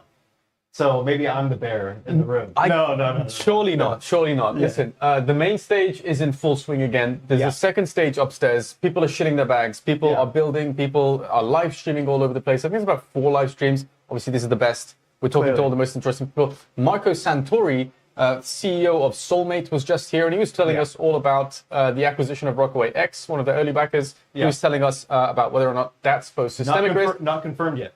That transaction isn't finalized yet. Transaction is not finalized. We may have broken an... No, we didn't. Getting there. I think they announced it at Abu Dhabi Finance Week as well, so it's all but confirmed, but not maybe gone through. So congratulations to both parties on that great news, great development. So overall, was it a positive conversation? Positive. He spoke about the UAE validator as well, I think, right? So he's building out validator sets out here, which he thinks is going to be really big. I mean, his plan to build Citadel on chain, it's awesome. Like I liked hearing that. Citadel on chain. Is that the tagline they're going for? That was his plan for 2026. Big. So build out like the full infrastructure layer, have everything set up for it, and I mean it's an ambitious claim. It's a big claim. I suppose going back to one of the conversations we had earlier, where if you're trying to promote a long-term vision, Anthony Scaramucci was saying his earliest book on Bitcoin used this analogy quite successfully. You have to be able to use analogies like, we're talking about the Amazon of the future, right? Amazon for a long, long time was not profitable. Now it's by far the biggest e-commerce company in the world. They have Amazon Web Services. They've diversified, very profitable. And obviously, if you invested in Amazon a long, long time ago, that was good. So that's the analogy that he was drawing. I hesitate sometimes to talk about crypto companies with those analogies, though, right? So in business school, they'll teach you, don't limit yourself to saying this is going to be the Uber of XYZ industry. So I'm curious if the Citadel on-chain analogy works, but did it resonate with you? Did it make sense? I mean, I thought it was kind of cool, but I see what you're saying, where it's like, all right, if they're not the Citadel by next year, are they a failure? No, Definitely you not. know, it's like Definitely not a very failure. high, you know? Yeah. But it's crypto as well, right? Like if you're not like shooting to the moon or the stars, like what are you doing here? Absolutely Big right. goals. I absolutely agree with you. What else did we have? We had Solana Mobile's general manager, Emmett Hollier, was with us. We spoke about all things Seeker. You have how many? I just want to reiterate this. I got 3. 3 Seekers. I got 3. The man has 3 Seekers. I thought I had too many with 2. We were handed one of these. It's a screen. It's a privacy screen for the Seeker. So let's say you're traveling. You don't want people to see what's on your screen. Now there is one of these. And of course, Emmett Hollier explained to us that the hardware ecosystem is expanding as well. Unconfirmed as of yet if it's going to be a watch, if it's going to be an iPad sort of tablet situation, if it's going to be other pieces of hardware. But he reassured me, because I've been asking this question a lot over the years, what the hardware expansion is going to look like. He did reassure us that it is expanding, right? Yeah. What a great conversation too. He's a fantastic talker. I love it. I mean, 30% airdrop. Let's go back to that. 30% is, in my memory, the highest airdrop allocation or the highest amount of tokens allocated to an airdrop that I can think of. Jito, did they do something? They did pretty high too. I don't remember exactly what it was. The first Jupiter airdrop was huge, right? January. Yeah. But I can't confidently say to you that any of them were 30% or higher or lower. I just don't remember. So that is to say, Solana Mobile is doing amazing things. Upstairs, I managed to find 5 minutes to run up there, by the way, with our videographer. They have this fortune wheel. You spin it, and you might want to seek it. The queue is humongous. Did you spin? I didn't. I wasn't going to wait there. You know, I didn't actually, there's lines for everything. I went on a merch run earlier. Okay. And the lines were so long that I didn't have time to wait in any of them. So I got no new merch. We can't do it. We have one of those. Let's pull that out. For anyone who's just joining the stream, who wasn't around earlier this morning, we spoke with Philip from SolanaFloor. Yeah. I want to show the branding there. SolanaFloor. On the box. This one's exciting. This is so exciting. Yeah. Unbreakable, untouchable, always yours. I love crypto merch, I have to say. Yeah. Absolute sucker for it. So these guys, in addition to a debit card that they launched earlier in the year, now have a debit card shaped even thinner than that hardware wallet. Yeah. What really stands out about this hardware wallet called the Shield in your mind? You had the conversation with them. Yeah, I mean, I really think it's just the use. Like overall, it's a very easy package. Carry it in your wallet, and if you're going to make a transaction on it, all you do is you have to pull it out, present that to your phone, it connects, and then you have a full hardware device. Welcome to the future. Yeah. I absolutely love it. Love to see it. Yeah, I think it's great. They're doing great things. SolanaFloor always very Solana native, so I'm a fan. SolanaFloor Shield, battery free, it says. I'm looking at their post now. Tap to use hardware wallet. unthinkable a few years ago when hardware wallets were the whole shebang. We used to do some video reviews of them, and I still have one of these at home. Huge hammer came in a box. I think the box weighed about 2.5 kilos. Yeah. And you had these metal sheets, and I'm not saying it's a bad product or anything. It's just very difficult to be mobile with this, right? Yeah. So you had to bang in the letters that corresponded to your seed phrase. Yeah. And but it it's blows not my the- mind. It wasn't the full word either. No, right? it wasn't. Like 3 or 4 letters. And you of have to it. hide them in different places. Yeah. I forget what I had for breakfast this morning. So imagine the scenes of me having that. And this is just a debit card shaped wallet that fits into your actual wallet. So Yeah. super excited to see that. I want to go to some of the PayFi innovations that we got from this morning. But before we get there, this is absolutely humongous. State Street is a $5 trillion asset manager. Yeah. $5 trillion in assets under management is immense. It's huge. So difficult to wrap your head around. We're going to be talking to Franklin Templeton, which is another $1 trillion asset manager. They have about $1.6 trillion of assets under management. Is that correct? Is that accurate? Yeah. That is accurate. But State Street and Galaxy are going to launch Sweep, a tokenized private liquidity fund in 2026. That's very soon, less than a month away. And I think this is absolutely humongous. They're the world's 4th largest asset manager with, again, over $5 trillion in assets under management. Interestingly, though, the fund is going to use PYUSD, PayPal's USD stablecoin, for on-chain subscriptions and redemptions. And the fund is going to be seeded with $200 million by Ondo Finance. Ondo, obviously, is another company that's tokenizing assets on Solana. What else do we have here? I mean, Galaxy, they're doing so much, right? Like, I don't know. I feel like what they're doing right now, Mike Novogratz was just on stage a little while ago. He's electric. I feel like they're really like hitting their stride. He knows what he's talking about, doesn't he? He knows what he's talking about. We actually have Galaxy coming on. We got Thomas Cohen, the head of tokenization, coming We are talking to them today. Yeah, so Yeah. I'm excited about that. Like, Okay, because so- what they're tokenizing is amazing. Well, not only that, it's with a $5 trillion asset manager. Yeah. So I'm sure many of the people watching this from around the world have strong feelings about TradFi coming on chain, DeFi native projects, companies like Galaxy operating and doing business with some of these TradFi giants. However, whichever way you look at it, a crypto company doing work with a $5 trillion asset manager surely elicits some response in you, whether it's positive, whether it's negative. Do let us know what you think. Comment under the video, under the live stream link, and we'll do our best to raise it with Thomas Cohen, who's going to be joining us, head of tokenization at Galaxy. So if it's about tokenized equities, on-chain activity in general, or this partnership that they have with a $5 trillion asset manager, do let us know. What kind of questions do you think people might want to ask? Is it about the alignment, the marriage of TradFi and DeFi, or do you reckon they'll ask how much of that 5 trillion is going to come on chain? What do you think? That's exactly where I was going to go. Okay, so 5 trillion comes on chain. That's not going to be Surely all 5 not. trillion. Surely not. But it's going to be a percentage of it. Is it 0.001%? Is it 1%? We'll see. Yeah, what are we going to settle with? Is it a couple $100 million that we'll settle with? Do we want billions on chain coming from a $1 trillion asset manager? That's a good question. They're talking to the big fish, right? These are the whales that are doing insane amounts of volume. And why not bring some of that on chain? Why not bring all of your money on chain? I'm just kidding. Obviously, that can't happen. But same goes for our conversation with Franklin Templeton. We're going to be talking with Mike Reed later on, representing a $1.6 trillion asset manager. First of all, it's crazy that these asset managers are here in Solana Breakpoint, in Abu Dhabi, in the capital, with all these degens. Super excited to chat to them and let us know what you would like to ask. I want to move on to Jupiter. Yes. As always, these guys just ship. They have so many announcements. Cash was on stage earlier. They announced that Jupiter Lend is officially out of beta. It's a fully open source product now, which is super interesting. There was a bit of controversy earlier in the week. Was it last week around Jupiter Lend and open sourcing? Seems we've moved past that. I think we moved past it. There was a little bit of drama on the timeline.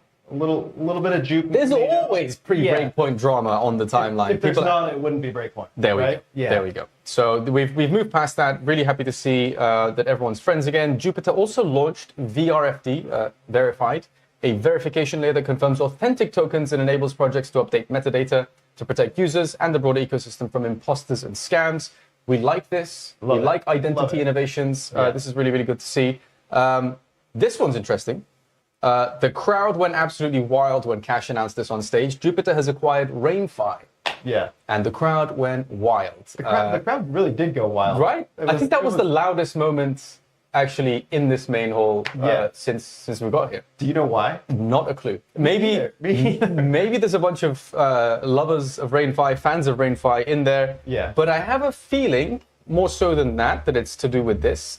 Droplet users set to receive Jupe rewards in early 2026. So maybe people are motivated by a potential airdrop, a point system, a token value accrual mechanism. What do we think? Yeah. I mean, people want the airdrop? I would assume everybody wants an airdrop. Yeah. And I think they also mentioned something about their stablecoin being launched in the next month as well, which they did. Which I think's interesting. They said it's not going to be directly yield bearing, but they're going to have like instantly great ways to get yield on it. And they mentioned something about like protocol revenue going to the stablecoin, which is interesting because that should be going to Jupe coin. Now, this is a question. They have a lot of revenue. As a Jupe staker, yeah. A full disclosure, the token's been going down. Another contentious point. The Jupiter's ecosystem is obviously growing. They're shipping a lot, but I feel like most of the, as an observer, as a neutral party observer, I feel like most of the frustration that I've seen on the timeline specifically, limited to 140 characters, so not exactly nuanced frustrations that are being aired, seem to focus around token value. Yeah, which is obvious, right? Like if your money goes down, you're probably gonna complain about it, right? But I mean, Jupiter is doing so much. I'm assuming that will at one point go to the token. Yeah. Right? What is your favorite aspect of the Jupiter ecosystem? Is it the staking rewards? All right. Surely so it's not. I think I've got a lot of thoughts on Jupiter. I love it. So I mean, they've been like diabolically like set on the like providing the best user experience for Solana since the beginning. Yep. Right. I remember a couple transactions didn't go through like 3 years ago, and Meow was in my DMs asking me why, send him the transaction, making sure that like it wasn't their fault. That's good leadership. And he was right. It wasn't his fault. User error. My fault. Yeah. But you fucked up. I fucked it up. The transaction didn't go through or something like that. But I feel like that kind of speaks to how they've always built things out. Yep. And they've only grown from there. I mean, right now, they are really going after every vertical in Solana, right? Like anything that's successful, they're going after, right? They've got a prediction market. They've got their lend. And I mean, they got $1 billion TBL in like a couple weeks, right? It's huge. Which, yeah, I mean, so they're doing great. I mean, they catch a little FUD sometimes here and there, but I feel like if you're the it. leader, if you're the biggest in any environment, you're going to catch flack. And especially if you do what I think is the right thing and open yourself up to this criticism from the community, anyone with an opinion, and they say opinions are like something else that we all have one of. People are going to voice their opinions. Yeah. People are going to share them, and in an environment like crypto Twitter where it's encouraged, they're going to catch a lot of flack. They do catch a lot of flack, but they innovate, they build, and I'm happy that they're moving in the right direction. Now, Coinbase now lets users trade any Solana DEX token using their, drumroll, debit cards. This is an interesting one. Using their debit cards, bank accounts, or USDC. As we know, Coinbase has over 100 million users worldwide with over $200 billion in quarterly volume. Now, I think it's huge. I think it's huge. I mean, the numbers alone, absolutely humongous. For a long, long time, we've sort of used Coinbase app downloads and how high up the App Store rankings they are as an indication of, first of all, how much attention is flowing into crypto, right? a froth, where in the cycle we are. Is it a top indicator? It often has been. If Coinbase goes down, like we're in a bull market, right? There we go. So that's interesting. Interesting to see. Don't have any data on how much capital Coinbase through their user acquisition is bringing on chain directly versus how much of it stays on centralized exchanges. I'm not entirely sure, but fascinating update from them. Would love to see those numbers. I think that's good for you. I think that's good for users too. Surely. Like, I don't know if you've ever actually swapped on Coinbase. But I have. It's a little on the expensive side, and I think this offers a better outlet for users of their platform. Definitely. Right? And it's on Solana. Right? So it's like them recognizing hey, Solana is doing amazing things. Let's let them trade. Everything should be on Solana. It goes without saying, but let's see if that materializes.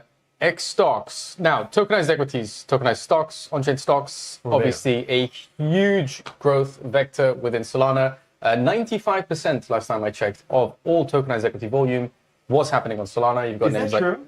I do believe so. Wow. Well, if it's not true, we're going to have to take down one of our SolanaFloor article headlines. But I do believe it's true. Up to 95% of all tokenized equity volume has at some point been on Solana. Let's assume it's 10% error margins there. I think this is huge. X stocks launched X Bridge, enabling users to bridge stocks across chains.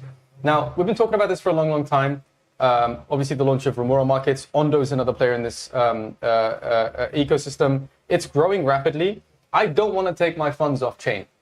Not to beat on the same drum constantly, but I want to keep my capital on chain. I believe in the on-chain economy, and this is a great way to allow that to happen. I think if most people don't off-ramp all of their funds at the end of a cycle, whenever that is perceived to be, and deposit their funds into traditional brokerages like Robinhood or whichever app they choose to use, that's net positive for the industry, is it not? Yeah, I think it's net positive for the industry and for users, right? I mean, if you want to bridge a stock to a different chain that you're more comfortable like holding things on, I think that's a better option, right? You're still able to actually hold the token, which is important. And little Remora plug here. Recent update from Flash Trade and Remora Markets. We covered this on SolanaFloor as well. Leverage. Traditionally, leverage equals risk, and that is always the case. But I think it's really interesting to give degens the option to be leveraged long S&P 500. What else do we have? MicroStrategy, Tesla, Circle, Nvidia. These are very popular stocks. And again, if at the end of the cycle you're thinking, okay, I just want to be long S&P 500, why not do that on chain? I think this is net positive for the industry as a whole. What else do we have here? They also launched X stocks, Export, which enables institutions and large players to deposit real-world stocks instead of stablecoins to mint X stocks and vice versa. Now, this is interesting.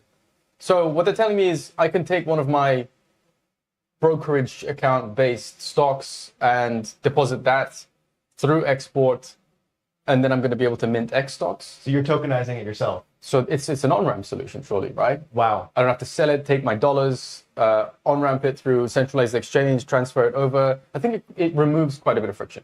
I think it does too. Yeah. Curious to see where that goes. Yeah, me too. That's interesting. I think I would use that.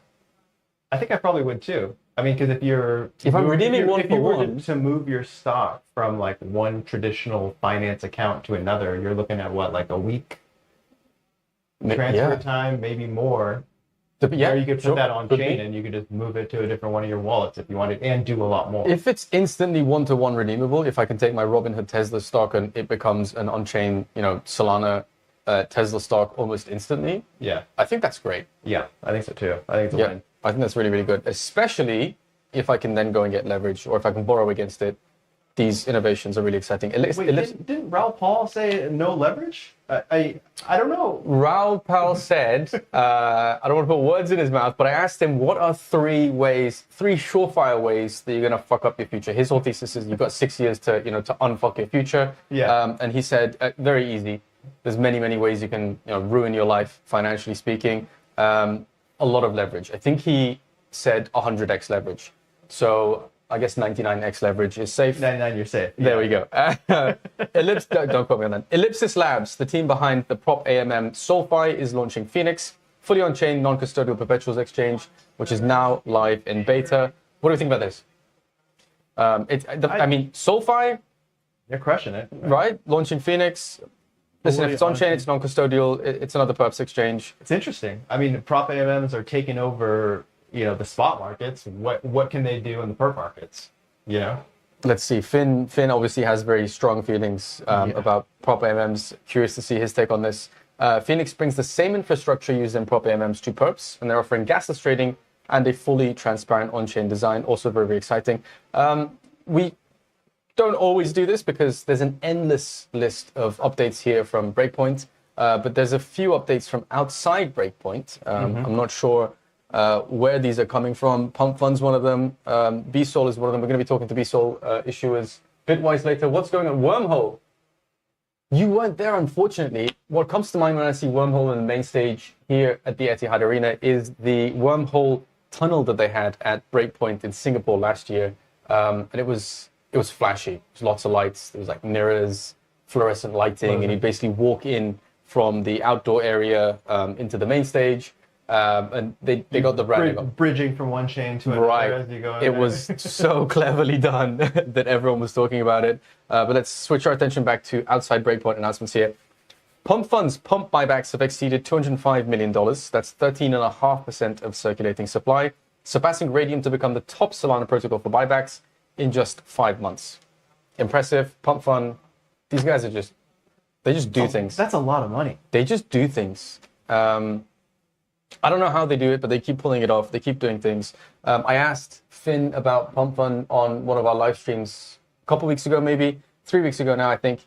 I said, is Pump Fun sort of spreading themselves a little bit too thin with all these different plans that they have, all these different verticals they're expanding into? And Finn's response was that the lion needn't concern himself with such trivial questions. Because did they make so much money during meme coin mania that they can just continue these buybacks? Because meme coin volume's got to be down quite a lot. Down like 80 to 90%, I would imagine. Yeah. However, to your point, if you make over $700 million, you've probably stashed a fair bit of away. And I want to go back maybe 5 or 6 months in time. People were asking the question of whether or not Pump Fund was extracting all of this value from the Solana ecosystem. That was a big theme, right? That was a big theme. They were selling hundreds of millions of dollars of SOL at a time, right? Which turns out was the right thing to do if you're looking out for your own bags. Obviously, not financial advice, don't sell SOL. But these guys have $700 million of revenue that they've made. Yeah. In my mind, if they're doing buybacks, if they're helping pump holders, they're doing their part to give back, right? And let's not forget that they launched one of the most successful, most sticky products, platforms, launchpads in the history of crypto, in the history of finance. Yeah. They reached $100 million in revenue in very, very short period of time. I think Axiom maybe did it slightly faster, if I don't remember correctly. Yeah. Correct me in the comments if I'm wrong. That did happen. Do we like Pump? I don't know. It's one of those polarizing companies where right? it's like I think it's inevitable that a company was going to put together, something to do with meme coins where it made it super easy to launch. Yep. They just executed so well. They did. And they did it so good. They were so funny in the beginning, and they really caught on and played into it. Like, that feels like a very long time ago. I'm glad we're past it, to be honest. That was maybe 6 months ago. Yeah. Yeah. Feels like 10 years. 10 years in crypto time. There you go. 10 years in crypto time. Yeah. This is also interesting. Bhutan, the country, has launched TER on Solana, a sovereign gold-backed token issued through Gelefu, I believe is the pronunciation, Gelefu Mindfulness City, and custodied by DK Bank to provide global investors with a digital on-chain version of physical gold. We love gold. Where's Peter Schiff? Yeah, we do. And, I think this is huge.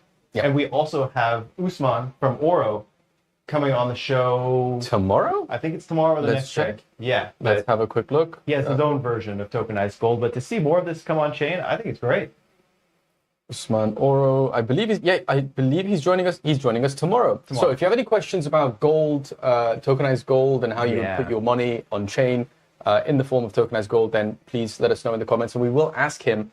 It's important. We want to connect the community and the questions with these founders that we're talking to, and I think, for me at least, you might have your own thoughts about this, but these guys are going on stage. They've got 2 to 5 minutes, not to shill what they're talking about, but to talk about what they're doing in a valuable way. I think that the reason why the foundation and the organizers have done this in the new format is last year it was these sort of contrarian debates that they were having on stage, which is also cool, forces you to be opinionated.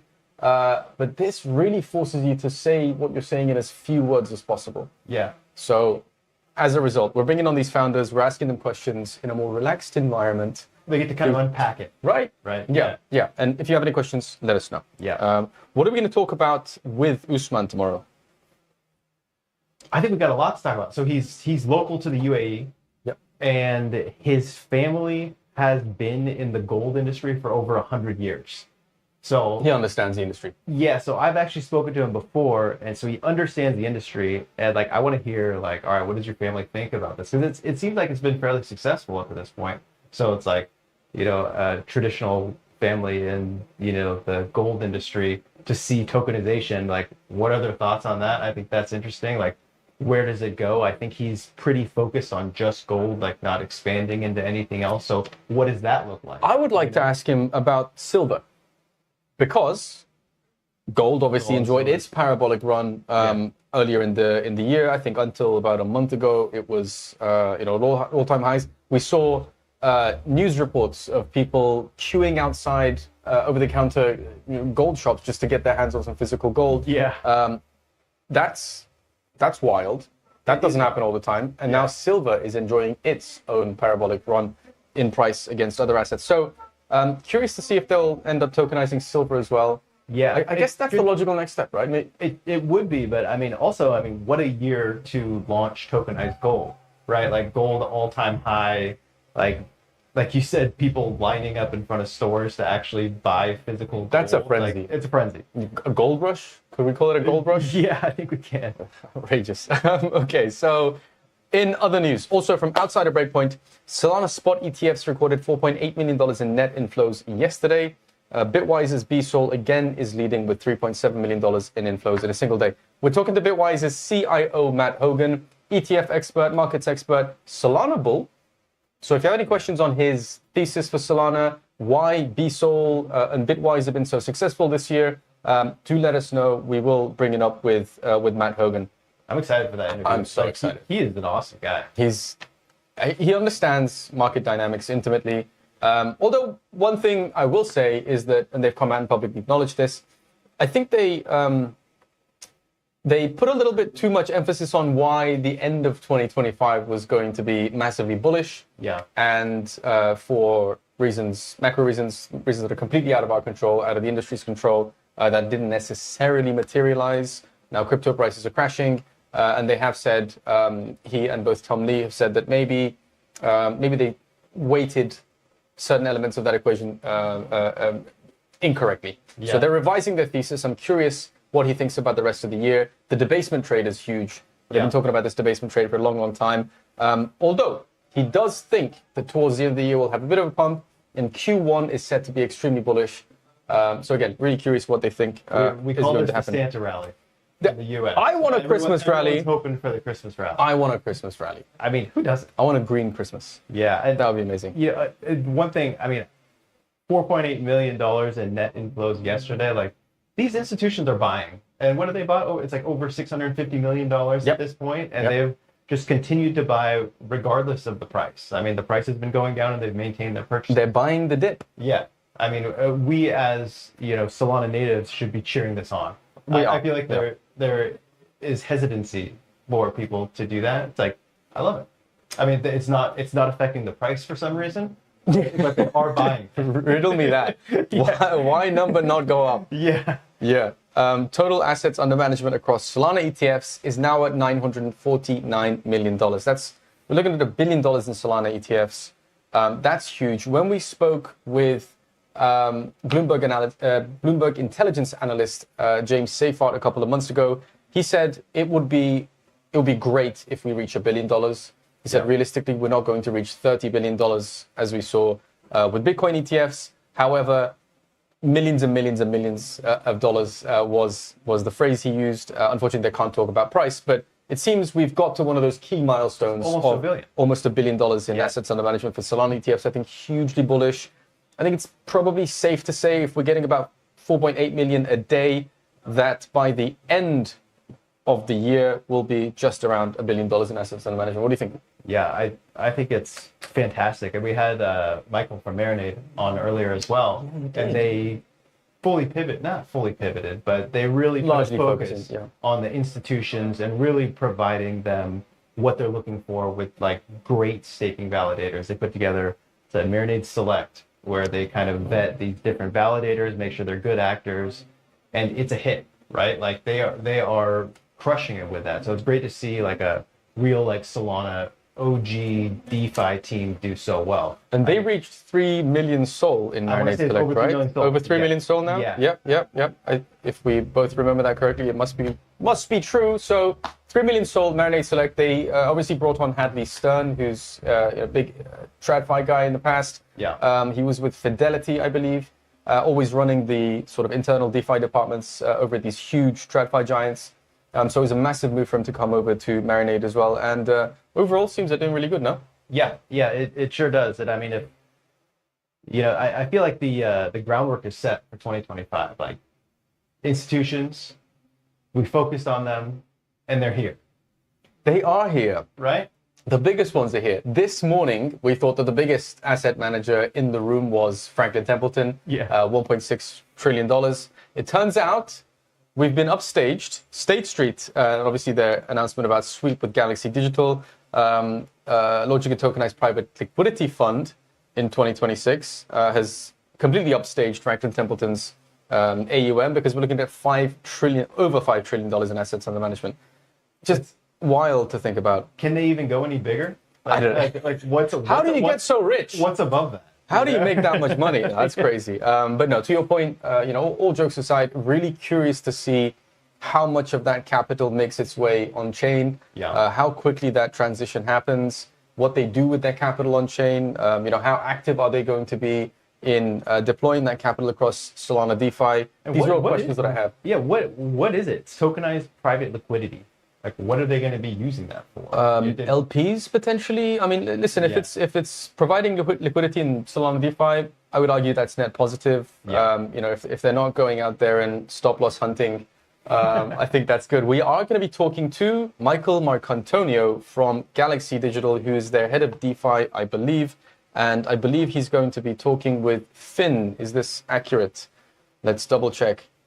Yes, Michael Marcantonio, head of DeFi, Galaxy Digital, is going to be with us tomorrow afternoon around 1:30 p.m. Gulf time. So if you have any questions, he's going to be in this room. Ask them. Now, what I find fascinating about people like Michael Marcantonio is that he's extremely bullish on Solana DATs. We challenged him in the past, Finn did specifically, and he made a $100 million argument as to why Galaxy Digital's partner, Forward Industries, is actually great at, why they're in some sense better than Michael Saylor's strategy, because simply by virtue of staking the amount of SOL that they have and staking it, they can earn upwards of $100 million per year.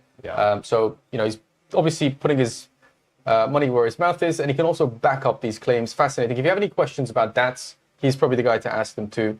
He was on the main stage earlier too. Was he? Yeah, he's a great speaker. I want to. Yeah, dude, the way he talks about DeFi is the way I want my girlfriend to talk about me. The passion that he has when he talks about DeFi, I absolutely love it. Great evangelist, great crypto evangelist, great DeFi evangelist. Great for Solana. Great for Solana. Yeah.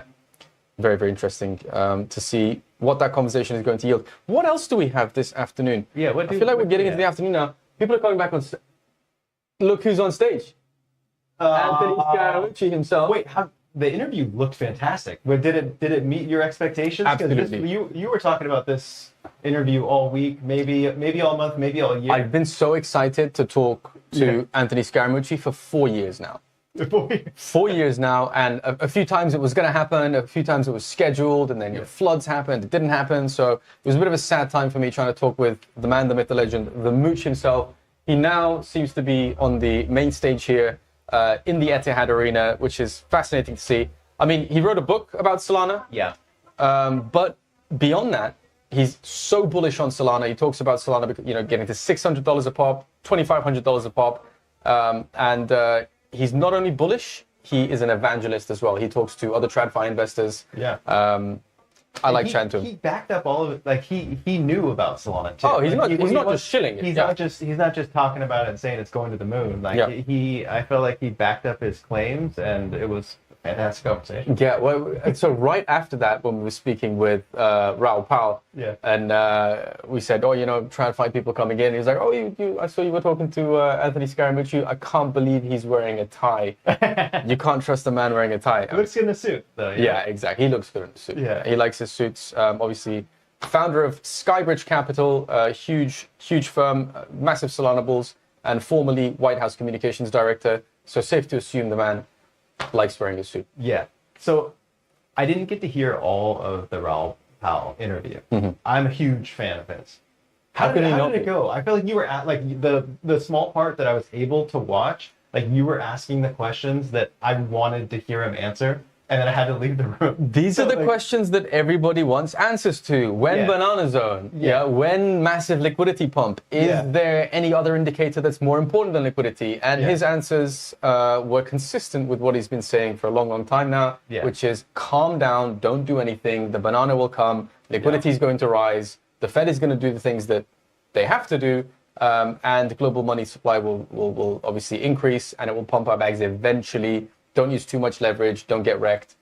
Things that you would expect him to say. And I really grilled him on, whether or not liquidity is the sort of be all and end all. Yeah. And he said, absolutely. There is a 90% correlation between the price of our bags and the amount of liquidity that's out there. So he's probably right on that, right? Like I think that I hope he's right, dude. I think that a lot of like the anger that you see on like crypto Twitter is a duration mismatch. Because like the average meme coin trader was holding their token for like minutes, right? Where it's like someone from Raoul Pal, I keep saying Paul, Raoul Pal. I'm sure he doesn't mind. He's like, yeah, I've held Bitcoin for 10 years. Yep. It's like that's the hold where it's like the trade is actually to just hold the token for a long time and be bullish on it. Like short-term trading, you can't maybe you get 10x and then you're hooked on it. Where it's like that's not historically how people have made money. You can't fault the logic, right? And I think that ties hand in hand with what Anthony Scaramucci was saying about gold and why gold is so attractive to the older generation who have all of this capital. They're ready to deploy it, but they look at the market right now and they think, I'm not really going to deploy it in risk-on assets for a few reasons. In the past, it was that Bitcoin and crypto didn't really have the regulatory clarity that it now has, and more recently, we see in the S&P 500 that the Magnificent Seven companies equate to about 30 to 35% of the total market cap. So seems a bit frothy at the moment as far as the most risk-averse investors view the market. And as a result, gold, which has been around for 5,000 years, great store of value, clearly works, clearly people trust it, and that's where they put their money. I think the same logic applies to silver as well. However, move from Anthony Scaramucci's observations into Raoul Pal's thesis, and there's a bit of a pattern emerging here that as the puzzle pieces fall into the right places, that we will see a massive pump in our bag prices because of liquidity rising. So fingers crossed. Wait, and did you talk about rate cuts? And you talked about, and I heard him talking about how they're going to start buying back treasuries. Yep. Right. Yep. Which means that it becomes easier for banks to print more money, or the central bank to print more money. He said this is going to happen between now and April. I think it's 40 billion monthly. And the 25 bip rate cut as well. So overall, it's looking bullish. It's not looking bullish overnight, but it is looking bullish. And we're talking about 1 quarter, 4 months from now, things are expected to look really, really good. Now, on the other side, if you ask, the builders out here, they seem to not really be bothered about price. They're just building and they're shipping. It's the traders that got hooked on meme coins that are really leading that charge of negativity. Because their meta is gone. One thing that I will bring up with Matt Hogan when we talk to him tomorrow is something he said in an interview not too long ago. He said it seems to be a tale of two markets. His idea there is that crypto Twitter sentiment and crypto native sentiment is at an all-time low. We're talking about extreme fear levels. People were liquidated with the massive leverage flush of 1010. People got burnt. People think that there's contagion. But you contrast that with the reality that he sees on Wall Street with traditional finance, with institutional investors, which is that they are wildly optimistic, either because of the debasement trade going into the end of the year, or because they think prices are good and they can dollar cost average in for the next 12 months, 24 months. They have a much longer time horizon than us as degens as far as investing in crypto. So he thinks that there is, that there's a growing divergence in sentiment. Yeah. What do we think? Yeah, I don't know. I see both sides of it. Right? People here are optimistic, but I feel like crypto Twitter maybe isn't as optimistic. Yeah, but also it's like, who's coming to Abu Dhabi? It's not the people that lost everything True. on meme coins. Yeah, fair assumption. Yeah, so maybe it's like selecting for the winners. I don't know. Indeed. Well, But it is positive. we're right? gonna ask him. I'm curious if that holds at the end of the week, Yeah. or if because of all the information that's coming out of Solana Breakpoint this week, that we'll have a massive uptick in sentiment, for example, on Crypto Tour as well. Yeah. Curious to see how Yeah. that plays out. Yeah, I mean, it is kind of like a good, like, everyone gets together, all the new releases that are coming out, like, we're having a hard time keeping up with everything that is getting released. And it's like, even people that aren't If here they're on stage for announcing it- 5 minutes, every 5 minutes there's a Yeah. new announcement. Yeah. How are we supposed to keep up with it, right? Yeah. By the way, look who's on stage right now. Jeremy Allaire Oh, man. from Circle. Circle obviously dominates Solana stablecoins volume. Interesting reality there. If you zoom out and look at crypto as a whole, Yeah. stablecoins obviously have been called crypto's killer use case in 2024 and 2025. RWAs, widely adopted, widely trusted, highly regulated. The total market share of Tether is, I want to say 65, maybe 70%. massive. Huge. Yeah. Right, Tether dominates massively. Tether is the dominant player in the stablecoin market overall. Yeah. But if you look at Solana, All USDC. it's all USDC. And it's always been. It's been integrated It always, since the beginning. yeah, it always has been. Yeah. So props to Jeremy Allaire for dominating the Solana stablecoin landscape. However, I must say it seems things are changing slowly. Yeah. We're seeing a lot more stablecoins now. We are. And different, I don't know if they're better, but like other ways to get better yield than just USDC, right? There's Exactly. so many different ways to get yield with so many different great DeFi platforms right now. Like you can get 10% in very different ways yield on your stables. So now it's like up to us, like which stable coins are solid, like which ones do we want to support? I know that there's been a lot of like talk about the Solana community supporting USDC so much that we're essentially giving Coinbase that yield. Right. Because if you're just holding USDC, you're not getting any yield on it. But Coinbase is actually getting yield on the actual dollars that they're holding. Correct. Right? So I think the peak of this conversation about stablecoin value leakage, the numbers that were being floated were $450 million.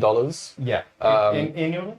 Or total? Annually, was quote unquote extracted from the Solana ecosystem. Now, the number is obviously problematic because Circle does provide value. Obviously, everyone trusts it, everyone uses it, it functions, it is valuable.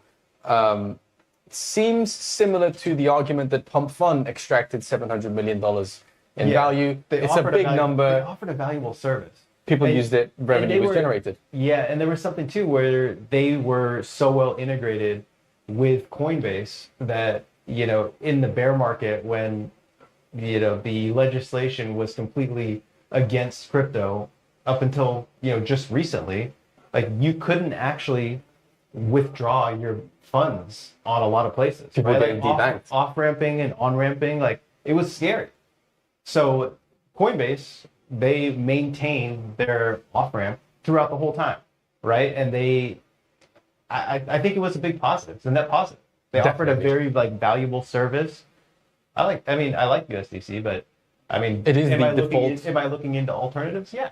Absolutely. Yeah. And some of those alternatives that are emerging are, I have to say, more Solana focused. Yeah.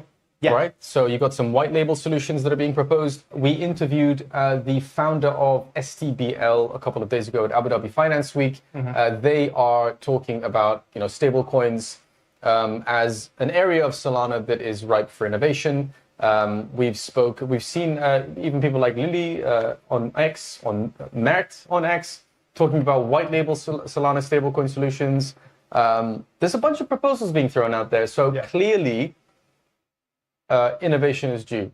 Clearly, something is going to change, and I would definitely put my money on the fact that whatever the specific type of stablecoin solution that is proposed, either this week at Breakpoint or on X in the coming weeks is going to focus on that value mechanism. Where is the value created? Yeah. Is it being deployed in Solana DeFi? Is it staying in DeFi in Solana? Is it being shared with the people who created that value? Or is it being extracted out of the Solana ecosystem? I think that's really going to be a dominant element in that discussion. I also think it's interesting. It's like, what are people going to do with stables?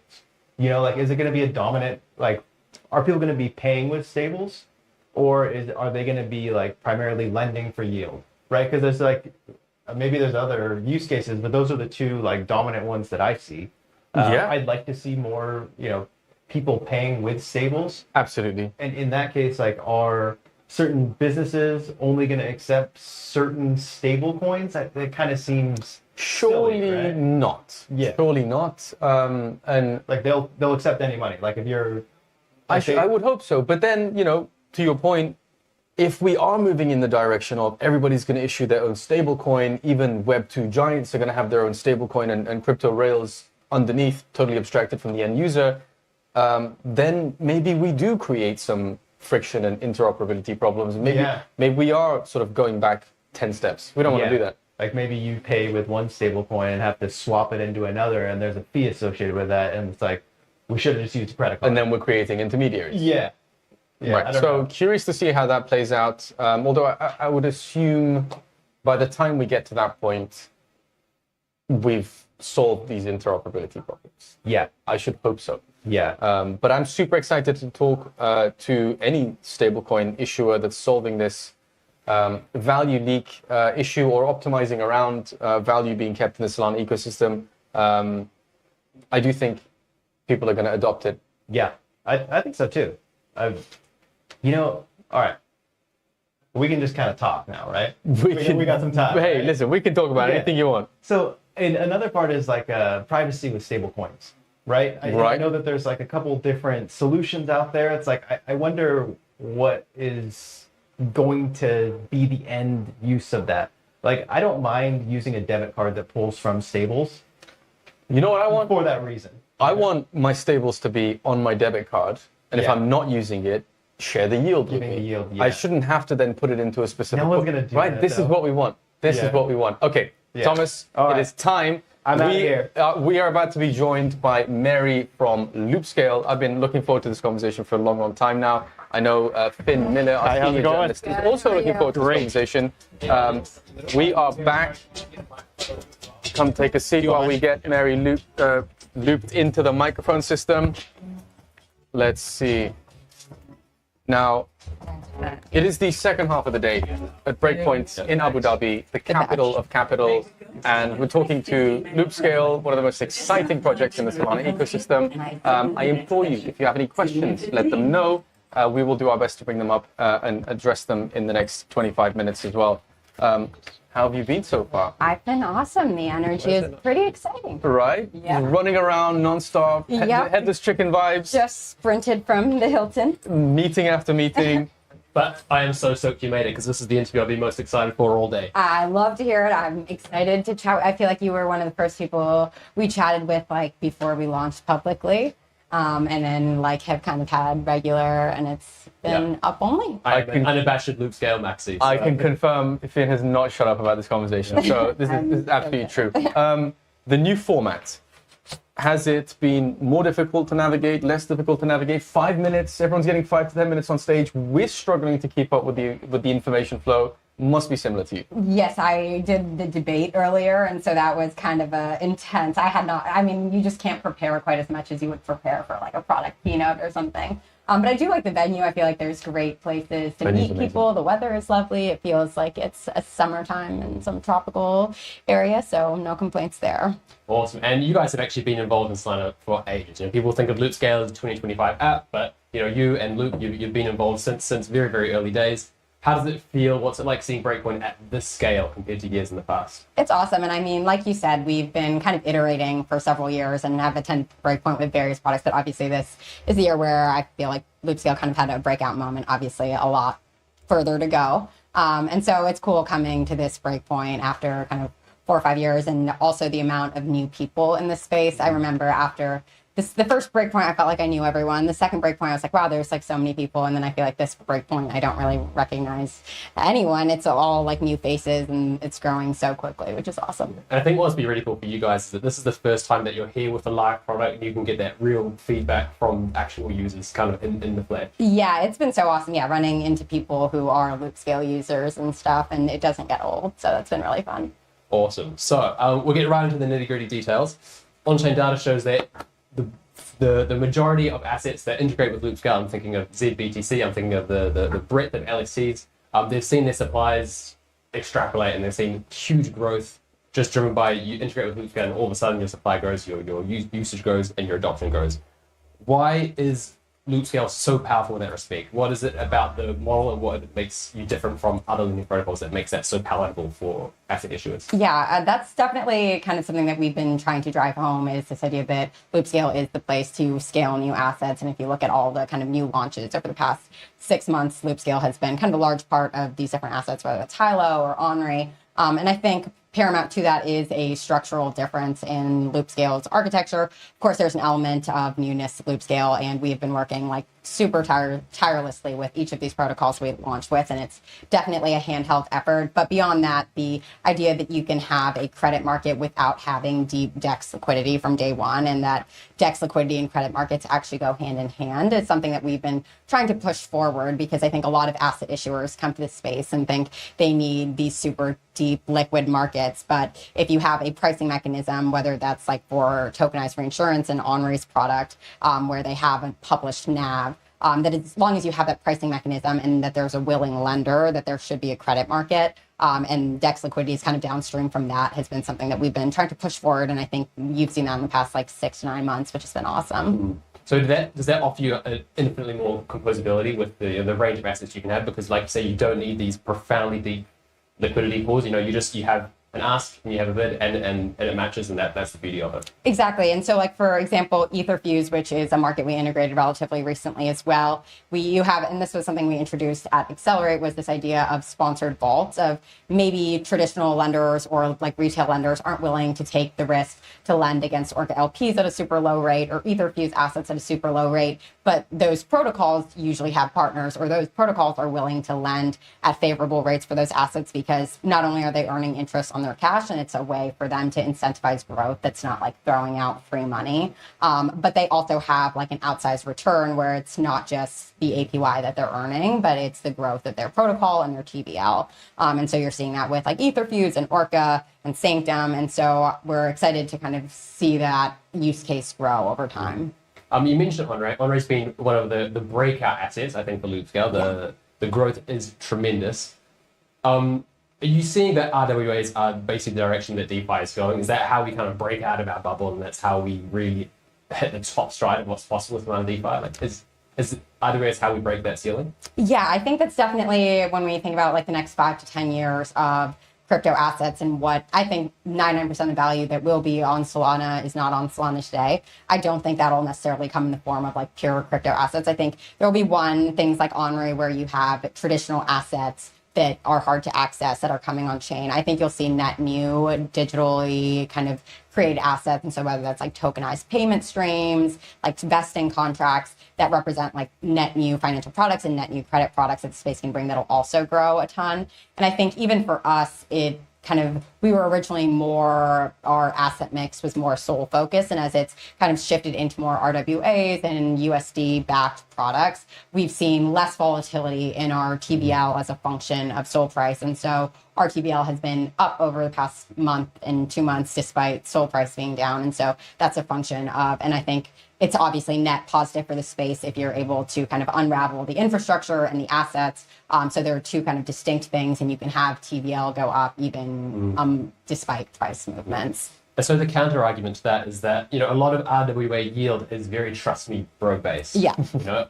I as a DeFi advocate, lending USDC, I know that someone's going to borrow. I know that's where yield comes from. It's very easy to understand. How do you bridge that gap and give your DeFi users kind of trust in these new assets that you're bringing on to really validate that the yield is genuine? Yeah. So I think like to be clear, I think the kind of end state for crypto should be this entire asset flow happens on chain. And I think how we ultimately view loop scale like 5-10 years from now is serving as credit infrastructure that is general purpose. And you could build something like an ACRED or Onry on loop scale where they are issuing loans and they are making that yield. And you do have this tokenized deposit token. But that whole end stream, and I think that's kind of the power of DeFi is being able to downstream see all of those asset flows, and there isn't this trust me aspect. I think there's obviously, we're sitting in the middle right now until we get to that end state where the pieces are being connected kind of diversely. And so I think for folks, obviously none of this is financial advice. It ultimately comes down to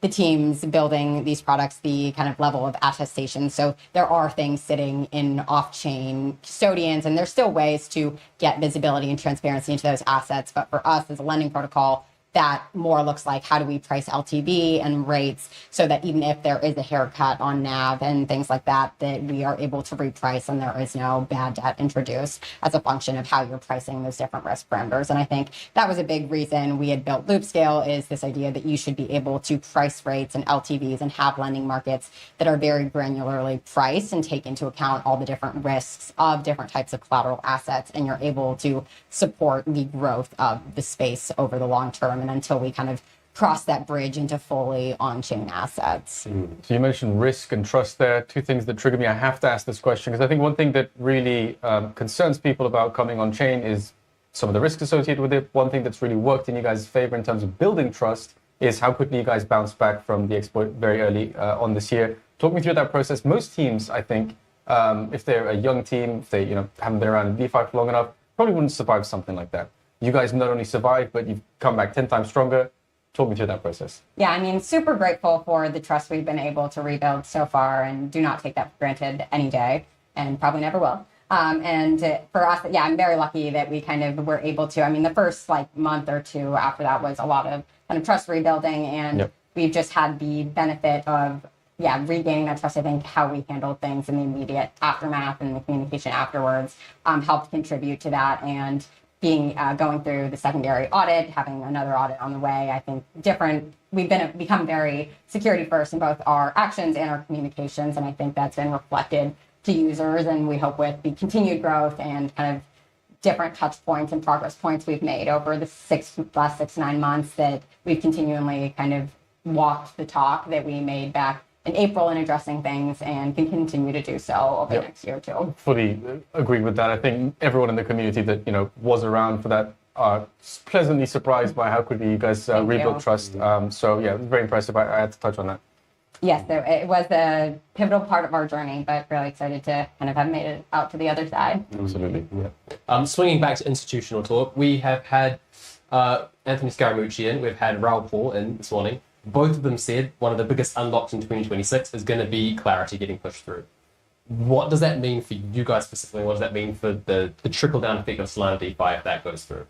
Yeah, so I think that what materially changes in the space with clarity is the amount of institutions and institutional capital that is sitting on the sidelines right now waiting for that before they go and deploy into whether that is Solana or just buying Bitcoin for the first time. That we saw a lot of different progress points this year with the ETFs and DATs as well. And so I think getting clarity, whether that's in the form of the Genius Act and all the different regulation that is kind of either on the docket or in progress, that we're just going to see a lot of kind of institutional capital, which ultimately trickles down to the growth of the space, asset prices, new protocols launching, more projects getting funded, and things will, I think, get pretty exciting pretty quickly.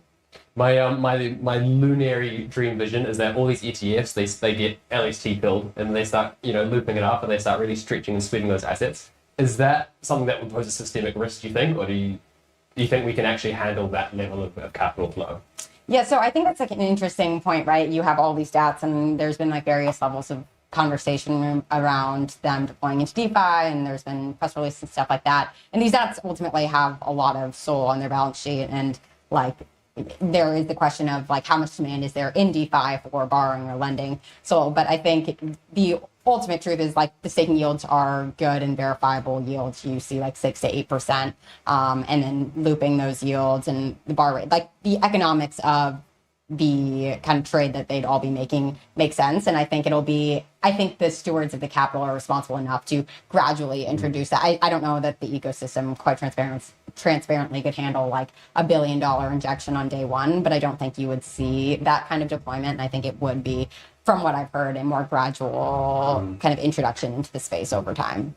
Yeah. When we talk about that and we talk about looping on the LSTs, big topic of conversation at the moment is SIMD 441. Arguably, if that goes through and we drop issuance, we drop staking rewards, that makes LSTs and a lot of Solana DeFi less productive. How do you see that as a DeFi app operator? Yeah, so I mean, we do have a good bit of LST staking or LST looping volume, and I think obviously we might see a consolidation of LSTs. And I think ultimately, as a DeFi app, we've found that users are relatively, I don't know if this is a hot take, but relatively agnostic to specific LSTs, and it's less about pledging allegiance and it's more about like optimizing APY. And so I think it's important to consider like the health of the network and the decentralization of the network. But ultimately, I think having more active participants and kind of stake getting aggregated to more active participants in the network and stewards of the network isn't necessarily a bad thing. And I think users will loop the same LST, even if it's a larger LST or belongs to a larger validator.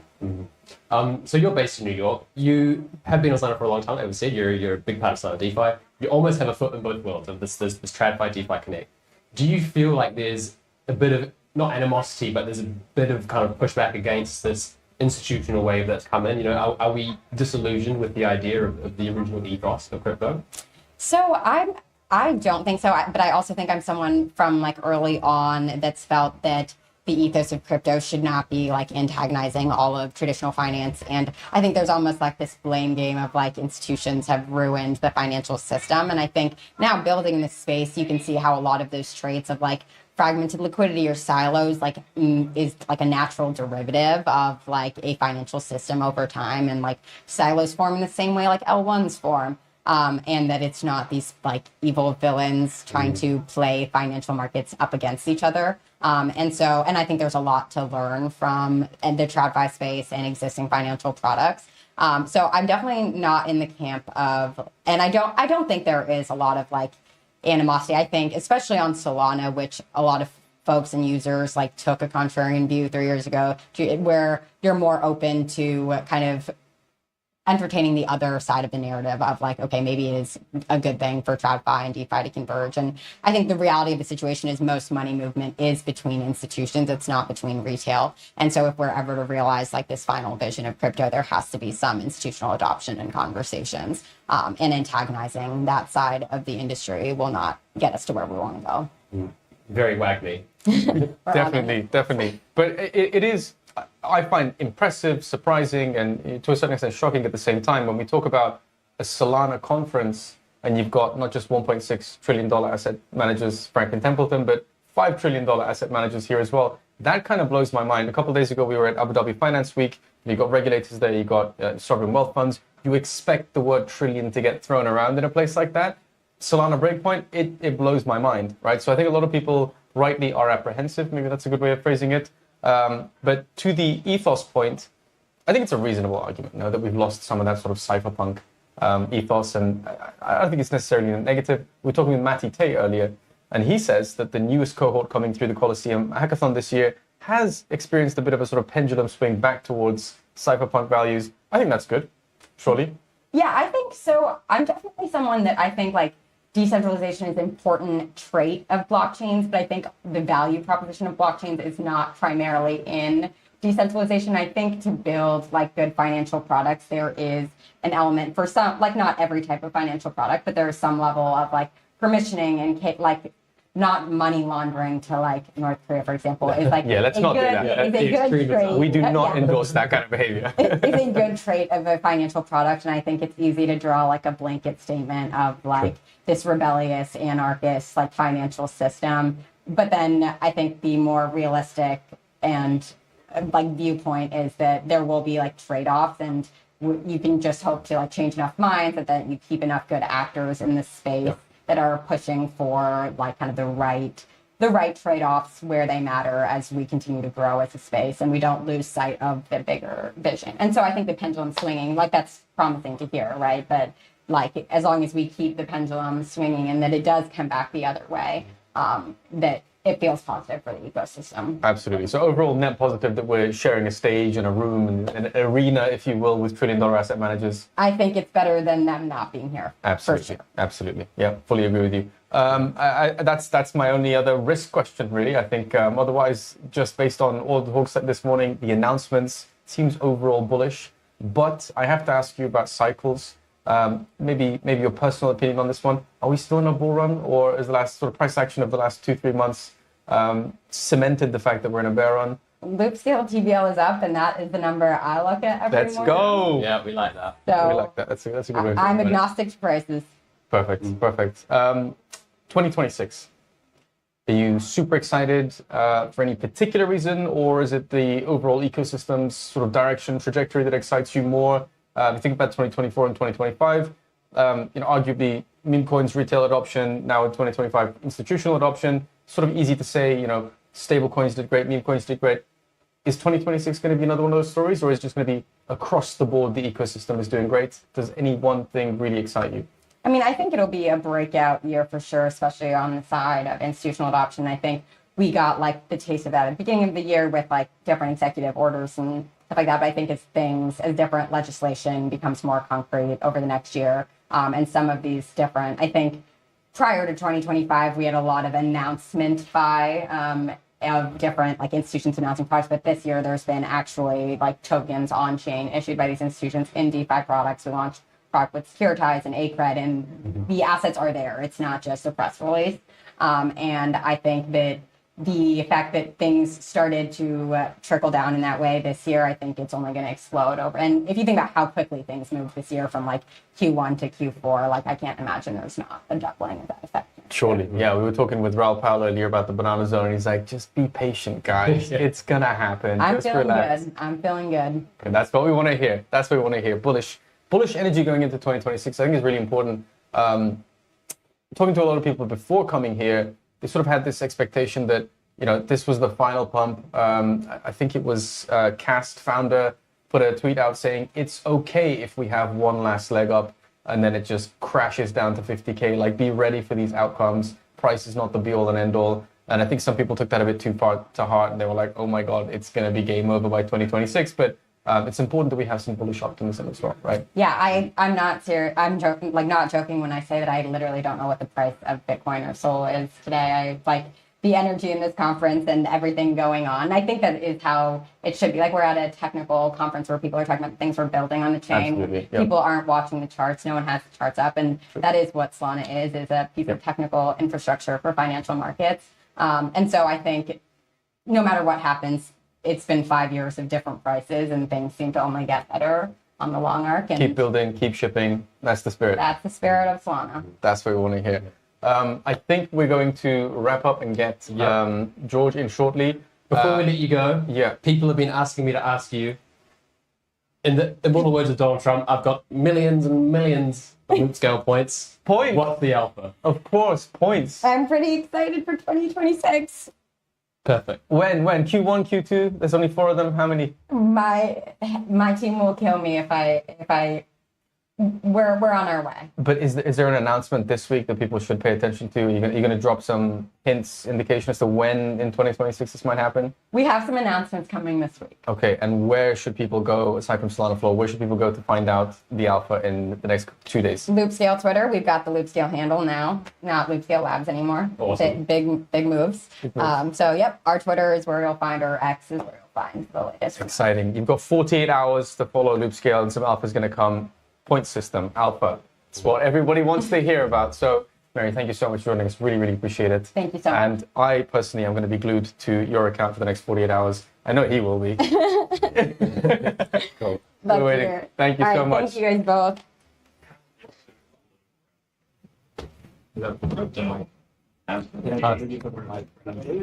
Next up, we have George Harrop, who's going to be replacing me. I believe he's going to be sitting in this chair, or he's going to be sitting in that chair. There's only 3 chairs, so he's going to be sitting here. And we will be right back in about 15-20 minutes with the next set of guests. We're going to be talking to Mike Reed shortly. We're going to be talking to Galaxy shortly. Give me 2 seconds, let me slide out. And we will be right back. Badly. There's a role Oh, that's...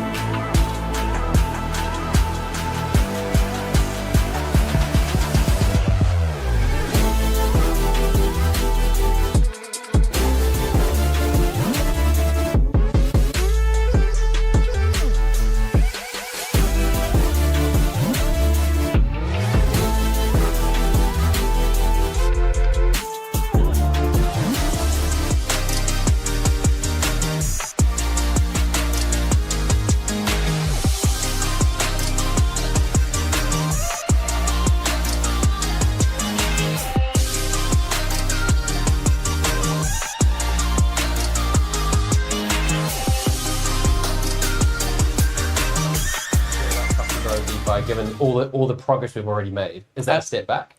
Yeah, I mean, DeFi shouldn't be trust me, bro. Now, some people might say as well, you know, proving the validity of stuff, the transaction happens, still it happens on chain and there's a TXID and therefore it exists. Yeah, okay, I get that.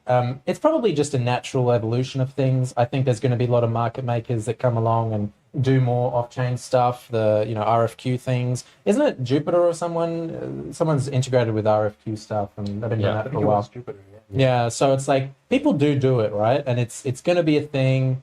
Now, is it in keeping with the original ethos of DeFi and crypto? Maybe not so much. I think there's definitely an argument for that. So, yeah, look, is it good? I guess it's fine. Is it, if all of DeFi just existed of trust me, bro, you know, I've got an off-chain thing over here, that would be bad. If like 10% of it is off-chain doing that, that's okay. Now people might say, oh, but these prop AMMs are doing, you know, tons of volume, and in fact, it's maybe the majority of volume. Yeah, maybe that's not as good, but yeah, it's all right. Cool. We have to reroll because of the setup there. So we'll take it from the top again. Okay. Back to you. Sure. So like right from the top to top. All right. Don't have George going over a table at me. That's it. Cool. You give me a thumbs up when we. Yeah. Okay. So, yeah. Okay. Perfect. What do you want to talk about while you're here? We can talk about Remora. We can talk about DeFi. We can talk about whatever you want. What's going on in the conference? Perceptions on things. Yeah. Okay. Cool. Yeah. So anything spicy? Yeah. We want to spice. You know? Yeah, let's hear some spice. I want to hear all of it more too. Okay. Yeah. We can do that. Awesome. Reround. Yep. All right, GM, and we're back live again. We are with George Harrop, one of the oldest founders on Solana, who has been here since the birth of the ecosystem. George, you've been to a few breakpoints. How does this one compare? I think it's bigger. We've got more booths everywhere. We've got 2 floors of these things now. So yeah, look, I think has it grown over the years? Absolutely. We were 3 years in Lisbon. I was just saying before, like they have debates on right now at the stage. I want it to be more contentious. I want people, you know, jumping off the podium saying this is my point and this is why it's valid. So yeah, I just want to, you know, stir the pot a little bit. But other than that, yeah, it's great. You know, it's definitely bigger. Maybe you've got more of these institutional bros here now that wasn't a thing in the past. Mm-hmm. And just walking around, like trying to find people that you know in the ecosystem is actually harder, just because there's just a ton more people. So you're like going through the hordes of everyone. Too many suits. Yeah, well, yeah, yes, I would agree with that. Sure, yeah. Yeah. Is that not kind of the promised land that we've been told for so long? The narrative of previous cycles has been the institutions are coming, the institutions coming. Now they're here. And like, where does that leave us? You know, what's the next step along, you know, true crypto growth? Well, it's a lot of trust me, bro, with these institutions, right? It's, you know, some of them, whether, you know, it's prop AMMs that are quoting off chain or whether it's people tokenizing stuff going on a stock exchange somewhere. I mean, look, it's good. It's a development. It's an addition to the existing community. I think if the community only existed of that, it would be bad. And it wouldn't really go anywhere if that was the case, because if you just have a bunch of centralized things talking to each other across Solana, well, it might as well just be a centralized network that they're talking about. So I think DeFi is still very important. It's the underpinning of everything that we're doing here. But so yeah, it's more of an addition to than anything else, I'd say. Yeah. Big part of DeFi, that is one of the biggest narratives of 2025, is tokenized stocks. I want to talk to you a bit about Remora. What is the promise of Remora for someone who is excluded from investing in traditional stocks? So tokenized stocks, super interesting. That is a figment of this year, basically. They've just come into existence pretty much. But it makes it much easier to access a lot of these assets, right? Like before, okay, what are you going to do to try and buy some stocks? You're going to talk to a broker. You're going to have to convince them that you are who you say you are and all this other kind of stuff. And, you know, bank transfers into and out of the ecosystem. Or you can just open your wallet and press the swap button. So it's fundamentally easier to access, number one, with all these things on chain. And yes, there's more things, you know, that are maybe coming, whether it's dividend paying stocks or other different niche things that maybe bonds and stuff. You know, there's been treasuries on chain for a while now. So yeah, I think what we're trying to do with Remora, we're focusing more on the stock side, and a very exciting space to be in. I think TBL is just going to continue to grow. It's going to be one of those verticals of crypto that's just going to just hammer away and just get higher and higher, regardless of bull markets or bear markets. That's another thing. Is like in a bull market, right, which we've had previously in Solana. You know, everyone's buying like with meme coins, right? People go, "Oh, Solana's meme coin." Number one, it's not. Number two, when it was, you know, a big thing, that was like most of the ecosystem, and whether it was a bull market or a bear market relied on if people were buying the memes. But now with stocks, you can be in a bear market and people are still going to buy the S&P 500 because it's not going to nuke 90% overnight and then you're going to get wrecked and everyone dies. Like it's actually fine. So I think regardless of the market type in crypto, yeah, you're going to see stocks continue to grow, which is actually really good. We've never had that in crypto. It's always been betting on, you know, what crypto is the number one or the flavor of the month or something like that. So I think, now, does that mean maturity's coming? Maybe. Probably a good thing.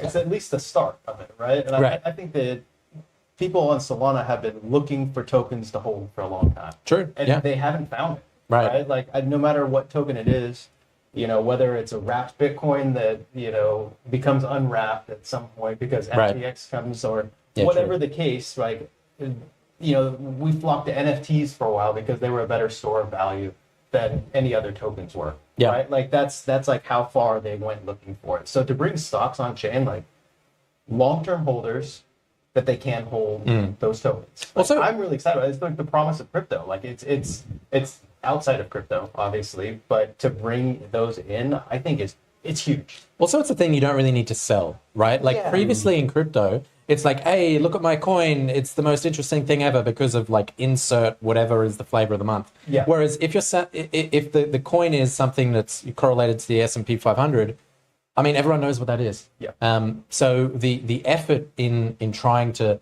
get something off the ground perhaps is less. Yeah. People understand the product a lot easier.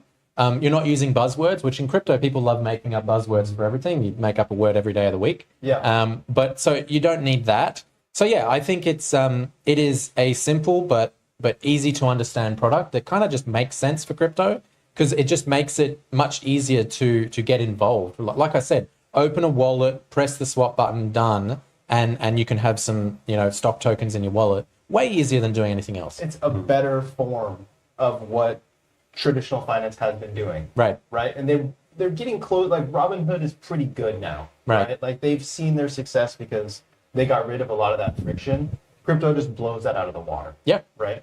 Yeah, it's like that. Okay, people say that's the competition. Yes, okay. So the competition is a centralized app that basically only people in America use, right? Yeah. Okay, so now you have these stocks available to everyone in crypto. I think that's just fundamentally an easier, better thing. Yeah. It's like anyone anywhere in the world can have a Solflare wallet or something like that, and they can be swapping these things. So yeah, as an access pathway, it is nowhere near this supposed competitor. And I think you're just going to see that growing over time. Yes, Robinhood has millions of users and that sort of thing, but so does crypto. Oh, yeah. So, I think as soon as people catch on that crypto is really the venue to get access to some of these things, I mean, as I say, TVL growth is just going to continue for like years to come. Yeah. What are the biggest growth unlocks for that TVL? Is it just an organic thing that as more assets come on chain, people can diversify themselves within their wallet? Are there certain DeFi integrations that can push that further? What's the growth vertical on tokenized stocks from there? I think it is like DeFi is a really big component of it because that is the value add, right? So at Remora, what we focus on is we're going to be the people that understand the DeFi element. That is really our unique value add. Is that we've been building on Solana since literally the very beginning. We were like the third project on Solana. Through Step, we've integrated with every single project, blah blah blah, all that kind of stuff. So we understand the DeFi world. We're very embedded with that. And I think that's what's going to give things value. Now, people say, why? Well, it's because why would you hold, say, a Tesla stock that, say, doesn't have a yield, or you could have a Tesla coin, and maybe it's in an AMM pool and it's earning a 20% APY. Like, fundamentally, that's a better product, right? Yeah. So I think that's what's going to be interesting to people. And as soon as, that becomes more obvious, maybe exposing it through different products or whatever, and also lenders, right? Like, we've been talking with lenders. We had Loopscale on just before.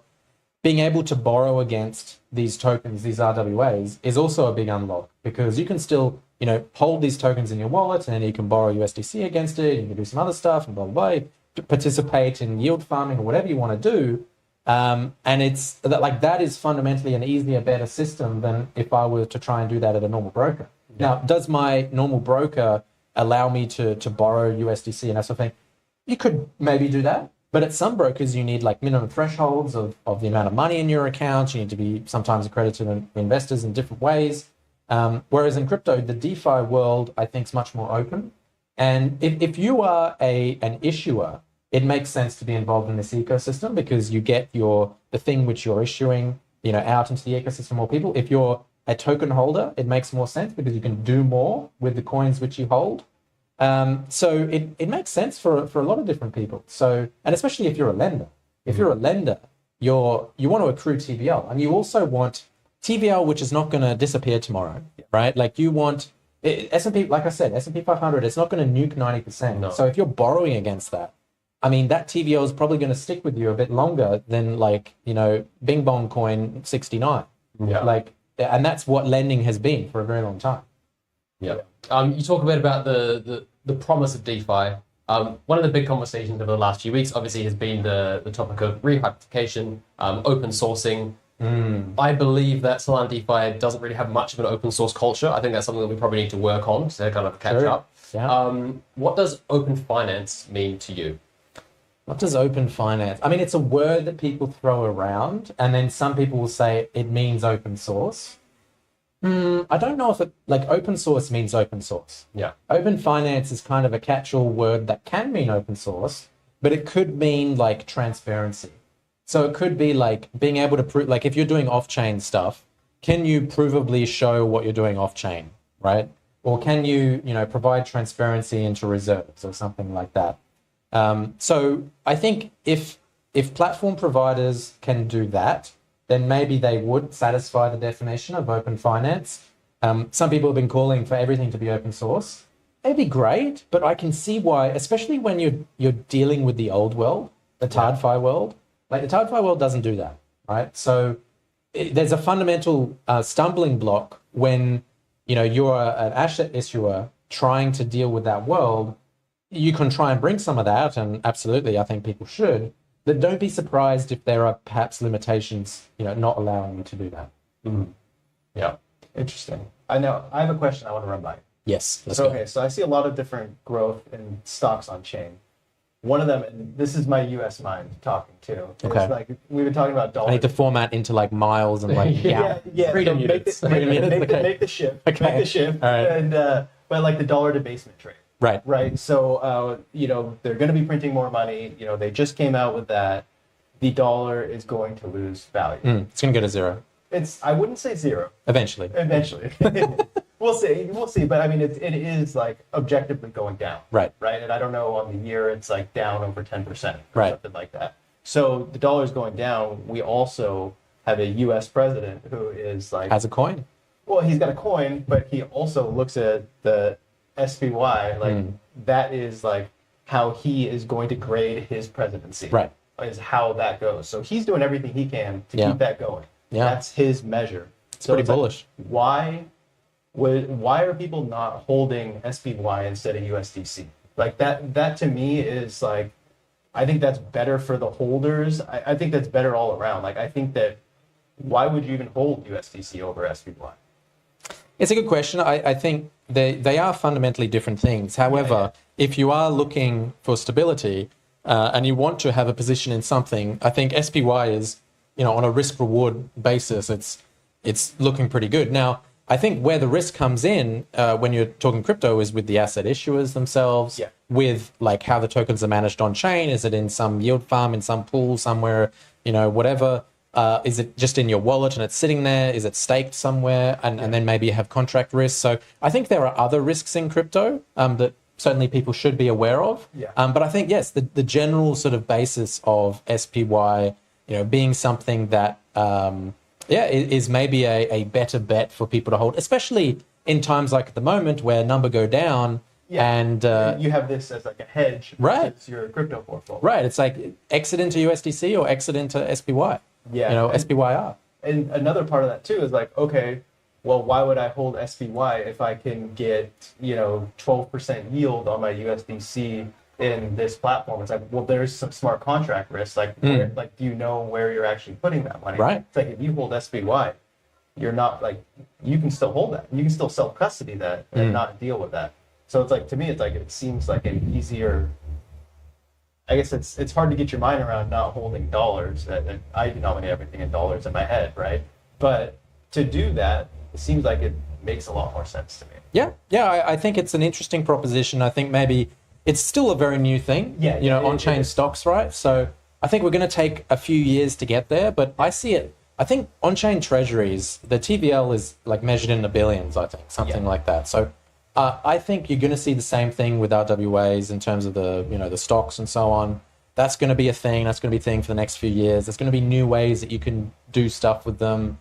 Like talking with many projects here, a lot of really interesting DeFi projects wanting to engage with Remora in different ways. How can we utilize Remora tokens in different ways? I think for us, that's very exciting because if we're working with more, third parties that add some value to be doing stuff with on-chain tokens, that really is the benefit of all of the stuff we're talking about. Otherwise, might as well just go log into your bank. Like 100%. And we're having Flash Trade on the stream. I think he's coming on tomorrow, and Anas is going to come on. And I mean, they've adopted Remora, like pretty fully at this point, right? Like it's impressive. It's the first place to execute a buy or a sell for stocks at the Nasdaq price, which has been a very interesting thing. And I think number one, why is that different to anywhere else? Is because usually you've been dependent on the liquidity pools, whether it's in some AMM or something, to get the pricing for the token. Whereas if you're able to actually execute trades at the Nasdaq price through the Pith feeds, which is 24/5 on Flash, that's a fundamentally new product. So very excited to see that launch in the last week or so with Remora. So we're hyped about that. And then the token itself of that of the pool of Flash becomes an index. So anyway, there's a lot of really cool stuff going on. But that comes back to my comment about being able to do more things. Like prices, that enables anybody with an internet connection to be a market maker of tokenized stocks. I think that's an incredible unlock from where we were years ago when the whole idea was you have money on chain, you can transfer it to another wallet. It was very, very bare bones. And now we're actually running kind of a full-scale market-making arbitrage pool on top of that. How does the Flash Trade perps angle factor into that? What's the relationship between the Nasdaq swap pool and the perps market beyond that? Yeah, so there's one pool on Flash of which the underlying tokens, the Remora tokens, are stored in, and then people are using that to take positions long or short. And Flash has a 10x, you can go 10x long, 10x short using those tokens, and you can redeem it in the underlying. And the cool thing about that is usually perps are, it's like a betting market of USDC, and there's no underlying. So you look at most platforms, a lot of the centralized exchanges, all those sorts of things, it's just people betting with USD. So if they have like a Bitcoin perp, there's actually no underlying Bitcoin for any of that. It's just a bucket of USDC that people are going long or short in. And that's what perpetuals have been for many years. The cool thing about Flash is you do need the underlying, so the tokens are really there. But if you're an LP to that pool, that also means that you can put your tokens into that pool and get a yield on it. And that's super exciting because the weighting of the pool is something to talk about. Basically, like it's in the pool itself, you have a pool liquidity token, and that's kind of an index of all the tokens in that pool. So if the pool consists of SPY and NVDAR and TSLAR, you get essentially exposure to all of those through that LP token. So you're it's kind of an index of that pricing. Now, you might say, hey, look, man, I don't know if this individual stock's going to go well. Well, maybe that's the argument for having, an LP, which is an index of all of them, because then it's less risk. And especially if you're earning a yield on it, it makes way more sense to do that. So Flash is, it has a spot pool, it has perps on top of that. Each is, using the underlying, and the trades are executing at the NASDAQ price, which is a new innovation. So super exciting. Excellent. So the end result is we have a yield-bearing index of crypto for tokenized stocks. Absolutely. Yeah. Okay. So the next question that comes from that is, can we expect to see the breadth of that index expand? Are we going to get Google R? Are we going to get other Remora stocks that kind of flesh that out? And you guys tell us, what do you want to list? Like, so I think for us, it's very important to align the expectations of what Remora, can do with what people are looking for. Basically, like, is there demand for stuff? Like, there's so many listed things that you could add to Remora, but are people going to want to do it? So more things can get added, especially to the Flash pool, and more stocks there and added to that index. But it really depends on what people want to see. So could it be a Google? Could it be an Apple? Could it be a market index of Argentina stock market? Like, it could. We just need to validate that through what people are looking for. That's the most important thing for us. And part of the Remora stack, obviously bringing off-chain assets on-chain, that doesn't necessarily need to stick exactly to stocks, does it? Is there breadth to do minerals and to do other kind of commodities? We've had people asking about gold and silver because obviously all-time highs there pretty much all of this year. So there's lots of different segments, right? And you could maybe make separate pools. You could engage with these things in different ways. Maybe someone builds a product where you can borrow against a full position of something. I know some people are working on that, where putting stuff into a vault, and then maybe you borrow against the vault. There's lots of different things that you can do, and especially with a lot of these different listings, it could be things which are much more. Do you remember when like FTX had like lumber? And other just weird things like that. Like maybe whatever people wanted to bet on, right? They created the market for it. Yeah, maybe people want to bet on lumber. Do you want to bet on lumber? I mean, maybe. Yes. Yeah, like the wheat price or something like that, right? And those things are actually really hard to access. Yeah. So that comes back to why crypto is awesome. Making tokenizing that asset now opens up that whole. Wasn't Trump saying like the cost of eggs they went up like 600% and then they went down 90% or something? Yeah. It's like, you want exposure to eggs. That's what you want. Yeah. What are you going to do? Go and buy some eggs and they're going to go off in like 2 weeks or something? Like redeem them for tokens? Yeah, redeem them. Like, go to the supermarket and get your money back. Yeah. This is Larry Fink's vision. This is tokenize everything. Let's go. Yeah. What's that tokenization process like? What does it take? Say you wanted to take a new stock and put it on chain. Like what is that process like? Yeah. So number one, like I said, we have to validate that there's going to be demand for that. Yeah. Number two, we have to look at it from a compliance perspective. Talk with our brokers and all of that about it. Look, if it passes all of those checks, then actually the creation of an on-chain stock is easy technically, from a technical standpoint. The hard part is all of the other tick boxes and checks and balances Compliance and and- yeah, all of that kind of stuff beforehand.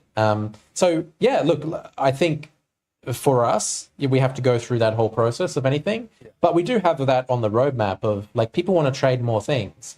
And at the moment we have like some of the top 5 like tech oriented stocks. But there's going to be more than that. So we're open to that.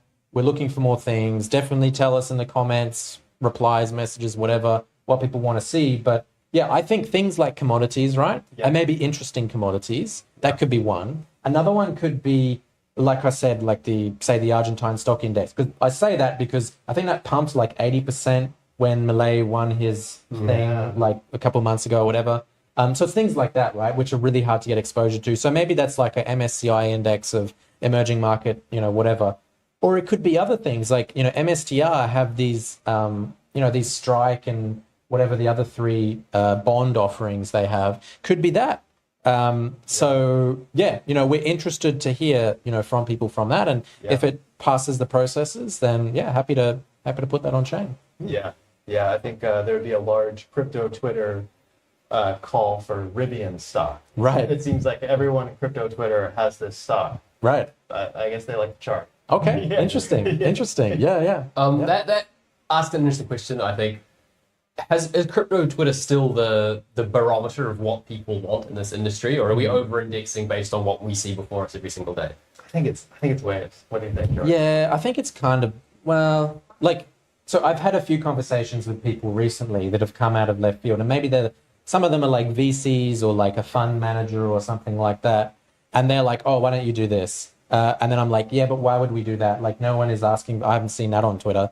And they're like, yeah, but I know a bunch of rich people who are looking for that, and it's really hard for them to do it. So if you did it, it'd be way easier. Now, maybe that's a use case, right? And in that case, like, yeah, maybe we're not getting our signals from crypto Twitter anymore. But I do think that crypto Twitter is the consensus of the hive mind of crypto, and we should still pay attention to what's going on there as much as we may or may not want to. But it's what it is. There is a lot of clowning that goes on. Yeah, the keyboard warrior is out in force most days. Yes. Yeah. Perfect. I want to swing conversation to something that you've been very vocal about in the past. 228 failed. Yeah. We've got a new option. It's not market driven. It's hand wavy, compromise. What happens to Sol as an asset if issuance gets dropped? Is it the moon math that issuance goes down so number goes up? Is it that simple?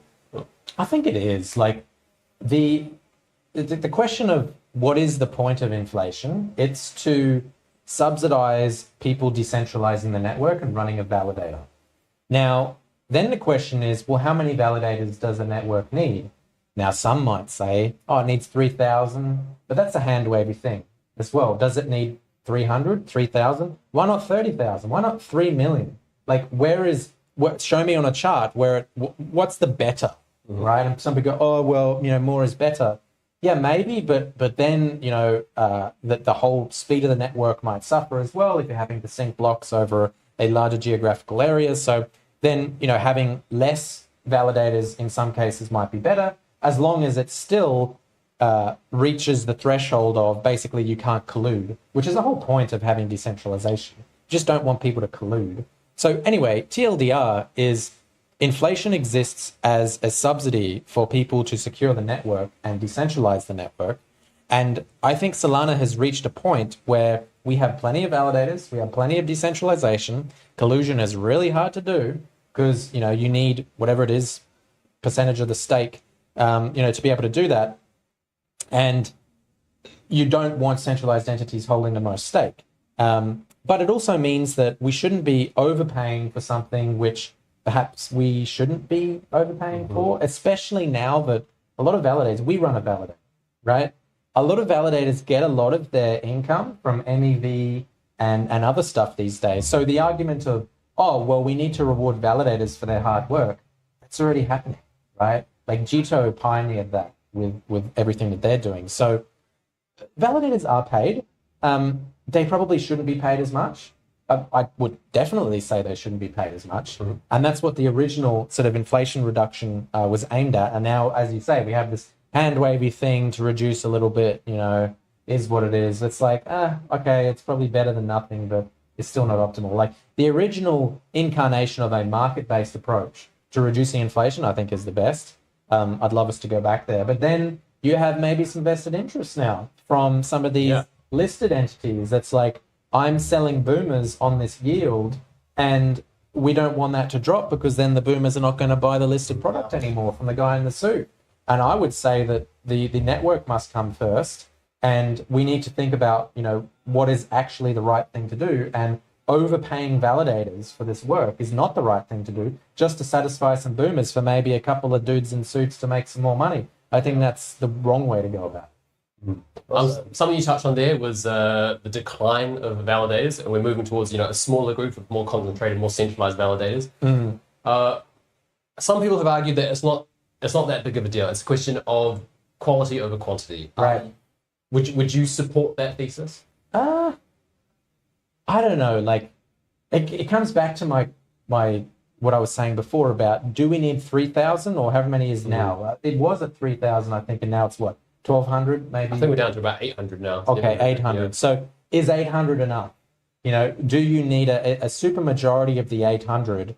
Is that still enough collusion protection? Probably is, especially geographic decentralization is another important thing.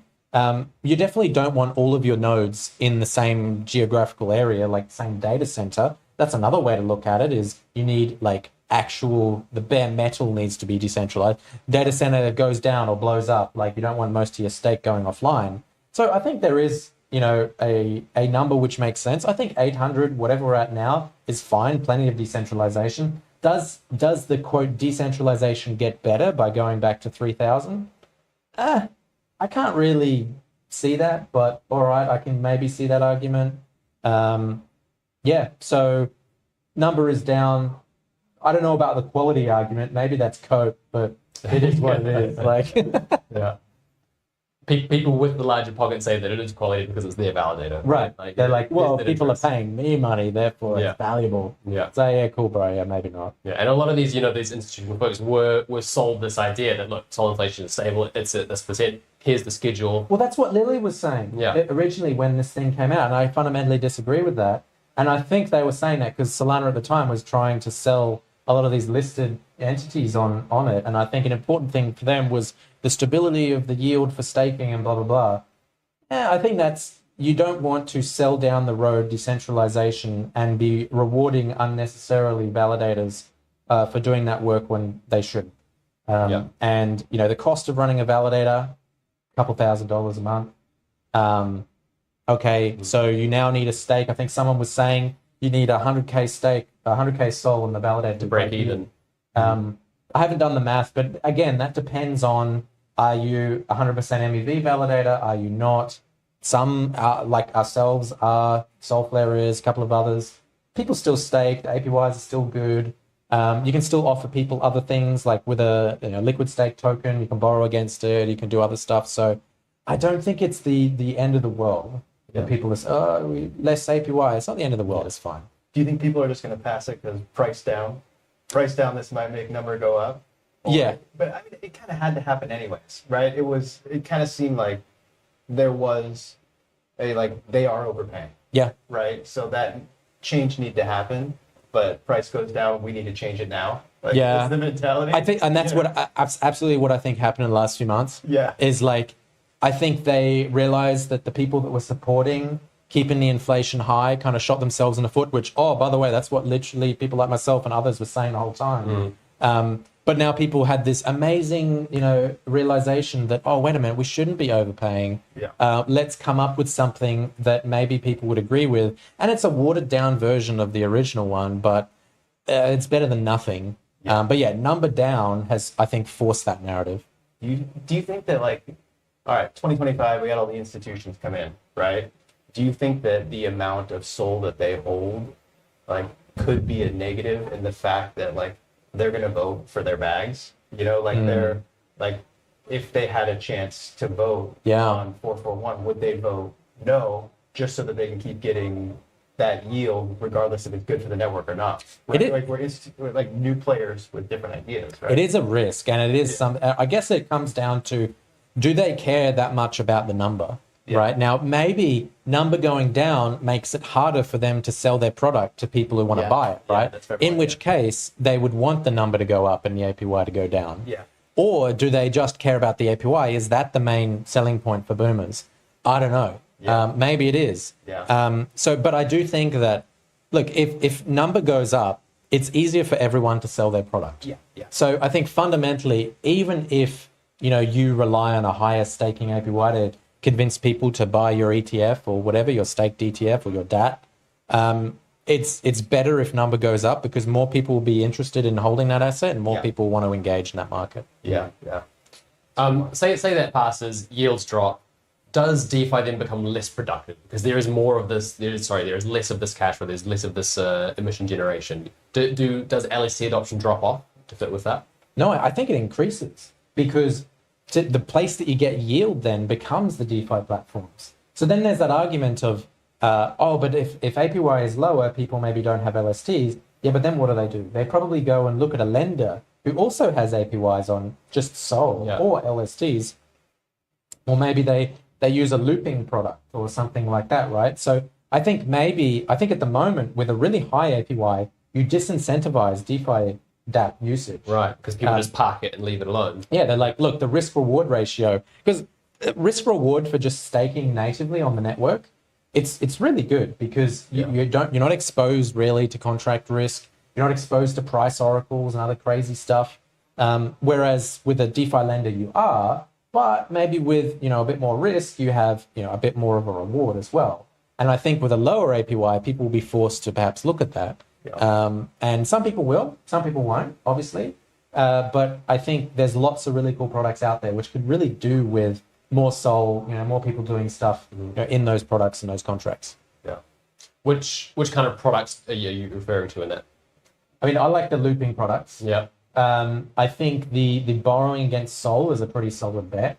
That's just a basic one, right? So it's like the Sol looping is really cool because that's kind of, you don't care about the price of Sol in that, which is the really cool thing about looping is, you have an LST and then you borrow Sol and then that gets converted back into the LST and then you borrow more Sol. So you don't care if Sol is $8 or $300. It works exactly the same. Now with a lower APY, that multiply might be less productive. But it all depends on the borrow rates. So you might see more people just dumping their Sol into, say, the Sol pool on a lot of these lenders, which brings down the borrow rates and then the APYs go right back up. So it's a market-led thing. Yeah. You might not actually see that much change in the APYs, in my opinion. Because if an APY somewhere is high enough, people like Sol will probably find its way there. Yeah. The market has become exceptionally efficient, and it's becoming easier than ever to find where the yield is. Yeah, some of those pools, like in lenders, like with Camino and stuff, it was like 17% on Sol, I don't know, a month or two back, and it was like that for like 24 hours. And then you had people like arbitraging between the pools because the other pools are like at 5% or something like that, and people are like, oh, of course, well, I'm just going to go into the Marinade pool at 16, and then that brings the the APYs back down, and then it helps loopers and all this kind of stuff. So That's what you see. That's the market working.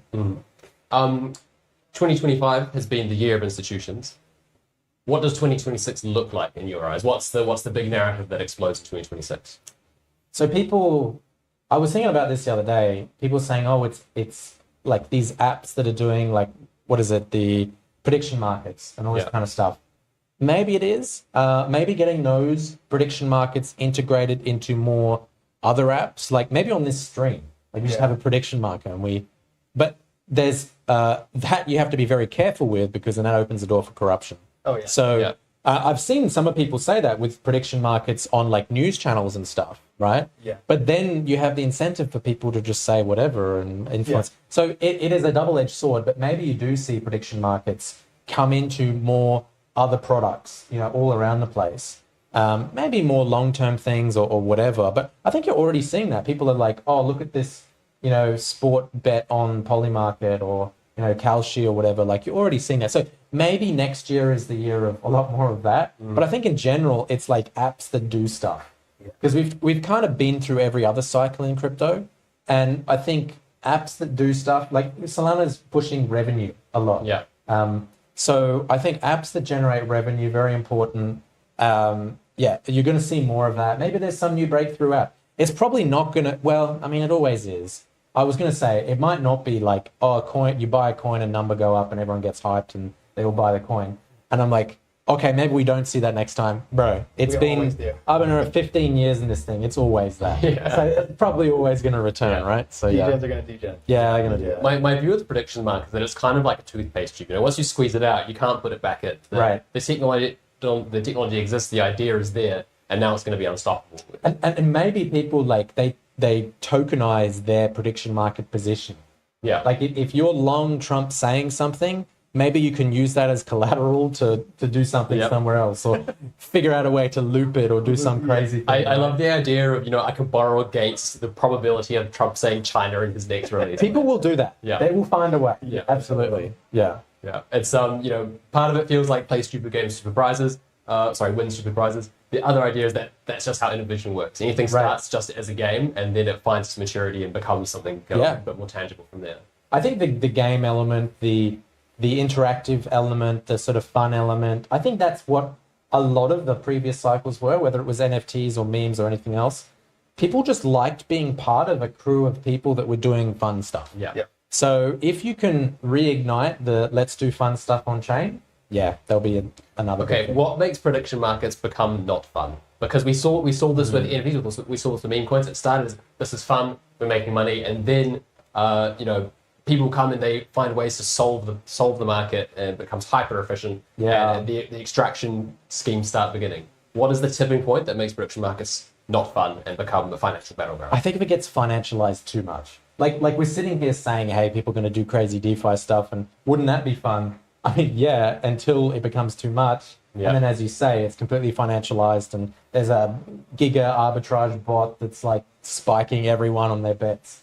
Something like that, right? So I think it's like a little bit is fine, but too much is too much. Yeah. So, I think you want to have a little bit of the interesting things to do with those positions, but I mean, you can't really control that, right? Like if there's an opportunity there, someone's gonna do something that is taking advantage of that. So I don't know, but I think just getting back to the idea of apps which generate revenue is probably going to be more of that. And is that going to be like mega bullish for everyone's bags? Maybe not.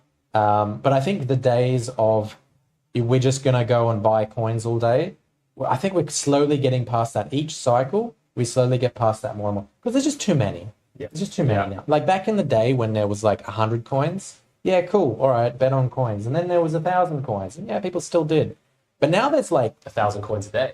Wasn't there like 65,000 like a minute or something minted on Pump Fun at one stage? It was insane. Like, bruh, like too much. Yeah. But I guess that's part of it. We have complete saturation, and then the cream rises to the top, and then we're left with the base layer of what works, what makes revenue, and what is a tangible business and what can be carried forward. Yeah, there was a chart that they opened the conference with today, and it was like the fastest apps to make 100 million in revenue of like anything, like, the normie world and crypto world. And crypto apps were like the top 3. Yeah. So like the companies which make money the fastest was crypto. And I think maybe the rest of the world doesn't understand that. Or maybe we live in our own bubble. But the apps that go big on crypto, they really go big. They do. And they make a lot of money, right? And I think that fundamentally that is a very bullish indicator. And that's very interesting for people to see. So more of that. Awesome. What if it's just driven totally by hyper speculation? Because we talk about these are the apps, these are the killer apps that are making $1 million a day. It's predominantly trading apps, and it's predominantly built on people taking speculative bets on vaporware. So is that something we really want to be encouraging, or do we want to have something that's a bit more tangible, but a bit more grounded in reality? I would love for things to be grounded in reality, but we are in crypto. Well, I think coming back to the RWA thing, and what we're trying to do is maybe bring a bit more reality into this world. But you're still going to see the craziness, which I think is also the fun part, right? Like people go, crypto's too complex. And then I say, well, like 1 million people were onboarded into NFTs and they didn't understand what a crypto wallet was, and yet they worked it out and they just used it. So I think the complexity is okay. But it too much can, it comes in cycles, right? Too much gets overcrowded, everyone does it, and then, things dump, and that's the end of the cycle kind of thing. So maybe you see more of the same. Excellent. George, thank you so much. It's been great chatting. It's been great picking your brain about everything that's happening on Solana. Next up, we have, I believe, Thomas Cohen from Galaxy. Galaxy has just announced a tokenization project with Superstate, so we're going to be very, very keen to pick their brain and see what all the action is on about that. George, thanks again for joining us on SolanaFloor, and we'll see you when you see Thanks for having me. Thanks so much, George. Peace. I'm going out as well. Cheers. Principles, obviously, there will be some. Thank you. Unique points like but general principle applying the same here. Number two, I guess it's worth mentioning the history. So for those of you who have been in the industry for a while, Perfect. you may remember this great migration. So a lot of changes, for example, starting off China, migrated to Hong Kong. Look at this guy. Malta, That one, middle. Europe. Do that. We're going to have two Thomases in here. Yeah, Oh, so boy. I'm Thomas as well. Hey, Thomas. Good to meet you, man. Great to meet you too. How you doing? Doing well. How about yourself? Doing good. Having some fun at Breakpoint? Yeah, so fun. So fun. A lot of people. Yeah, there is a lot of A lot of people, a lot of institutions as well. Typically, you expect people at a Solana conference. You expect degens at a Solana conference. I think it's the first time I've seen so many institutions. Yeah. Is that net positive? Is that good? Are we happy about this? I think it's net positive. I mean, if you think about the pools of capital and what's possible, it's in TradFi. And so the sooner we can build the bridge and bring TradFi money in and understanding in, the better for the entire ecosystem. I think so too. I think on the flip side of the argument is a lot of the people that entered the space for ideological reasons, to a certain extent myself included, people that were originally in it for the tech, values of decentralization, disintermediation, etc., think that the sort of marriage of TradFi and DeFi necessarily comes at a significant cost, that trade-off is maybe net negative for us. But I think looking around, we're about to talk to $1.6 trillion asset manager Franklin Templeton. There's a $5 trillion asset manager in the building. Yeah. It's obviously not coming at a significant cost, and maybe you agree with that. Yeah, and I think kind of zooming out, right? We all see in the crypto space the potential of this technology. And so to me, it's like we want to make sure that everyone who's going to benefit from this technology can. And so I think it will end up being the back end of the majority of the traditional financial system, but that doesn't mean that the people who came into this space for the decentralization aspects of it can't still have that as well, and still can't have that benefit of being peer-to-peer without those intermediaries. I think that can still exist. I just think really zooming out, we just want to make sure that technology also benefits those who want to stay in the traditional system, which is the majority of humanity, frankly. I absolutely agree with you. And just sort of looking behind us there, the ADGM is on the main stage. We've got the Abu Dhabi regulators here. And I think that's arguably the sort of gel that's allowed this smooth transition, this marriage of TradFi and DeFi is clever, custom-built, specialized regulation in places like the UAE. You're based in the US, I believe. Based in the US, Galaxy's global. We've offices in Hong Kong and in London as well. But to me, when I think of the regulatory clarity that we've seen in the past few years has really been materially different from the previous cycles. It's one of the three main trends we've seen this cycle that's different. So we have the regulatory clarity, so people know the rules of the road. We have the technological maturity, and I think Solana is a perfect example of that with their uptime and with the demonstrated advancements that the ecosystem has made. And then finally, the interest that TradFi has brought into the space means you put those three things together, and it's just a recipe for a level of adoption that we haven't seen in previous cycles. That's well said. I love hearing that. Right, very eloquently argued, and I think a lot of people agree with it. It's just I can't help but get over the concerns that people raise when we talk about how big Solana has got. This is Etihad Arena. We're in the capital, right? We're not in Lisbon anymore. This isn't Amsterdam. This is not like a small town. We're in half the arena. Next year we'll be in the full arena. The full arena. There we go. Or maybe in New York, in Madison Square Garden, or something like. Or both. Or both. Absolutely in immense scale to think about it, and I think it's amazing. You guys, I saw your logo was on stage just a few minutes ago as well. During Austin Federa 00 founders presentation. What was going on there? You was talking about some of your infrastructure, I believe. Yeah. So Galaxy, as you know, it's a crypto-focused investment bank. So we have the same structure as a traditional boutique investment bank, but that also means because we're in crypto, we have a deep tech stack as well that covers a lot of different parts of the crypto ecosystem that Galaxy has really grown up and helped mature. And as part of that, it's supporting companies like Austin's to make sure that when he has an idea like that is transformative and is a better way to use those networks that already exist today to better move and store information and value, the Galaxy's there to not only help support that dream, but build it both financially and from an ecosystem perspective. Do you talk to a lot of TradFi folks in New York? I mean, when I think about finance in New York, it's like Wall Street, all these guys. Yeah, You're in a very those guys in jackets. Yeah, I know. You got jeans on, you're fine. But when you talk to these traditional, more sophisticated investors, I guess with a much lower risk tolerance, maybe a longer investment horizon, what are the key points that you focus on when it comes to, I guess, dealing with some of the question marks that they have about ecosystems like Solana, aside from question marks that people have about crypto as an industry, now that we have regulatory clarity, you touched on that earlier, Solana-specific objections, question marks, how do you deal with these things? Yeah, so, I mean, still for the majority of people, Solana isn't a household name. To us, we hear Solana all the time, we see it on Twitter all the time because it's the little world we live in. But step one is really education. Right. And stepping back with these large institutions and saying, look, I lead tokenization at Galaxy. So a lot of that education with large TradFi players, step one is to say, look, tokenization and crypto native assets can be separated. Crypto native assets you can think of as Solana, as Ethereum, as Bitcoin, but tokenization is really taking real world assets that TradFi knows well and putting them on chain to not upend the financial system, but to upgrade it. And having that conversation with them is really the first of a long process to go from, okay, let's teach them about this technology, teach them about what it has the potential to do, and then help them build out a strategy to do so, and then finally provide them with the products and the resources that they're looking for based on the timeline that they have to be able to build out that transition. Because by the end, they recognize, hey, the majority of the back end of their system is likely going to be on chain. That's not something that happens in a year or two. That's something that happens in decades. Yeah. And so the question is how they go from where they are today to that, the long-term goal there. And that progression is going to be likely an S-curve where we have the regulatory clarity, we have the tech maturity, we have the interest, and it's going to just happen pretty quickly once you hit that adoption rate. And I think we're getting pretty close.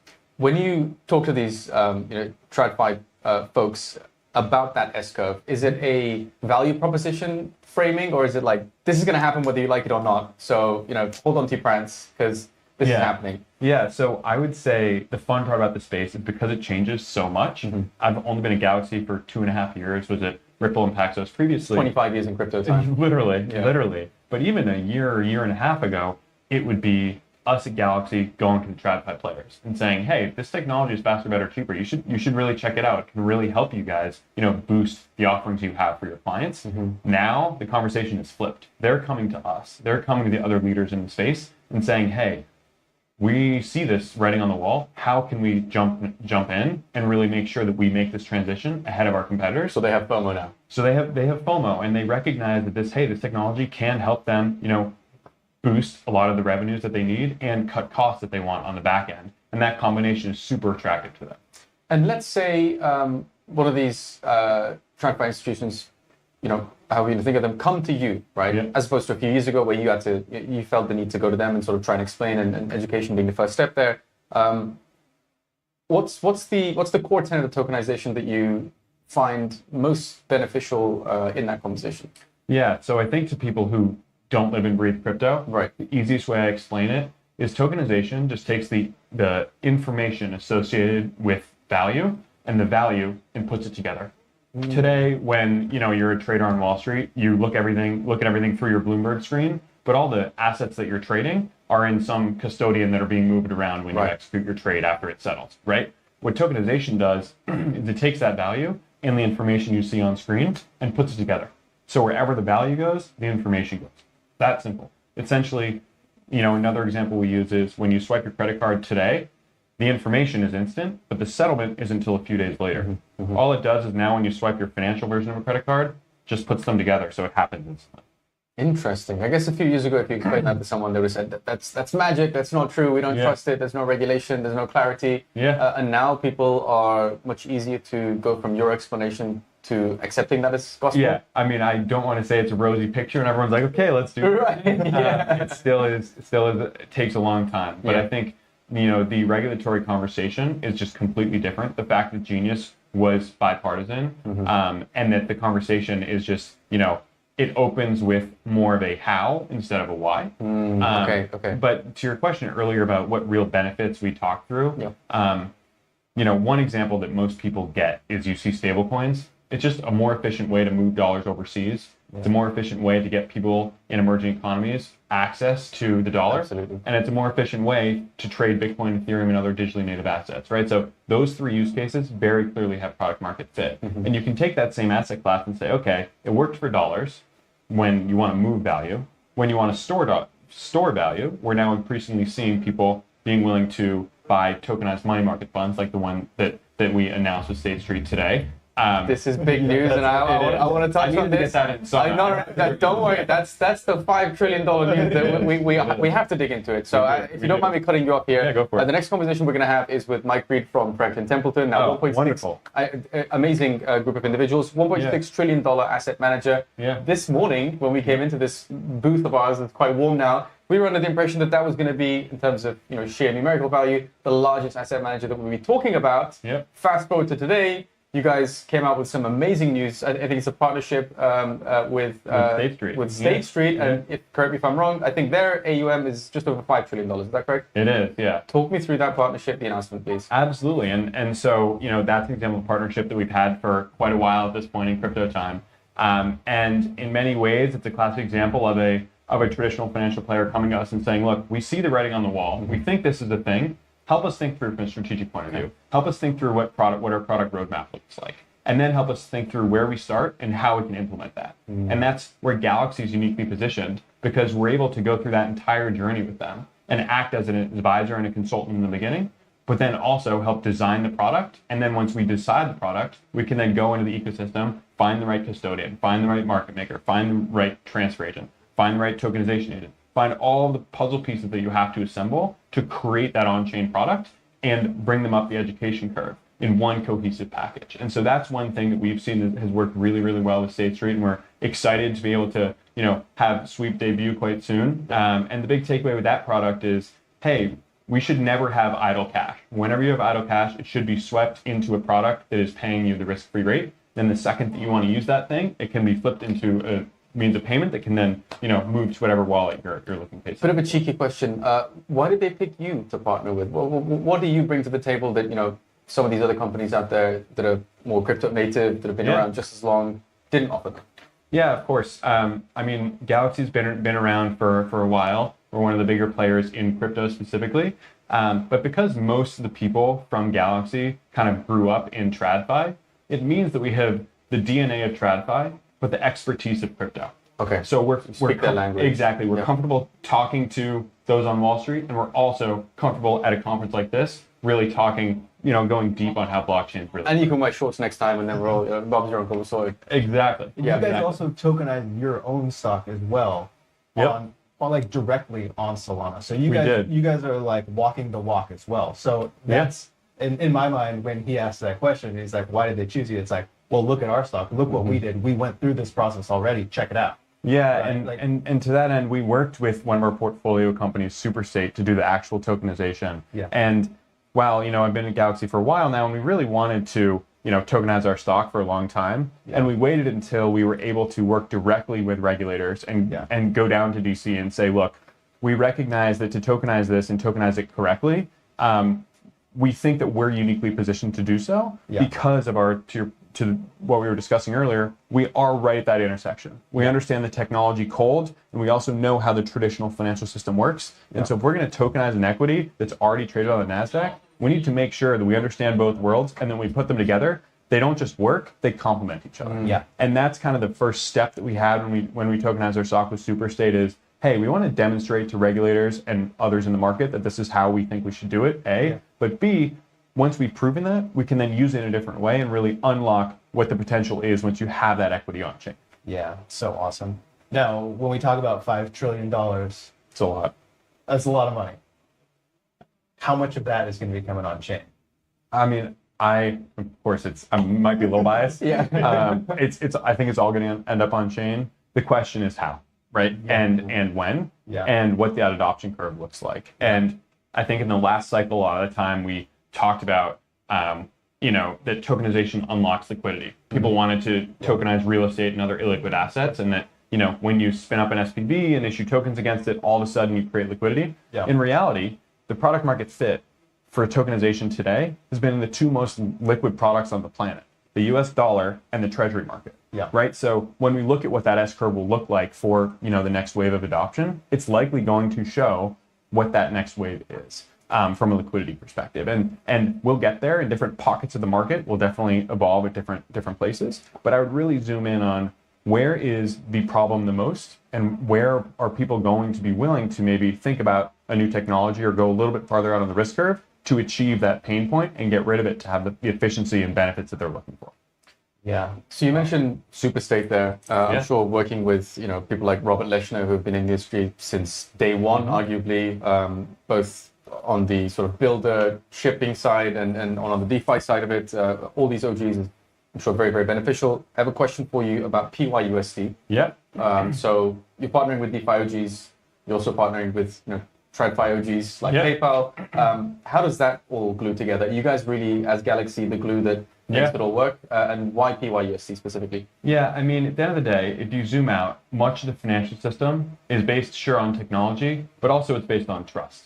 Right. You keep your money at a bank because you trust the bank. This industry, maybe not trust banks, but at a high level... There's enough trust me bros around here. Yeah, exactly. But at a high level, it's based on trust. Right. And so we choose to partner with people who kind of recognize both of those worlds. Mm-hmm. And I think we've seen that with PayPal and PYUSD, and they've really demonstrated that, hey, you can use the leverage of a large brand like PayPal and the technology and the distribution that you get from the technology and marry them in a way that really brings the two worlds together. And I think we're going to see that increasingly where the technology will get you so far, but this next wave is going to be when the big established brands come in and adopt the technology. DATs. So another one is, intersection of DeFi. I knew we were going to get to DATs. Of course we're going to get to DATs. I mean, it's unavoidable. And I think it's unavoidable in this context for one clear reason. $1.65 billion is a serious pipe. Forward Industries, Multicoin, Kyle Samani, these names have an echo in the Solana ecosystem. We have to talk about it. Congratulations, first of all, for being part of that as Galaxy. I know Mike Antonio, who you work with, was a big part of that deal as well. Now, the last time we spoke to Michael, he explained that one of the key reasons why Solana DATs and Forward Industries specifically is, in a sense, a more optimized version of the financial alchemy that we see employed by Michael Saylor's strategy, is because simply by virtue of staking the vast amount of SOL that is held by this vehicle, the vehicle stands to earn about $100 million a year in staking rewards. Now, that's absolutely massive. Yeah. But there's another side of the discussion, which is that to a certain extent, and I think Forward Industries might be largely excluded from this because of the configuration, that the digital asset treasuries as a whole cumulatively pose some systemic risk to the Solana ecosystem. Talk me through how you reconcile that discussion. Yeah. I mean, I think that's the fun part about crypto, right? Is because no one knows what will happen, and that's why we're all in the space. You can make predictions as much as you want. At the end of the day, we're just going to have to kind of see. Yeah. And DATs are a perfect example of a financial innovation that have, transformed the way that people think about traditional finance and the way you think about crypto. And you put those two together in a novel system that kind of takes the best of both. And we're just beginning to see what's possible. And I think for Solana specific DATs, of course, as you mentioned, as Michael Marcantonio will tell you at length, is Solana specifically has a lot of utility beyond the asset itself by definition. Yeah. And Bitcoin DATs, Bitcoin that's it. It's Bitcoin, and that's wonderful and far and away the biggest part of the ecosystem. But the thing about Solana or other assets that have more productivity and availability means that you can use it in different ways, and that DATs can leverage that asset in different ways that an ETF that might be filled with Solana might not be able to have as many levers at their disposal. And let's tie that back into the systemic risk discussion. To what extent do you think, if, let's say in a scenario, again, we don't know, to your point, what's going to happen, but 6 months down the line, 12 months down the line, 18 months down the line, impossible to predict what's going to happen, but let's say the price for Solana continues to depreciate. Some of these DATs that are in size much smaller than Forward Industries end up needing to liquidate their positions, sell some of their SOL. That applies downwards price pressure. MNAVs get compressed even further, creates a bit of a death spiral. That's the prediction. Is this a logical fallacy? Do you think there are ways out of that crisis, or is it necessarily a death spiral? Yeah, so there's a lot there. I think there are a lot of directions it could go. Yep. One thing that I think I'll be interested to see is from an M&A perspective. When you see some of the larger DATs, they can go on offense and they can actually purchase a large amount of Solana at a discount if you're trading under MDAP. And so from that perspective, we're going to see, a lot of the big leading firms likely begin to do just that. I don't know, and the market, that's what, makes the market fun. But I think that's a trend that I would expect to see in the short to medium term if this trend continues.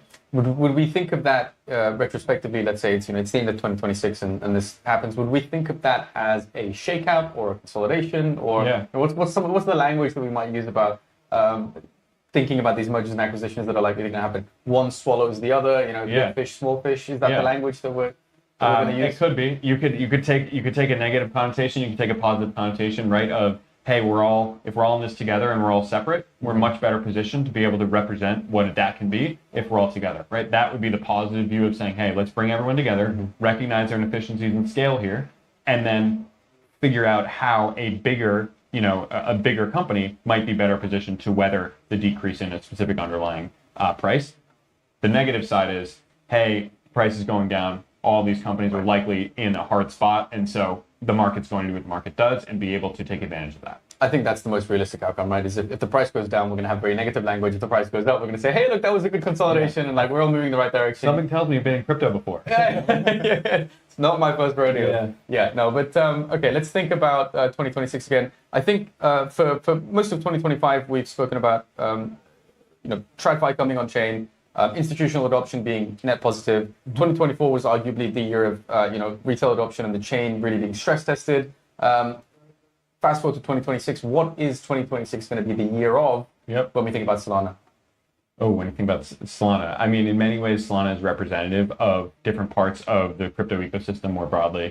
I think, the narrative this year that Solana is really focused on is internet capital markets and becoming one of the key go-to chains for TradFi when they make that shift.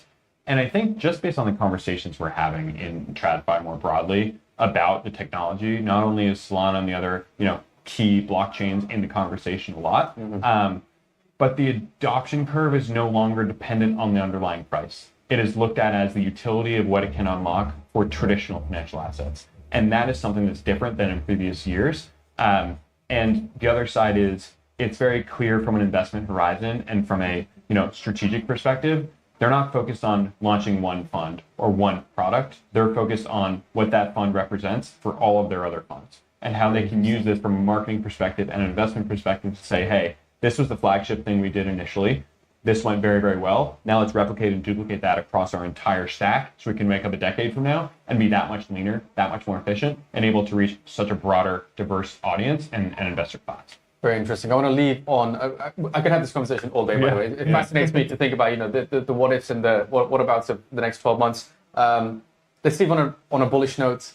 What is the single most exciting thing for you when you think about 2026, Solana specifically? What really excites you? What makes you think, okay, I want to pursue partnerships in this domain, or I want to follow along with Double Zero's developments because they're building purpose-built decentralized infrastructure. What really gets you out of bed and excited? Yeah, I mean, one thing about this industry is, at the end of the day, we're all tech nerds, right? Like that's just who we are. But we're all brought together by conferences like this, and it comes down to the developer community and the group of people who have dedicated a large part of their life to building out, this blockchain specifically. And it's conferences like this when you recognize that and you see that, and it kind of highlights, oh wow, all these people are come together. They're all motivated to, make this vision that we've all had a reality. And the question is how and who is going to do what to achieve whatever end they're looking for. And there are so many people on the stage behind us who have demonstrated that today, and I'm very excited to kind of follow their journey and see in the coming years how much progress we all make as we make this transition from TradFi to crypto. Despite, there will be highs and lows, as there always is. But I think the direction of travel is in one direction. Okay. Final question then. You mentioned there's loads of people on stage. It makes my life very difficult. Everyone's on stage for 5 minutes, too much information. But are we really in a bull run still, or are we in a bear cycle? What's going on here? I told you I can't make predictions. I know, but we have to ask it. Are we still in a bull run? I think it's a reasonable question based on price action. Yeah. I mean, in my little tokenization vertical, it's a bull run for tokenization because that, to me, that ship left, like that's gone. That's going to happen regardless. It's independent of price. But if you think about Solana or Bitcoin or Ethereum, whatever the prices of these digitally native assets, I think you can make an argument on both sides, and that's kind of where the opportunity is. If everyone were in one direction, then you'd know. But because there's still a little bit of question there, it means there's opportunity, and people can really see a trend, double down, and really benefit from that in the long term. Unfortunately, Thomas, that is all the time we have today. We could, again, have this conversation all day. Yeah. Ladies and gentlemen, Thomas, Head of Tokenization at Galaxy, thank you so much for your time. Of course. Thank you so much. Thank you. Thank you. Yeah. Don't go anywhere. I know you're watching at home. We are going to be talking with Mike Reed from Franklin Templeton, the $1.6 trillion giant. I think that's the only way we can describe him at this point. That was amazing. It's going to be an exciting competition because we have a lot of questions to get to. We're coming to the end of round one. Sounds good. Here in the capital, Abu Dhabi. It is the Etihad Arena. Breakpoint 2025. It's really been defined by this alignment of TradFi Thank you guys so much. And we're going to dive deeper into the perspectives of Mike Reed, who's now joining us. Hello, Mike. How's everything? Good to meet you. Great to meet you. Thanks for making time to chat with us. I appreciate you being here because there's a lot of focus on institutions today. Typically, you would expect more of a, I guess, DeFi OG, a crypto native focus, but we're in the capital of capital. Abu Dhabi Finance Week was happening. You've got trillion-dollar asset managers rubbing shoulder with DeFi OGs and degens. How does it feel? What are your first impressions of being here in Abu Dhabi? Well, first, let me start by saying this is one of my favorite crypto conferences, and I tell anyone who will give me time to talk about it, I tell them that because this experience really has all the really interesting, cool things that we all love about crypto that got a lot of us involved in those kind of early days.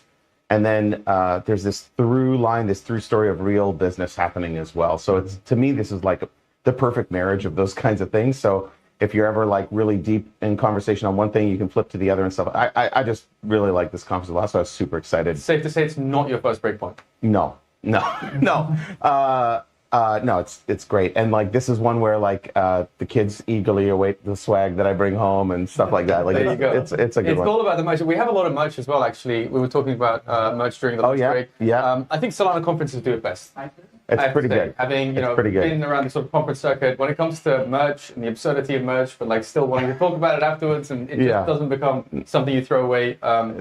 It's pretty good. That original ethos of Solana, I think, is maintained in the merch. Now, one of the questions that emerges from that is, to what extent is this marriage, as you described it, of TradFi and DeFi and institutions and DeFi OGs and degens to the detriment of the original ethos that all sort of brought us together? We were talking with the head of tokenization from Galaxy just now, who agreed with Mary Gunaratney, who's the head of Loopscale, that it doesn't have to be a trade-off that's net negative for the pro-ethos, pro-decentralization crowd. It can be simply a maturing of the industry. I'm curious what you think about that. Okay, so without becoming an advert for my company, maybe I'll just walk you through the journey of how we ended up where we are, because I think it's really informative about how we approach things. So this ethos thing is super important to us.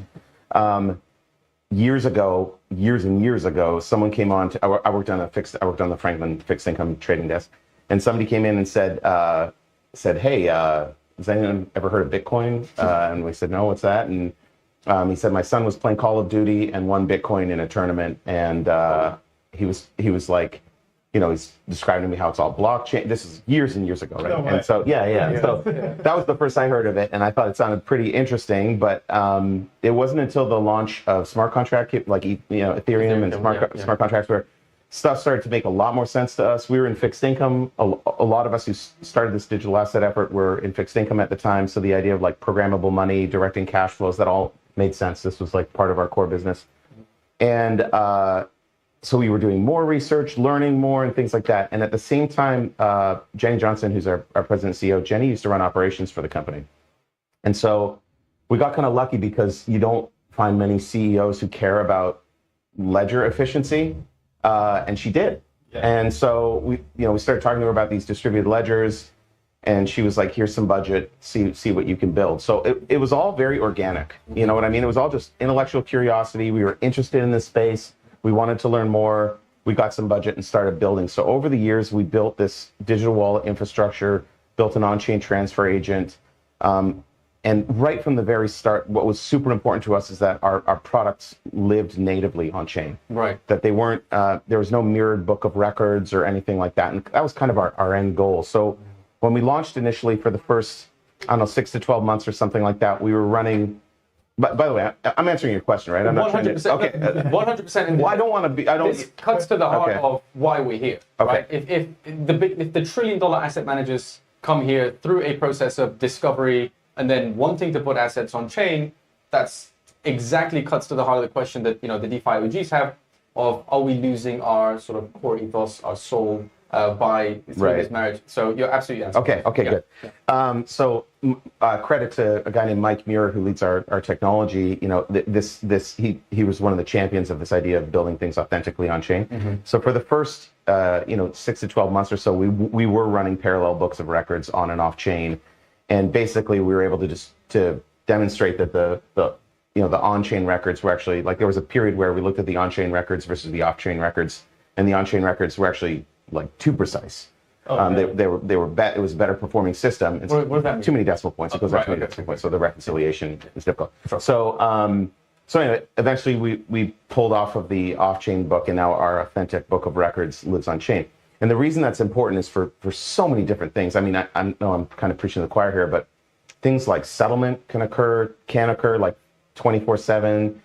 We actually introduced a really cool feature, which I think is very crypto native, something called intraday yield, where the thought was this: if the asset lives natively on chain, and in theory can settle on the blockchain clock, which is always, shouldn't the rewards affiliated with that asset also be able to be cut up on the blockchain clock? And so now we can accrue yield by the second. And if I transfer you that asset, on Saturday at 2 a.m, not only, again, this is all theoretical, but like, not only can it settle at 2 a.m. on a Saturday, but then you can begin accruing yield for the day at 2 a.m. on a Saturday. So, and then if you send it to someone else at 5 a.m, they begin accruing yield at 5, you stop. So you get 3 hours of yield at the end of the day. And so we pay yield every day in some of our products, like 7 days a week. Yep. And so when the airdrop of income occurs, everyone gets it proportional to how long they held it. So everyone's really realizing the economics of their holding, which again, to me is like super, it honors the ethos of crypto, I think. I love the way that you talk about that. So you're airdropping yield. Yeah. That's fantastic. Sorry. This is great. A TradFi giant using our language is. Yeah. I mean, I can go, if you want TradFi language, I can do that. No, but absolutely not. But so I mean, this is just one, and then like the expansion of the asset to more like global regimes and like functionality then opens up, so things like this do become possible. User managed wallets, things like that. Like all these things start to become possible. So that technology build is actually just one of many things we do in this space. A lot of people don't know because we don't really advertise that much. We actually operate our own validator nodes, and I did not know that. The thought we will operate about 30 nodes across about 11 chains, and the reason for that is twofold. One, we kind of think that if you're running these products on chain, to protect your customers, you need your own copy of the records.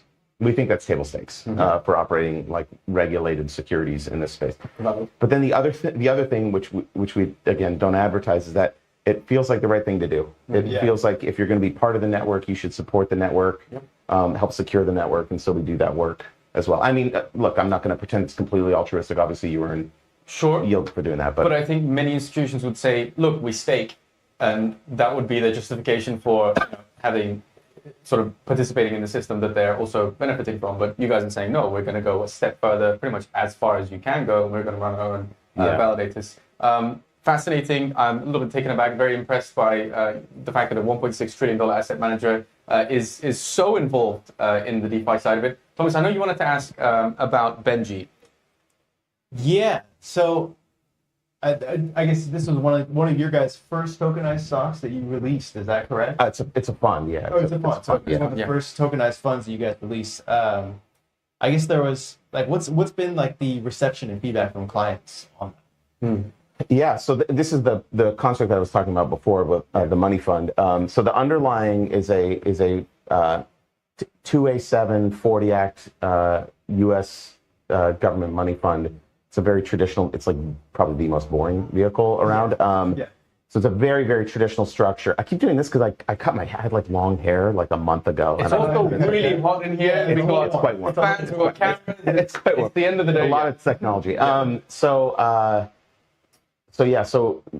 We built this product, like the underlying fund, purpose built for this kind of exercise and building that product. It's got like I said, like on the prospectus, we have things like our tech suitability framework for selecting blockchains.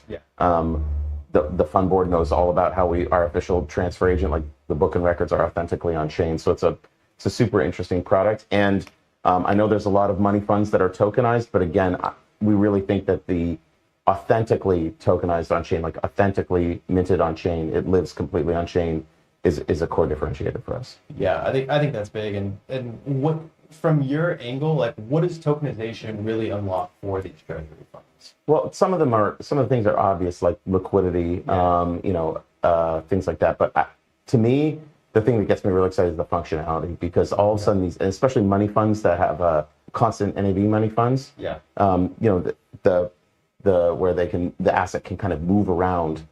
It's not a stable coin, like decidedly not a stable coin, but it can kind of move around some of those same ways. We like to think of, you can think of like a stable coin as your crypto checking account and Benji as your crypto savings account. Okay. Kind of like that's the divide. That's a great tagline. I've said it before, but we don't put it in materials. I wish I could say I just made it up, but it's something, because when we were trying to think of how it fits, right? Like you were asking about unlocks and things like that. Yeah. Like you don't want to just build a product to build a product. Yeah. You want it's got a purpose, right? Yeah. And when like truth be told, when we first built it, rates were at zero. Nobody cared about money funds. Yeah. But then as rates started to creep up, there was a bunch of Web3 natives who had treasuries at banks, and they wanted to get a little bit more yield, and so we started, like, we never really sold the product. We just started getting reverse inquiry from people who wanted to invest, and then started to build more feature sets around it and things like that. Yeah. I'm going to jump in. I have one slight sort of question mark around Benji. I think it's live on multiple chains.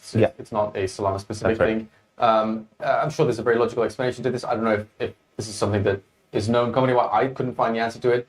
There was $28 million on chain. And then the next day, I believe there was $5,000 on chain. The records show, I think it was a burn. I'm sorry, I don't know the transaction. I also don't know the transaction. So my understanding of it is, of course, I also couldn't find it. But like, it's one of those things that obviously has a very logical explanation. It's just for Solana natives, they want to know that the funds are on chain, and we don't know if they were taken off chain and put elsewhere, which is totally fine, or if they were deployed in DeFi elsewhere. Benji specific, $28 million burn, I think.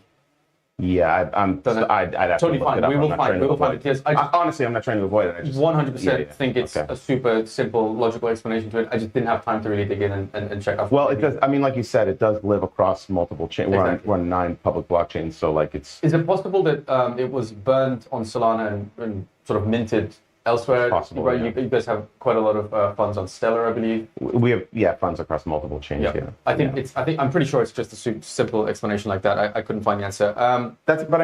So like to the point, like that's why you want the asset to live on chain, so you can see your balance all the time. Right. There's no as of statement on the blockchain, right? It's as of now. So yeah. So being capricious, like why are you taking funds off Solana? It wasn't the point. It was just like when you see that. If it was, it's not really our choice. It's up to the users. Yeah. Let's talk ETFs. Okay. Big year for ETFs. Yeah. Overall, do you think it would have been possible under the previous SEC regime that we issued all these ETFs and they got approved and we saw as much success as we did? I'll just say it's an apolitical statement to say that the current political regime is a lot more favorable towards crypto than the previous. Absolutely. And we've been really excited about a lot of the changes and a lot of momentum forward. So yeah, it's pretty exciting. So here's another kind of weird, not weird, but like crypto native thing. The more weird, the better. We try, like when we were kind of thinking about what, so our crypto suite, all the products we like to think of them as making crypto investing easy for non-crypto natives. And so there's people like my dad, for example, who like always wanted to own Bitcoin and was afraid he didn't want to like lose his private keys. And you know what I mean? It's like, he's octogenarian, so he's like stressful lost for me it. as well. It can be. And so, you know, as soon as the ETFs launched, he felt comfortable engaging, which is exciting. It's a whole new like user base that wants to learn and, you know, things like that. And granted, it's in a wrapper and all that kind of stuff, but they want to learn. And so we try to think about making our whole product suite just easy. Right. So, so our Solana ETF is called So Easy. Yeah. Which fascinating. Was in my mind there was like a whole board meeting that you guys got together. No. How do was it just one person came up with a genius idea? Yeah, kind of. Yeah. There's again like crypto native people. So when all the tickers were coming out for when we were thinking, because this suite is kind of our vision for this asset class, and when we were thinking about like our multi-coin ETF that like invests across multiple coins, that's run by us, is easy peasy, right? So like and that was our CIO who came up with that idea, and we were just on a call. People can be creative and cool and like DeFi. This is so. I'm fascinated by this. This is amazing. So one of the things that really surprised me was when the first Solana staking ETF went live during the government shutdown. I think that took a lot of people by surprise. You know, Bitwise BSOL quickly became the most successful ETF launched in the year. I think it took them by surprise, to be honest. Maybe. And then you guys obviously followed with So Easy. What's your sort of general high-level overview of Solana ETFs as they currently stand and as we go into Q1 2026? Well, it's interesting. The ETF landscape in the US versus like the globe is decidedly different. There's a lot more exotic ETFs and things. Like staking ETFs have been approved in other parts of the world. Canada was one of the first, I'm Canadian. I'm Canadian. Sick that. Yeah, exactly. So I think part of it is looking towards some of those as like this is future state. But then there's a whole bunch of new products coming out in crypto that are like really, really interesting to traditional investors. And so I think you're going to see a lot more ingenuity and creation of cool ideas. I think there's so in TradFi there's this history of trying to port the business model onto new either asset classes or even like markets and things like that. We say this worked in the U.S., so it'll work in Canada. It must necessarily be great elsewhere. Yeah. Usually it doesn't. And so again, as we're thinking about these things, like we have our group is so we're Franklin Templeton Digital Assets. We're our own department, but you know we have regular meetings with the C-suite at our company, the presidents. We have regular meetings with the ETF teams, talk about product. Like every other week, we sit down with the head of capital markets and the head of product in the ETF group, and we just talk crypto ETFs. Yeah. Because they're like, "What do you think's coming? What's going on?" Our head of product was actually with me at a crypto summit in September, maybe I can't remember. A few months within the last few months, we were together because he wants to learn so that we can, you know, release products that are authentic to the space and give people the exposures they want. But I think one thing that we're like not kidding ourselves on is that like generally speaking, we're not building products that crypto natives are going to be interested in because a lot of them are fine, apparently, except for you, are fine holding the physical stuff. I'm just kidding. No, I'm the same way. 100%. I'll bring this up very, very, very quickly, and we'll get back to talking about ETFs and TradFi adoption. This is something that came out from SolanaFloor. I think to your point about octogenarians feeling safe, this looks like a debit card. It's a hardware wallet.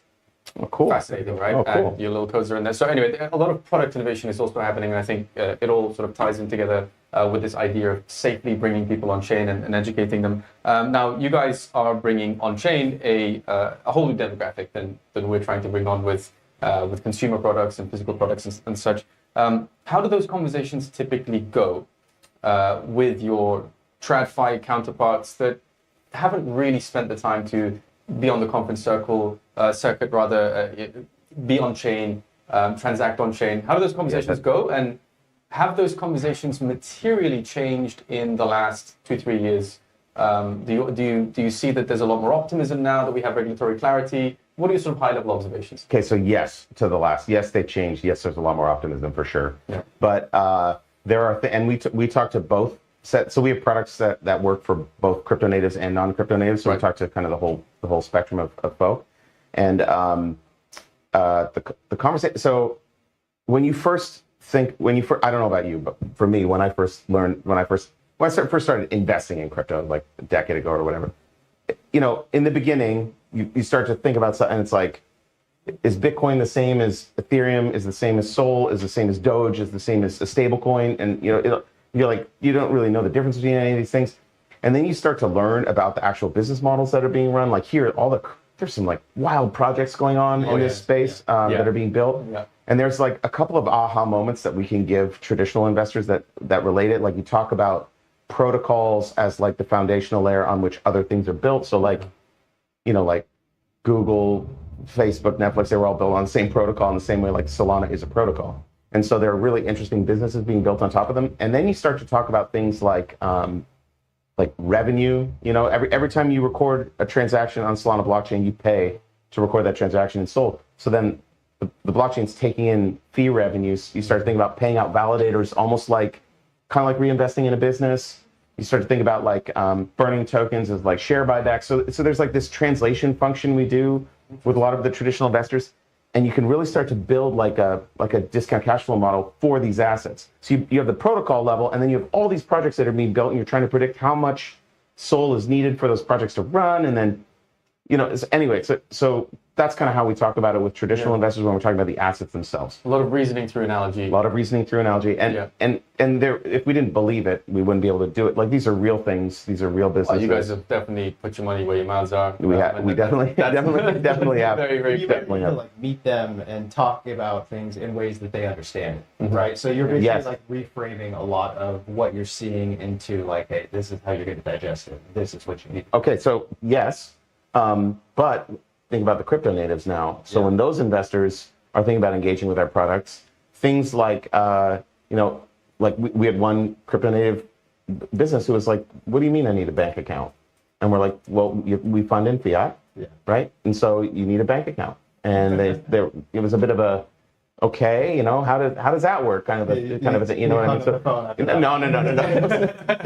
because it's a discussion, right? And they get like, again, like this space is still so new. Yeah. And when I started in fixed income in 2001, and I worked in a relatively supportive office in that space, I was given a textbook called the Handbook of Fixed Income Securities, and I was put in an office, and they said, read these 15 chapters, and then we can have a discussion. So the first few days of my fixed income career were reading a book and then coming out and asking questions. People like, come on, you don't know that, like kind of thing, right? Wow. So no, again, like welcoming environment. I'm not trying to slam anyone I was working with. I love working on that desk, but in this space, I remember very distinctly what it was like asking those questions. Why are these things different? What the chains are different? How are they different? Tokenomics, like what does that mean? And so whenever someone comes up to me and asks me those same questions, like my dad, I'm totally fine to get into it with them. And so when we have the TradFi or the crypto investors who are wondering about TradFi, totally fine. Same with the TradFi investors who are wondering about crypto. Yeah, I feel like when I first got into crypto, it was like DYOR was the big thing. It's like do your own research. Yeah, but no one did any research. So what research did you do? Yeah, I mean, you got a landing page sent to you, and it was a white paper, or it was a 5-year sort of trajectory of what this project was going to do, and you had a little minting address like, here you go, here's a bunch of money. So do you remember the website? Let me Google that for you. Do you remember that? Oh my gosh. When you get one of those links, it's like you just shudder before you even open it. Absolutely. It's we've definitely come a long way, and I can't help but not bring the conversation back to the fact that we're here in Abu Dhabi, in the capital of capital, with, again, trillion-dollar asset managers, some of the most degen people I've had the pleasure of meeting in my life, all in the same room. We seem to be moving in the same direction rather than experiencing a major diversion. Now, one question I want to ask you before we get to the final question, which is super bullish, we have to end on a bullish note here, is Matt Hogan recently said on an interview that it seems to be a tale of two markets at the moment.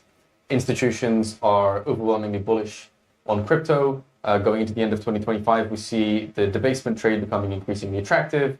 And at the same time, crypto Twitter sentiment is at an all-time low. It's extreme fear. People are a little bit confused, upset, disappointed by the price action that we're seeing. Do you share that analysis as someone who's not just on both sides, but has been on both sides, will probably continue to be on both sides? I mean, do you agree with that analysis that sentiment is moving in different directions, even though we seem to be aligned on where we want to go as an industry? I I don't know. Well, maybe I would say like I think the institutions are really bullish on blockchain. Right. I think the institutions are psyched about it. They see it. They understand. Like they're really starting to understand it. A lot of institutions actually call us for advice on how to think about things, and we talk to the heads of digital assets at most major financial institutions because we're all just trying to help grow this thing we're doing. So I would say like blockchain. The institutions are really bullish on blockchain and how do we adopt this technology in our own business. That's more how I would lean on it. Fair play. Single most exciting aspect, vertical element of Solana in 2026 for you. And I think I know it's so difficult to answer this question. And I think for context, if we think about 2024, most people say, okay, it was retail adoption, the blockchain being stress tested, proving its worth. 2025 is the year where we saw massive institutional adoption. Finally, $500 million coming on chain, coming through even BSOL alone. Fascinating development. What is 2026 going to be the year of? Maybe that's a better way of phrasing the question than what excites you the most. No, it's fine. So can I start with something? My personal cell phone is a Seeker. I use we have Seekers all over the place. Yeah. Helium is my cell phone provider. I'll give you this in that case. Cool. It's a privacy screen. Thank you. Thank you. Oh, that's really. I'm sure you spend a lot of time on planes. I do. Yeah, thank you. Thomas here has 3 Seekers. I got a lot. I buy them all for myself. I bought one for my wife. Right. She wasn't too excited about it. I feel a little. I don't have my Seeker on me, but my bona fides are real. I can send you the picture later. And I actually try stuff out when I can. So like I have the fitness ring, the Kudus ring. Yeah.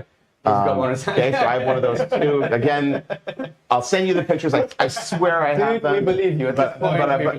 But I like these. I like these. So for me, like a lot of DeFi stuff is like really cool. And I try it. And also, by the way, if you're talking to non-crypto natives, talk about that stuff because these are things they understand. They understand a cell phone plan, and when someone says it's all made up fake money, it's like I pay $30 real a month for this cell service. So like, so that is actually one of my personal favorite things that's going on Solana, just from like a interesting standpoint. But what I think is happening that's even more interesting is were you guys at Accelerate? In New York? We weren't, but our colleague who's just outside Finn was. Okay. So I was there, and I got there, and Nick Dukoff, who works at Solana, head of institutions. I think he's the one that gave me your contact. Nick's the best. So Nick, I called him afterwards, and I was like, Nick, where was all the like DePIN stuff? Because there was like not a lot of DePIN when I was there, and he said actually we had some like events beforehand and stuff like that, and so. I think what they were trying to do, the days that I was there was like dedicated to like more like institutional use cases and stuff like that. And the way that they've approached that growth with people like Nick, I mean, the staff here is unreal. That's what gets me really excited about Solana going forward. And it's easy to talk about to people who perhaps don't want to throw all their money on chain without understanding what's going on. For sure. Yeah, we love Helium. They're actually coming on to our show on one of these days. Cool. So, we interviewed Abe previously. We spoke to him also, not yesterday, the day before. They had a side event, and they announced their expansion into Brazil, which is a huge, massive new market. About 6 months ago, they announced a partnership with Telefonica, one of the biggest telecom providers in Mexico. So obviously, they're sort of taking over South America, if you will. So like the first time I met him, I was at Consensus, and I totally by accident, I swear, butted him in a beer line, and then he's such a nice guy. I'm sure he's totally fine with it. I turned around. I'm like, I'm sorry, I didn't see you there, or whatever. And I offered to buy him a beer. He's like, no, you don't have to. And I was like, please. And I would buy him a beer, and I was like, so what do you do? And then I saw his hat, and I was like, ooh, nice. Small world. And he's like the nicest guy on the planet. He really is. He really is. Yeah, we'll have him on tomorrow. Do you have a question you'd like me to ask him from $1.6 trillion asset manager? Would like to know. Question. What can we ask him? So like I turn it back on you all. What are you most excited about? Well, there's a few questions that we have about where DePIN is going. We want to know, what part of the world is he going to go to next? What I love about DePIN projects like theirs is they didn't decide to serve exclusively the richest people in the world. They thought, maybe they have higher margins in the US, but they decided to go to the unbanked, to the people that they can increase the connectivity of. So that's what I'm going to ask you about. When expansion to Africa, into Southeast Asia, into some of these underserved markets. Cool. Awesome. Great. Mike Reed, thank you so much for making time to chat to us. Oh, no, thanks for having me. No, I really appreciate it. Yeah, thank for sure. you for taking time out of your busy day. Thank you very much. Yeah, Love what you're for doing, sure. Solana. Oh, thank you very much. Thank you. Great. All right. Have a nice to great meet you. time. Can I really have this? Of course. Okay. It's Awesome. yours. Awesome. Thank you. I'm going to put it on tonight. Don't go anywhere. That was Mike Reed from Franklin Templeton, the $1.6 trillion gigantic asset manager. And it turns out they're all just degens in suits. So I'm fascinated by that conversation. We're going to have Eno coming on next. Here he is, the man, the myth, the legend, Eno, the best MC in the Solana ecosystem, bringing that Korean cocaine Jesus energy. How you doing, Jack? Great to see you. Dude, it is hot in here. It is so hot in here that I think we should leave the door open for a couple of minutes. What do we think about that? Yeah. Cool it down. We can't leave the door open because... What's up, Eno? How are you doing? Thomas, how are you? Oh, man, great to see you. Yeah. Cool. We're gonna... So you've been walking around, you've been talking to people, you've been interviewing people, you've been on stage. Yes. What's the mood? Did you MC all day? You want to close the door for just a second? Sorry about that. Yeah. I know. Sorry. But it's going to be over soon. I just want to 3, 2, what? Just close it. Close. Yeah. Yeah, close the door. Yeah. All right. You gonna say 3, 2, 1. Welcome to Abu Dhabi 2025. It's a good time to be alive. We are here at Solana Breakpoint, and we are going to give you a closer of day 1. We have had an amazing amount of product announcements as well as developments in the ecosystem. Of course, we are joined by the hosts of SolanaFloor. We have Jack, who is the head of video. And what is your title now at SolanaFloor, Thomas? Video host. Video host, Thomas Bahamas. On scene, we have my friend Arnold, actually, who's giving a Arnold's on stage right now. We love Sphere, great product, but how have you guys been? Dude, you guys are asking all the questions. We're locked in, but we're locked in this booth. Finally, thank you for being the most polite guest we've had on all day. Finally, someone's asking me how I feel. How are you doing? I'm hot. Yeah, you're very I'm hot. I'm sorry. But yes, today has been mind-blowing in the sense that we came in here with many unanswered questions. Yeah. We've been asking people about systemic risk. We've been asking people, are we still in a bull run? We've been asking people, is it bad that we have institutions here? Okay. Everyone has given us such clear, concise, and bullish and optimistic responses. Sure. I'm not worried about anything anymore. I feel like we just only ways up, everything's good. It's very clear that and we don't give financial advice on the show, but it's very clear that the price of Solana is disconnected from the fundamentals. 100%. Yeah, the fundamentals and the price. But also, it means that we have a lot more work to do on the advocacy side to make sure that not only your normal mom and pop understands what we're doing here and why it matters to them, but also the institutions, right? So, obviously, that's a failure on our part. Solana still has a lot. And let's be critical, right? We have a lot more work to do on the institutional side. Right. We have a lot more work to do with, your average, Joe back home, And we've done a lot with institutions. Oh, we have the year of the institutions. Actually, how do you feel about 2025? What's the narrative in your head? What did we accomplish this year? Okay, so my narrative for 2025 is a major win with institutions that tank the price.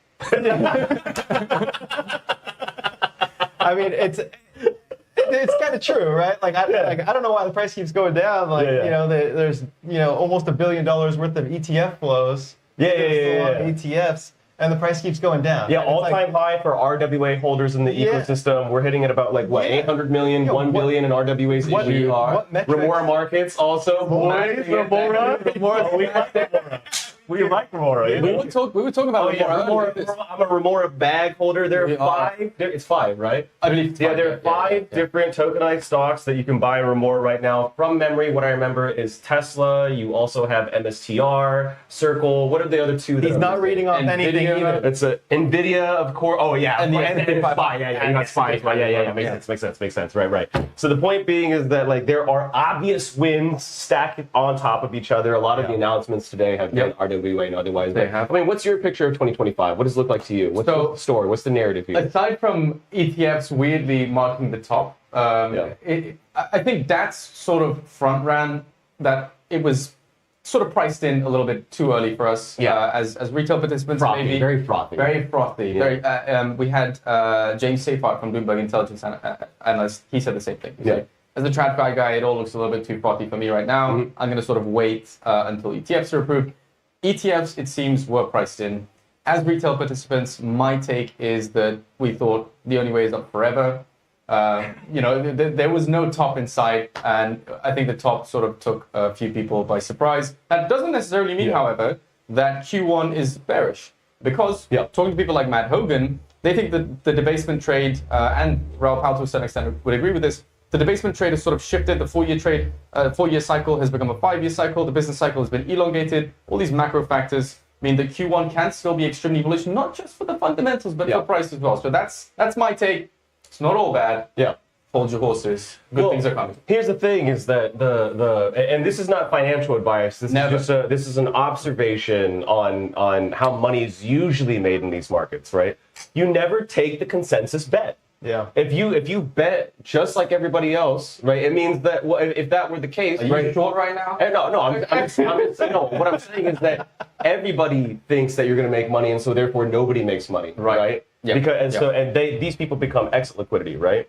Whenever you see a bullish move towards the upside, it's never expected, right? It just happens out of the blue. So what's the point that I'm trying to make? I think that the bullish move is going to come when we're at our lowest in sentiment, right? Like right now we're in a. Does it get lower than it is right now? Yeah, I think it goes lower than how it is right now, and I'm okay with that, right? Okay. I like that because what it trains a generation of at least people in this cycle to believe is that like we're never going to get another alt super cycle. That's like when we start to hit that territory where people feel like we will never get another 2020. Yeah. When people really start to believe that in their core, that's when it happens. Make it happen. Make it happen now. Make it happen now. This guy's got a long. Oh my God, so long. You have no idea. But I feel institutions are also longer than they've ever been. Yes. Both ideologically and in terms of sentiment and financially, and they keep going longer and longer and longer and longer. To Thomas's point, how the frick is price not following? And one of the sort of emergent conclusions that we've had today is that gold is just a safer bet. Mm-hmm. If people perceive risk, and by people I mean people with serious sums of money, much older individuals than ourselves, if they perceive high amounts of risk, then they're not going to go for risk-on assets. They're going to put it into something that has proven its worth over 5,000 years, i.e. gold, i.e. silver, like we're seeing in the last couple of weeks, having its own parabolic run. So maybe that's a part of the sort of the explanation as to why price hasn't kept up with sentiment, or price rather hasn't kept up with institutional buying pressure. But again, I'm very optimistic for Q1. Yeah, very, very optimistic. How are you feeling about next year? What is the narrative? Actually, I feel great. Like as far as like obviously not happy the price isn't way higher, but like that's not the whole story at all. Right? Like the story is like everything's working really well. These institutions are happy. The products that they're tokenizing are fantastic. There are buyers for it. It's like the scene is set right now, and it kind of feels like, doesn't feel like when we were at $8, but like the same kind of sentiments, like, all right, well, like everything's working really well, like except the price. It kind of feels like there is that mismatch where it's like historically that's a very good time to buy, and obviously we don't do financial advice here. But like that's how many times have we said this on the show so far? It's been not enough times, NFA, do your own research. Obviously not enough. You know what blew my mind?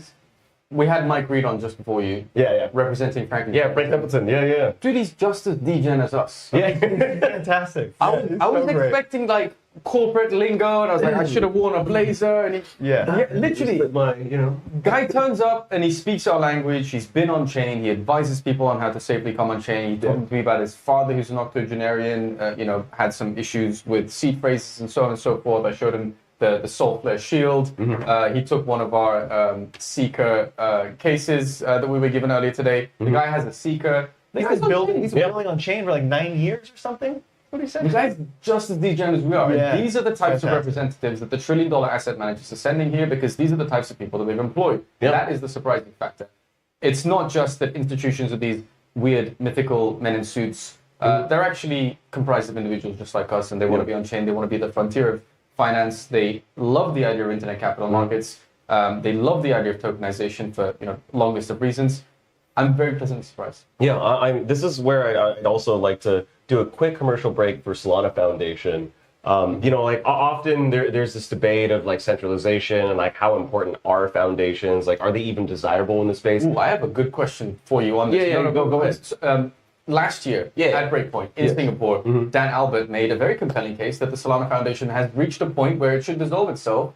They arguably, should work themselves out of a job, I think was the word that they used. Yeah. I disagreed with it fundamentally because they do such amazing work, and Solana isn't quite at that point now where it can be a fully autonomous system. I mean, look around you. We're in the Etihad Arena in the capital of capital. Yeah. They've done such an amazing job. Capital, I love that.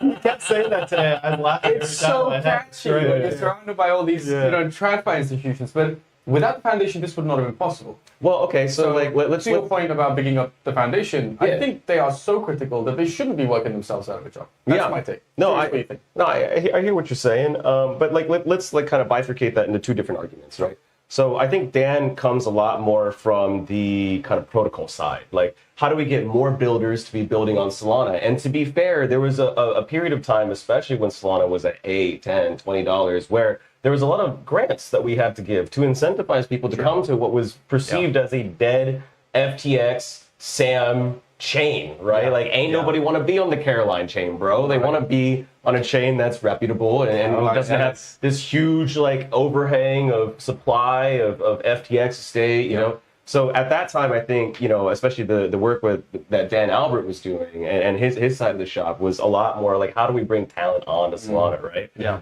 And by and large, his thesis on that is correct. We no longer have to give big grants to bring substantial builders onto Solana. They will come on their own. Yeah. We got volume. We got users. We got revenue. What else do you want from me? Forget about it. Forget about it. Right? But then also, to your point, let's talk about institutions, right? So like in some ways, Solana Foundation has worked themselves out of a job, and some people have actually left to do bigger and better things, right? Yeah. But at least as it pertains to the institutional work that Solana Foundation is doing, man, oh man, we talking about Liu Yin, we talking about Ramsey Ali, we talking about Gianni, we're talking about Lily Liu. I mean, we're talking about Tamara, Nick Dukoff. Yeah. I mean, these people. Fantastic. Yeah, and actually, I'm sorry to say this, guys, but in about 10 years' time, you will have worked your way out of a job. Why is that? That's because every institution is already going to be issuing on Solana, already going to have Solana exposure, is already going to be providing liquidity to Solana protocols. So, in that sense, I guess Dan is correct when you look at a long enough arc of history, but at the same time, no, we got a lot more work to do, my friend. Right,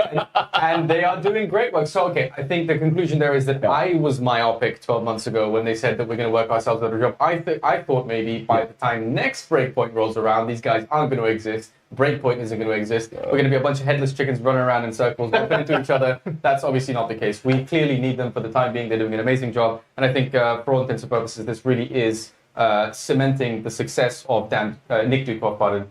He was on stage earlier talking about the sheer extent to which institutions are here, multi-trillion-dollar asset managers rubbing shoulders with DeFi degens. Yes. It's great. And you know what? Like what he was saying too, it's like they're coming together. You know, like the TradFi guys are great. Like the conversations that we were having with them, they're in it. Yeah. Like I don't know. I enjoyed those. I mean, look, we're all in it to maximize returns, for the relative to the amount of risk that we take. And quite frankly, the TradFi yields are just not doing it, right? And if you really think about decentralization, not as decentralization, this heady topic, but more of counterparty risk, right? Decentralization is really reduction of counterparty risk. I would say, you really look at your on-chain returns and then your off-chain returns. On-chain beats it every single day, not just in terms of empirical numbers, but also the amount of risk that you take, and especially this cycle, we've seen that we've flushed out a lot of the bad actors. That's actually something that is not a story people are telling. Big leverage flush. Yeah. I was still scared of there would be some sort of, I'm not to name any names, but I was scared that there might be some bigger players that were running some strategies that would be a little uncomfortable. But we touched on this earlier as well. I can't remember who we asked, but the question that was thrown into the chat from the community was, could you please ask some of these, DeFi and Solana OGs, whether or not there was contagion that we haven't quite seen yet, and there's going to be some more fallout following 1010. What's your take on that? Curious. Have we had the worst of it? Are we past the damage of 1010? Man, I got to be careful what I say here because I give the definitive statement and then I'm clipped for life. But I think that we have seen, the worst of the worst get flushed out of the ecosystem, especially because We're moving more activity on chain. This is very important because that means it has the community of developers as well as DeFi experts who are looking at the different protocols, how liquidation works, what are the different models to earn yield, what's the risk profile on all those assets, and lots of healthy debate onto Twitter, right? And you can't have those discussions if you're doing this all off chain, right? Yeah. If it's all a black box. In fact, right now you see a black box and everybody's like, I don't want to touch that. That's disgusting. Yeah. Product, you know? And it's difficult to have these conversations when you're limited to 140 characters. Yes, yes. Difficult to have any nuance. I want to talk about some of the updates from today. Oh, it's a lot. And I need you for this because we've been in this not so black box, but it is a box. It's a hot box. And all the stuff that's been happening out there has been happening in 5-minute windows. Okay, what Jack doesn't know that is I've been recording my own podcast for 7 hours and then I can't hear it. Is that what you've been doing? Oh, you've been live as well? Yeah, I've been live for 7 hours. Yeah. So been on there temporarily, you know, I feel like you spent... But I also got a rundown of everything that's going on. So we're going to give you a recap of all the things that happened in day one, especially the things that Thomas and Jack want to talk about. So what were you most excited about today? What are the topics that really, got your... got you all jittery. I mean, $5 trillion asset manager coming on chain. Partnering with Galaxy. I mean, Galaxy, we had Sweet, right? Thomas, we had Thomas. Yeah, we had Thomas in here. Oh, really? And I said, all right, what % of that are you going to bring on chain? He's like, eventually all of it. Yeah. All of $5 trillion. $5 trillion. $5 trillion. Yeah. And then, like, it's straight face. Yeah. Like, I thought he was gonna fascinating response. If he said 1%, I would have been surprised. He's like eventually all of it. We could tie that into what Max said too earlier, right? Max said that $65 trillion worth of assets could be issued on Solana today, right? So if Sweep really wanted to, they wanted to make that 5, they could do it today if they wanted to. It's just a choice. Max Resnick? Yeah, Max Resnick. Okay. Yeah. He said that Solana feasible. Yeah, technically feasible. We could support up to $65 trillion worth of assets. So $5 trillion peanuts, not enough. Yawn, not interested. $65 trillion. No, but I mean, Sweep is supposed to be, I think, $200 million worth of Pi USD. Yep. I'm really curious about how they're going to be allocating that capital. Do you guys have any? We don't. I know they're working with Superstate. Yes. Shout out to those guys. Shout out to Robert Leshner. I know they're working with Ondo as well, and obviously PYUSD as well. And when we asked them, what is the reason for that sort of trio of partnerships, and he said trust. It all comes down to trust. And these need to be names that are trusted on both the DeFi side and the TradFi side, and that sort of created the perfect trifecta. So let's see where that goes. I'm super excited. Yeah. You got something? What else was very exciting for you today? We got a full list. Here's a good one. You got something? What's up? Here's a good one. Sanctum. Yeah. Oh, hi. Cheap vibes off Sanctum over here. I was like, let me find this. There we go. I heard there's a mobile app somewhere in the pipeline. Yes. When? Okay, so this is releasing Q1 next year. We have a wait list that's going to open up. Well, I implore you guys to sign up. The whole concept of the app is, and when you think about Sanctum, the name of the company, why is it called Sanctum? It's because FP and the founders always envisioned that Sanctum would be a place where your assets are safe, right? And so we started, of course, with Sol Yield. We're the best in the game for that. Our TVL this year has grown from 8 million sold to, it sits to about 15 million sold. So about about a 2x increase in 2025. The latest deal we just closed with is Forward Industries. So they released Forward Sol with 1.7 million Sol stake. That's so obviously huge institutions are trusting Sanctum with their Sol. And now we want to bring it back to our roots. 2025 was a year where we went from B2C to B2B, and 2026 is where we're going to go from B2B back to B2C, which is why we want to do the Yields app, because there's always been this kind of natural tension at Sanctum where it's like, okay, we're doing a lot of B2B deals now, but we want to, provide a safe haven for assets for my aunt, my mom, right? Yeah. So that's why we're doing the Yields app. What's really special about it is that you can get your yields daily as opposed to waiting at the end. That's what I wanted to ask. Yeah. How long do I have to wait? I want instant gratification. Daily. And how much yield am I getting? Yeah, so you're getting about 10%, right? If you're looking at what yields look like right now, it's about like 6.5. A lot of the yields have compressed. Inflation has decreased. SIMD 411, which is the doubling of the disinflation rate from 15 to 30%, is going to further compress the yields. So is it gonna happen? Yeah, it's going to help. It's going to happen? Oh, come on. You've been talking to everybody. We have been talking. Yeah. Okay. Pretty cool. Everyone's pretty bullish on it. Yeah. I mean, I don't know if everyone's bullish on it, but everyone's kind of resigned. Yeah, to feel it's going to happen, right? Exactly. So we didn't get 228 through. It's like, Can I be spicy here? Oh, yes. Yeah, Mert, you sneaky son of a mother.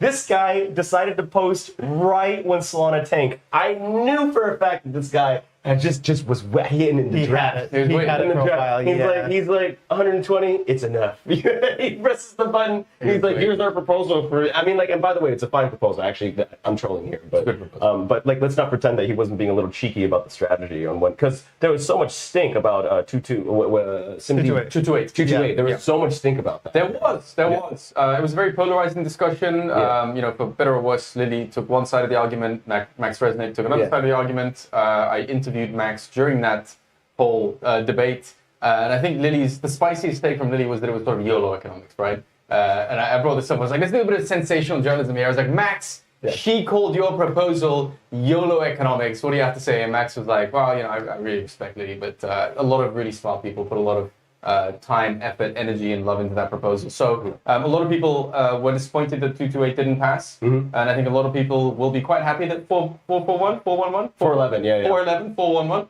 hopefully is going to pass. Yeah, and I think that's the direction that we're moving in. Yes. I mean, it's all bullish for Sol price. It's all bullish. Yeah, absolutely. Exactly. What else do we have? We have some news from banks. Singapore Gulf Bank has announced a fee waiver for SGB users to mint and redeem USDC and USDT on Solana. What? Stable? Yeah. Singapore. Wow. I mean, they've been pretty forward thinking. I maybe 2.5 years ago, the first on-chain transaction between two countries, I think it was Singapore and Japan. I think those central banks of sorts happened, and I think Singaporeans were very forward thinking in that. Monetary Authority of Singapore, famously good people when it comes to crypto adoption, smart crypto adoption. USDT and USDC are obviously the two most dominant stablecoins on Solana. But I want to ask you about this because we've been talking about stablecoin innovation on Solana. There was a discussion for a long time about $450 million of value created by stablecoin usage is leaking. Anna's piece. There we go. Yeah, Anna's piece. Yeah. Right. So jog my memory on this, because she's saying that we're returning all the yield because the collateral for the stable coins is stuff like treasury bills. Yeah. And so they get the yield. Yeah, they get the yield, right? And like, as a former operator of a yield-bearing stablecoin, my whole thesis is that, you remember this, right? It's like, that's what we return the yield back to the user, but we were a couple years too early. And here we are, we've come full circle. We're talking about white label stable coins. We're talking about keeping the yield where it was created. And I think it's a natural evolution to movement. So you obviously have both anecdotal and sort of ideological reasons why you think this is the right thing to do. But talking about how quickly this might happen. Are we likely to get a Solana native or a white label stable? I'm quite bearish on yield-bearing stablecoins, and I hate to say that, right? Unless the yield is really high, like USD Star, which is like 15%, then like partners like DFDV will put a portion of their treasury into Perena because 15% yield is better than zero.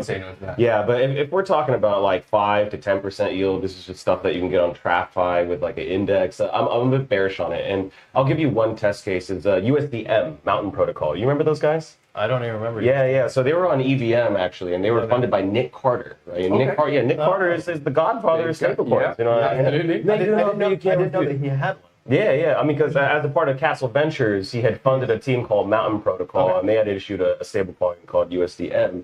And like, you know, I've just seen Nick Carter talk about this yield-bearing thesis for years, and he's like, it's gonna come next year, it's gonna come, and it just never. And to the point where I think I don't really know what happened to Mountain Protocol, but like, I think that if you were talking about like 5, 10% RWA yield, especially if it's this leaky value, which Anna is referring to, which is like, you know, T-bill yield. It's like, hey, nobody cares. You know? That number's gonna go down.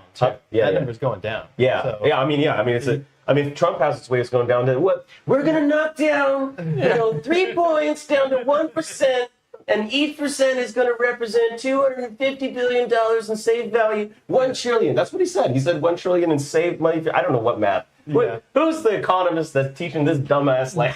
I feel like he just like latches on to I just certain numbers. big numbers. Was this like, one of his Air Force One press conferences where he's pulling numbers out? and just like saying it out? Yeah. I mean, like, look, I'll give it to him. He's a consummate salesman. He knows what the heck he's doing. Absolutely. Yeah, but at the same time, it's irritating because it erases all nuance, right? Yeah. We're gonna get rid. Everything he says is so polarizing, even if it's right. Yeah.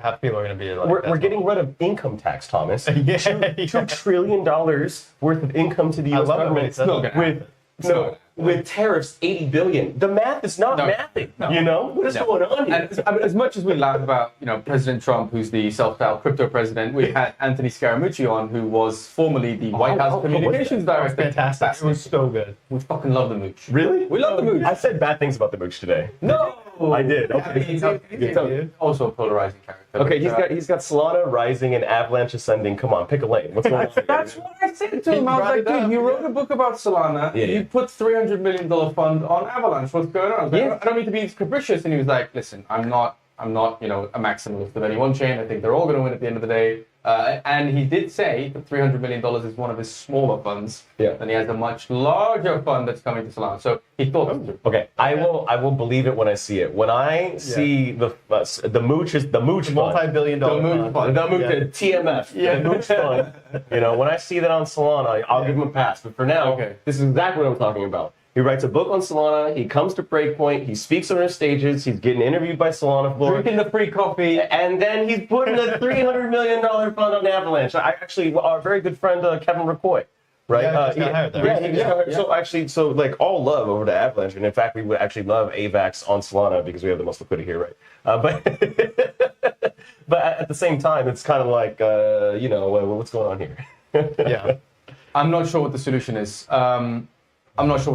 We have to entice him to do more on Solana, obviously. Yes. I asked him also, when you talk to people about crypto in general, by the way, he's written a Bitcoin book too. Yes. Yeah. So, So it's like, he's not really going in the wrong direction. I'm not too stressed out. But at the end of the day, if you are promoting a Solana book and you just tokenized $300 million worth of your fund on Avalanche, I'm going to put you on the spot. Yeah. You know what I mean? For the record, shout out to Avalanche, tech first founding team, Emin Günsuder, amazing character. We like the team. We like the tech, but we want that money on Solana. We want the liquidity on Solana. I think it's a reasonable thing to say, right? Can I ask one question, Thomas? Anything. Okay. What was your favorite interview today? Favorite interview today? Yeah. You can't say the mooch. I know you love the mooch. I mean, George was pretty good. George comes out with hot takes. George is full of hot takes. We love George's hot takes. We do. I also like just ripping, like in the in between time when we didn't have we had some fluff videos that we were playing, and then after a while we're like, no, stop that. Let's just talk. Yeah. So we could kind of break down and talk. I like that. You talking about our George, the George we love, or are we talking about a different George? George Harrop. George. Our George. Yeah. Okay. I'm like, is how many George? There's only one George. I don't know what you're going to read today's my George. Yeah, we're talking about our George. Yeah, we love our George. Yeah, George is amazing. George is great. George is full of hot takes. George is spicy. George has a lot of fucking opinions. He's got a lot of opinions. They end up being right. They kind of end up just materializing, and contrarian to the extreme. I think in crypto you don't have to say anything eloquently as long as you're right. Yes. Yeah, just be right. Fair enough. And the man's right. What I love from George's hot takes, the conversation they had with Finn and George is George coined the term TardFi. I think originally it might have been a typo. Instead of TradFi, it became TardFi. I love this. And the thesis there is that they were late. Oh, man. And in French, obviously, it means late rather than, we don't condone the use of the word. But yes, it is a linguistic typo of sorts. That was a great conversation. What was your favorite interview? You've been talking doing non-stop. You've been emceeing. You've been talking to just as many people as us, if not more. I disagree, but I mean, I can't. But I'll tell you what, you haven't been trapped in a glass box all day. But yes, that's true. I've had a much more clean, fresh, open air. I've been very much enjoying that. I would love some oxygen right now. Yeah, but actually, could we open? I think they're done with the conference, so could you mind opening the door? We're just going to open the door a little bit. Yeah, there we go. Oh, there we go. A little breeze. Fresh, open breeze. You know, the conference is over, Oxygen for the ladies brain. and gentlemen, for day one. So that's why we are opening the booth earlier. We couldn't be screaming and shouting while people are speaking on stage. We look at us like a bunch of maniacs. There we go. Favorite interviews, I think the DATs, and that's because they got. Which ones did you talk to? We talked to DFDV. We also talked to STSS. Would love to get Forward on next time. But yeah, there's a lot of the DATs. Did you have Dan Kang from DFDV? No, we had Parker. Yeah, we had Parker. Okay, Yeah, cool. Parker's a great friend. They rang was it the NASDAQ closing bell? Yes, they did. They did? Yeah, they did. Yeah, big news. Having said that, Toli and Raj did something similar and prices came crashing down. Oh, so, yeah. But that was for ETFs. So don't bring the DAT. Don't blame the DATs for that. Yeah, but the DAT landscape has gotten really competitive. I think the name of the game for them, especially in 2026, it's just to survive. Yeah. Because some of them are going to get bought for cents on the dollar. You know. Yeah. So, is there anything else on the agenda you guys want to cover? What's? I have one final question. Yes. Okay. Okay. We're going to wrap it up in just a moment. Before people are going to kick us out of this box. So before that happens, I want to sort of summarize the energy that we've felt here. Sure. In the capital of capital in Abu Dhabi today, which is overwhelmingly bullish. Yeah. Overwhelmingly optimistic. Price doesn't matter because the fundamentals are strong. Yeah. But still, and I've been asking this question to everyone, and people are giving sort of relatively different responses. DETs, you've spoken to a few of them. Systemic risk, yes or no? Happy to dig deeper into the reasoning behind the question. Yes, being valid, but absolutely. But it depends on what they're doing on chain. Right. So like, here's my big word with the DATs is that it's a dog fight. All right. Like these guys are not here to play nice. They are sharks. Right. I'm not saying the people. I'm saying that their worldview, they have to be sharky in the sense that they have to aggressively accrue not only Solana, but you'll notice that a lot of them are doing token deals, right? A lot of them are getting protocol tokens, right? Is this the discounted Sol purchases? No. Weighing into it as well? No. Like so stuff like, okay, so our deal with, this is all public information. So like we landed a deal, Sanctum, with Forward, 1.7 million Sol and a little bit of Cloud. You know, and this they bought the Cloud. Well, they have an allocation of Cloud. And so my point is that you're going to start, and it's not just us, by the way. It's like every major protocol on Solana is doing the same because we all need the allocation of Sol to, yeah, exactly, right. So the point that I'm trying to make here is that you're going to see these people do a lot of aggressive DeFi going for it. Yes, because they're going to need the yield in order to market it. Right? Yeah, it's not. Yeah. Yeah, I mean, it's not winner take all, but it's also kind of like, it's kind of winner take all, right? Like BSOL, like what have you guys observed from BSOL this week? What did they clear winners? They took in $4.7 million yesterday. 4.8. Yeah. No, sorry. 4.8 was the total. 3.7 was BSOL. But who's counting? But my close guy doesn't count. No. Yeah, but my point is that it's not a winner take all for the ETFs, but there's one very clear winner. Absolutely, right? Isn't it reasonable to say that that's what it's going to be for the DATs? And it looks like Forward Industries is potentially moving in that direction. Right, but if you in STSS and DFDV's position, right, this means that you have to be very, very aggressive. Right? Yeah. No, I trust them with their risk profile. Yeah, but I'm worried about the ecosystem in general, right? Yeah. What happens with this very aggressive DeFi? We get more and more leverage. We'll see. Makes things exciting. Gives us a reason to keep thinking about DATs and talking about DATs and maybe apply some on-chain accountability in there as well. And I'm really excited to see where it goes. The final thing I will say, and I'm curious what you think about this, is when we're talking to the head of tokenization at Galaxy, Thomas, he mentioned that depending on if prices go up as a result of a DAT consolidation or if prices go down as a result of a DAT shakeout, the language is going to be positive or negative.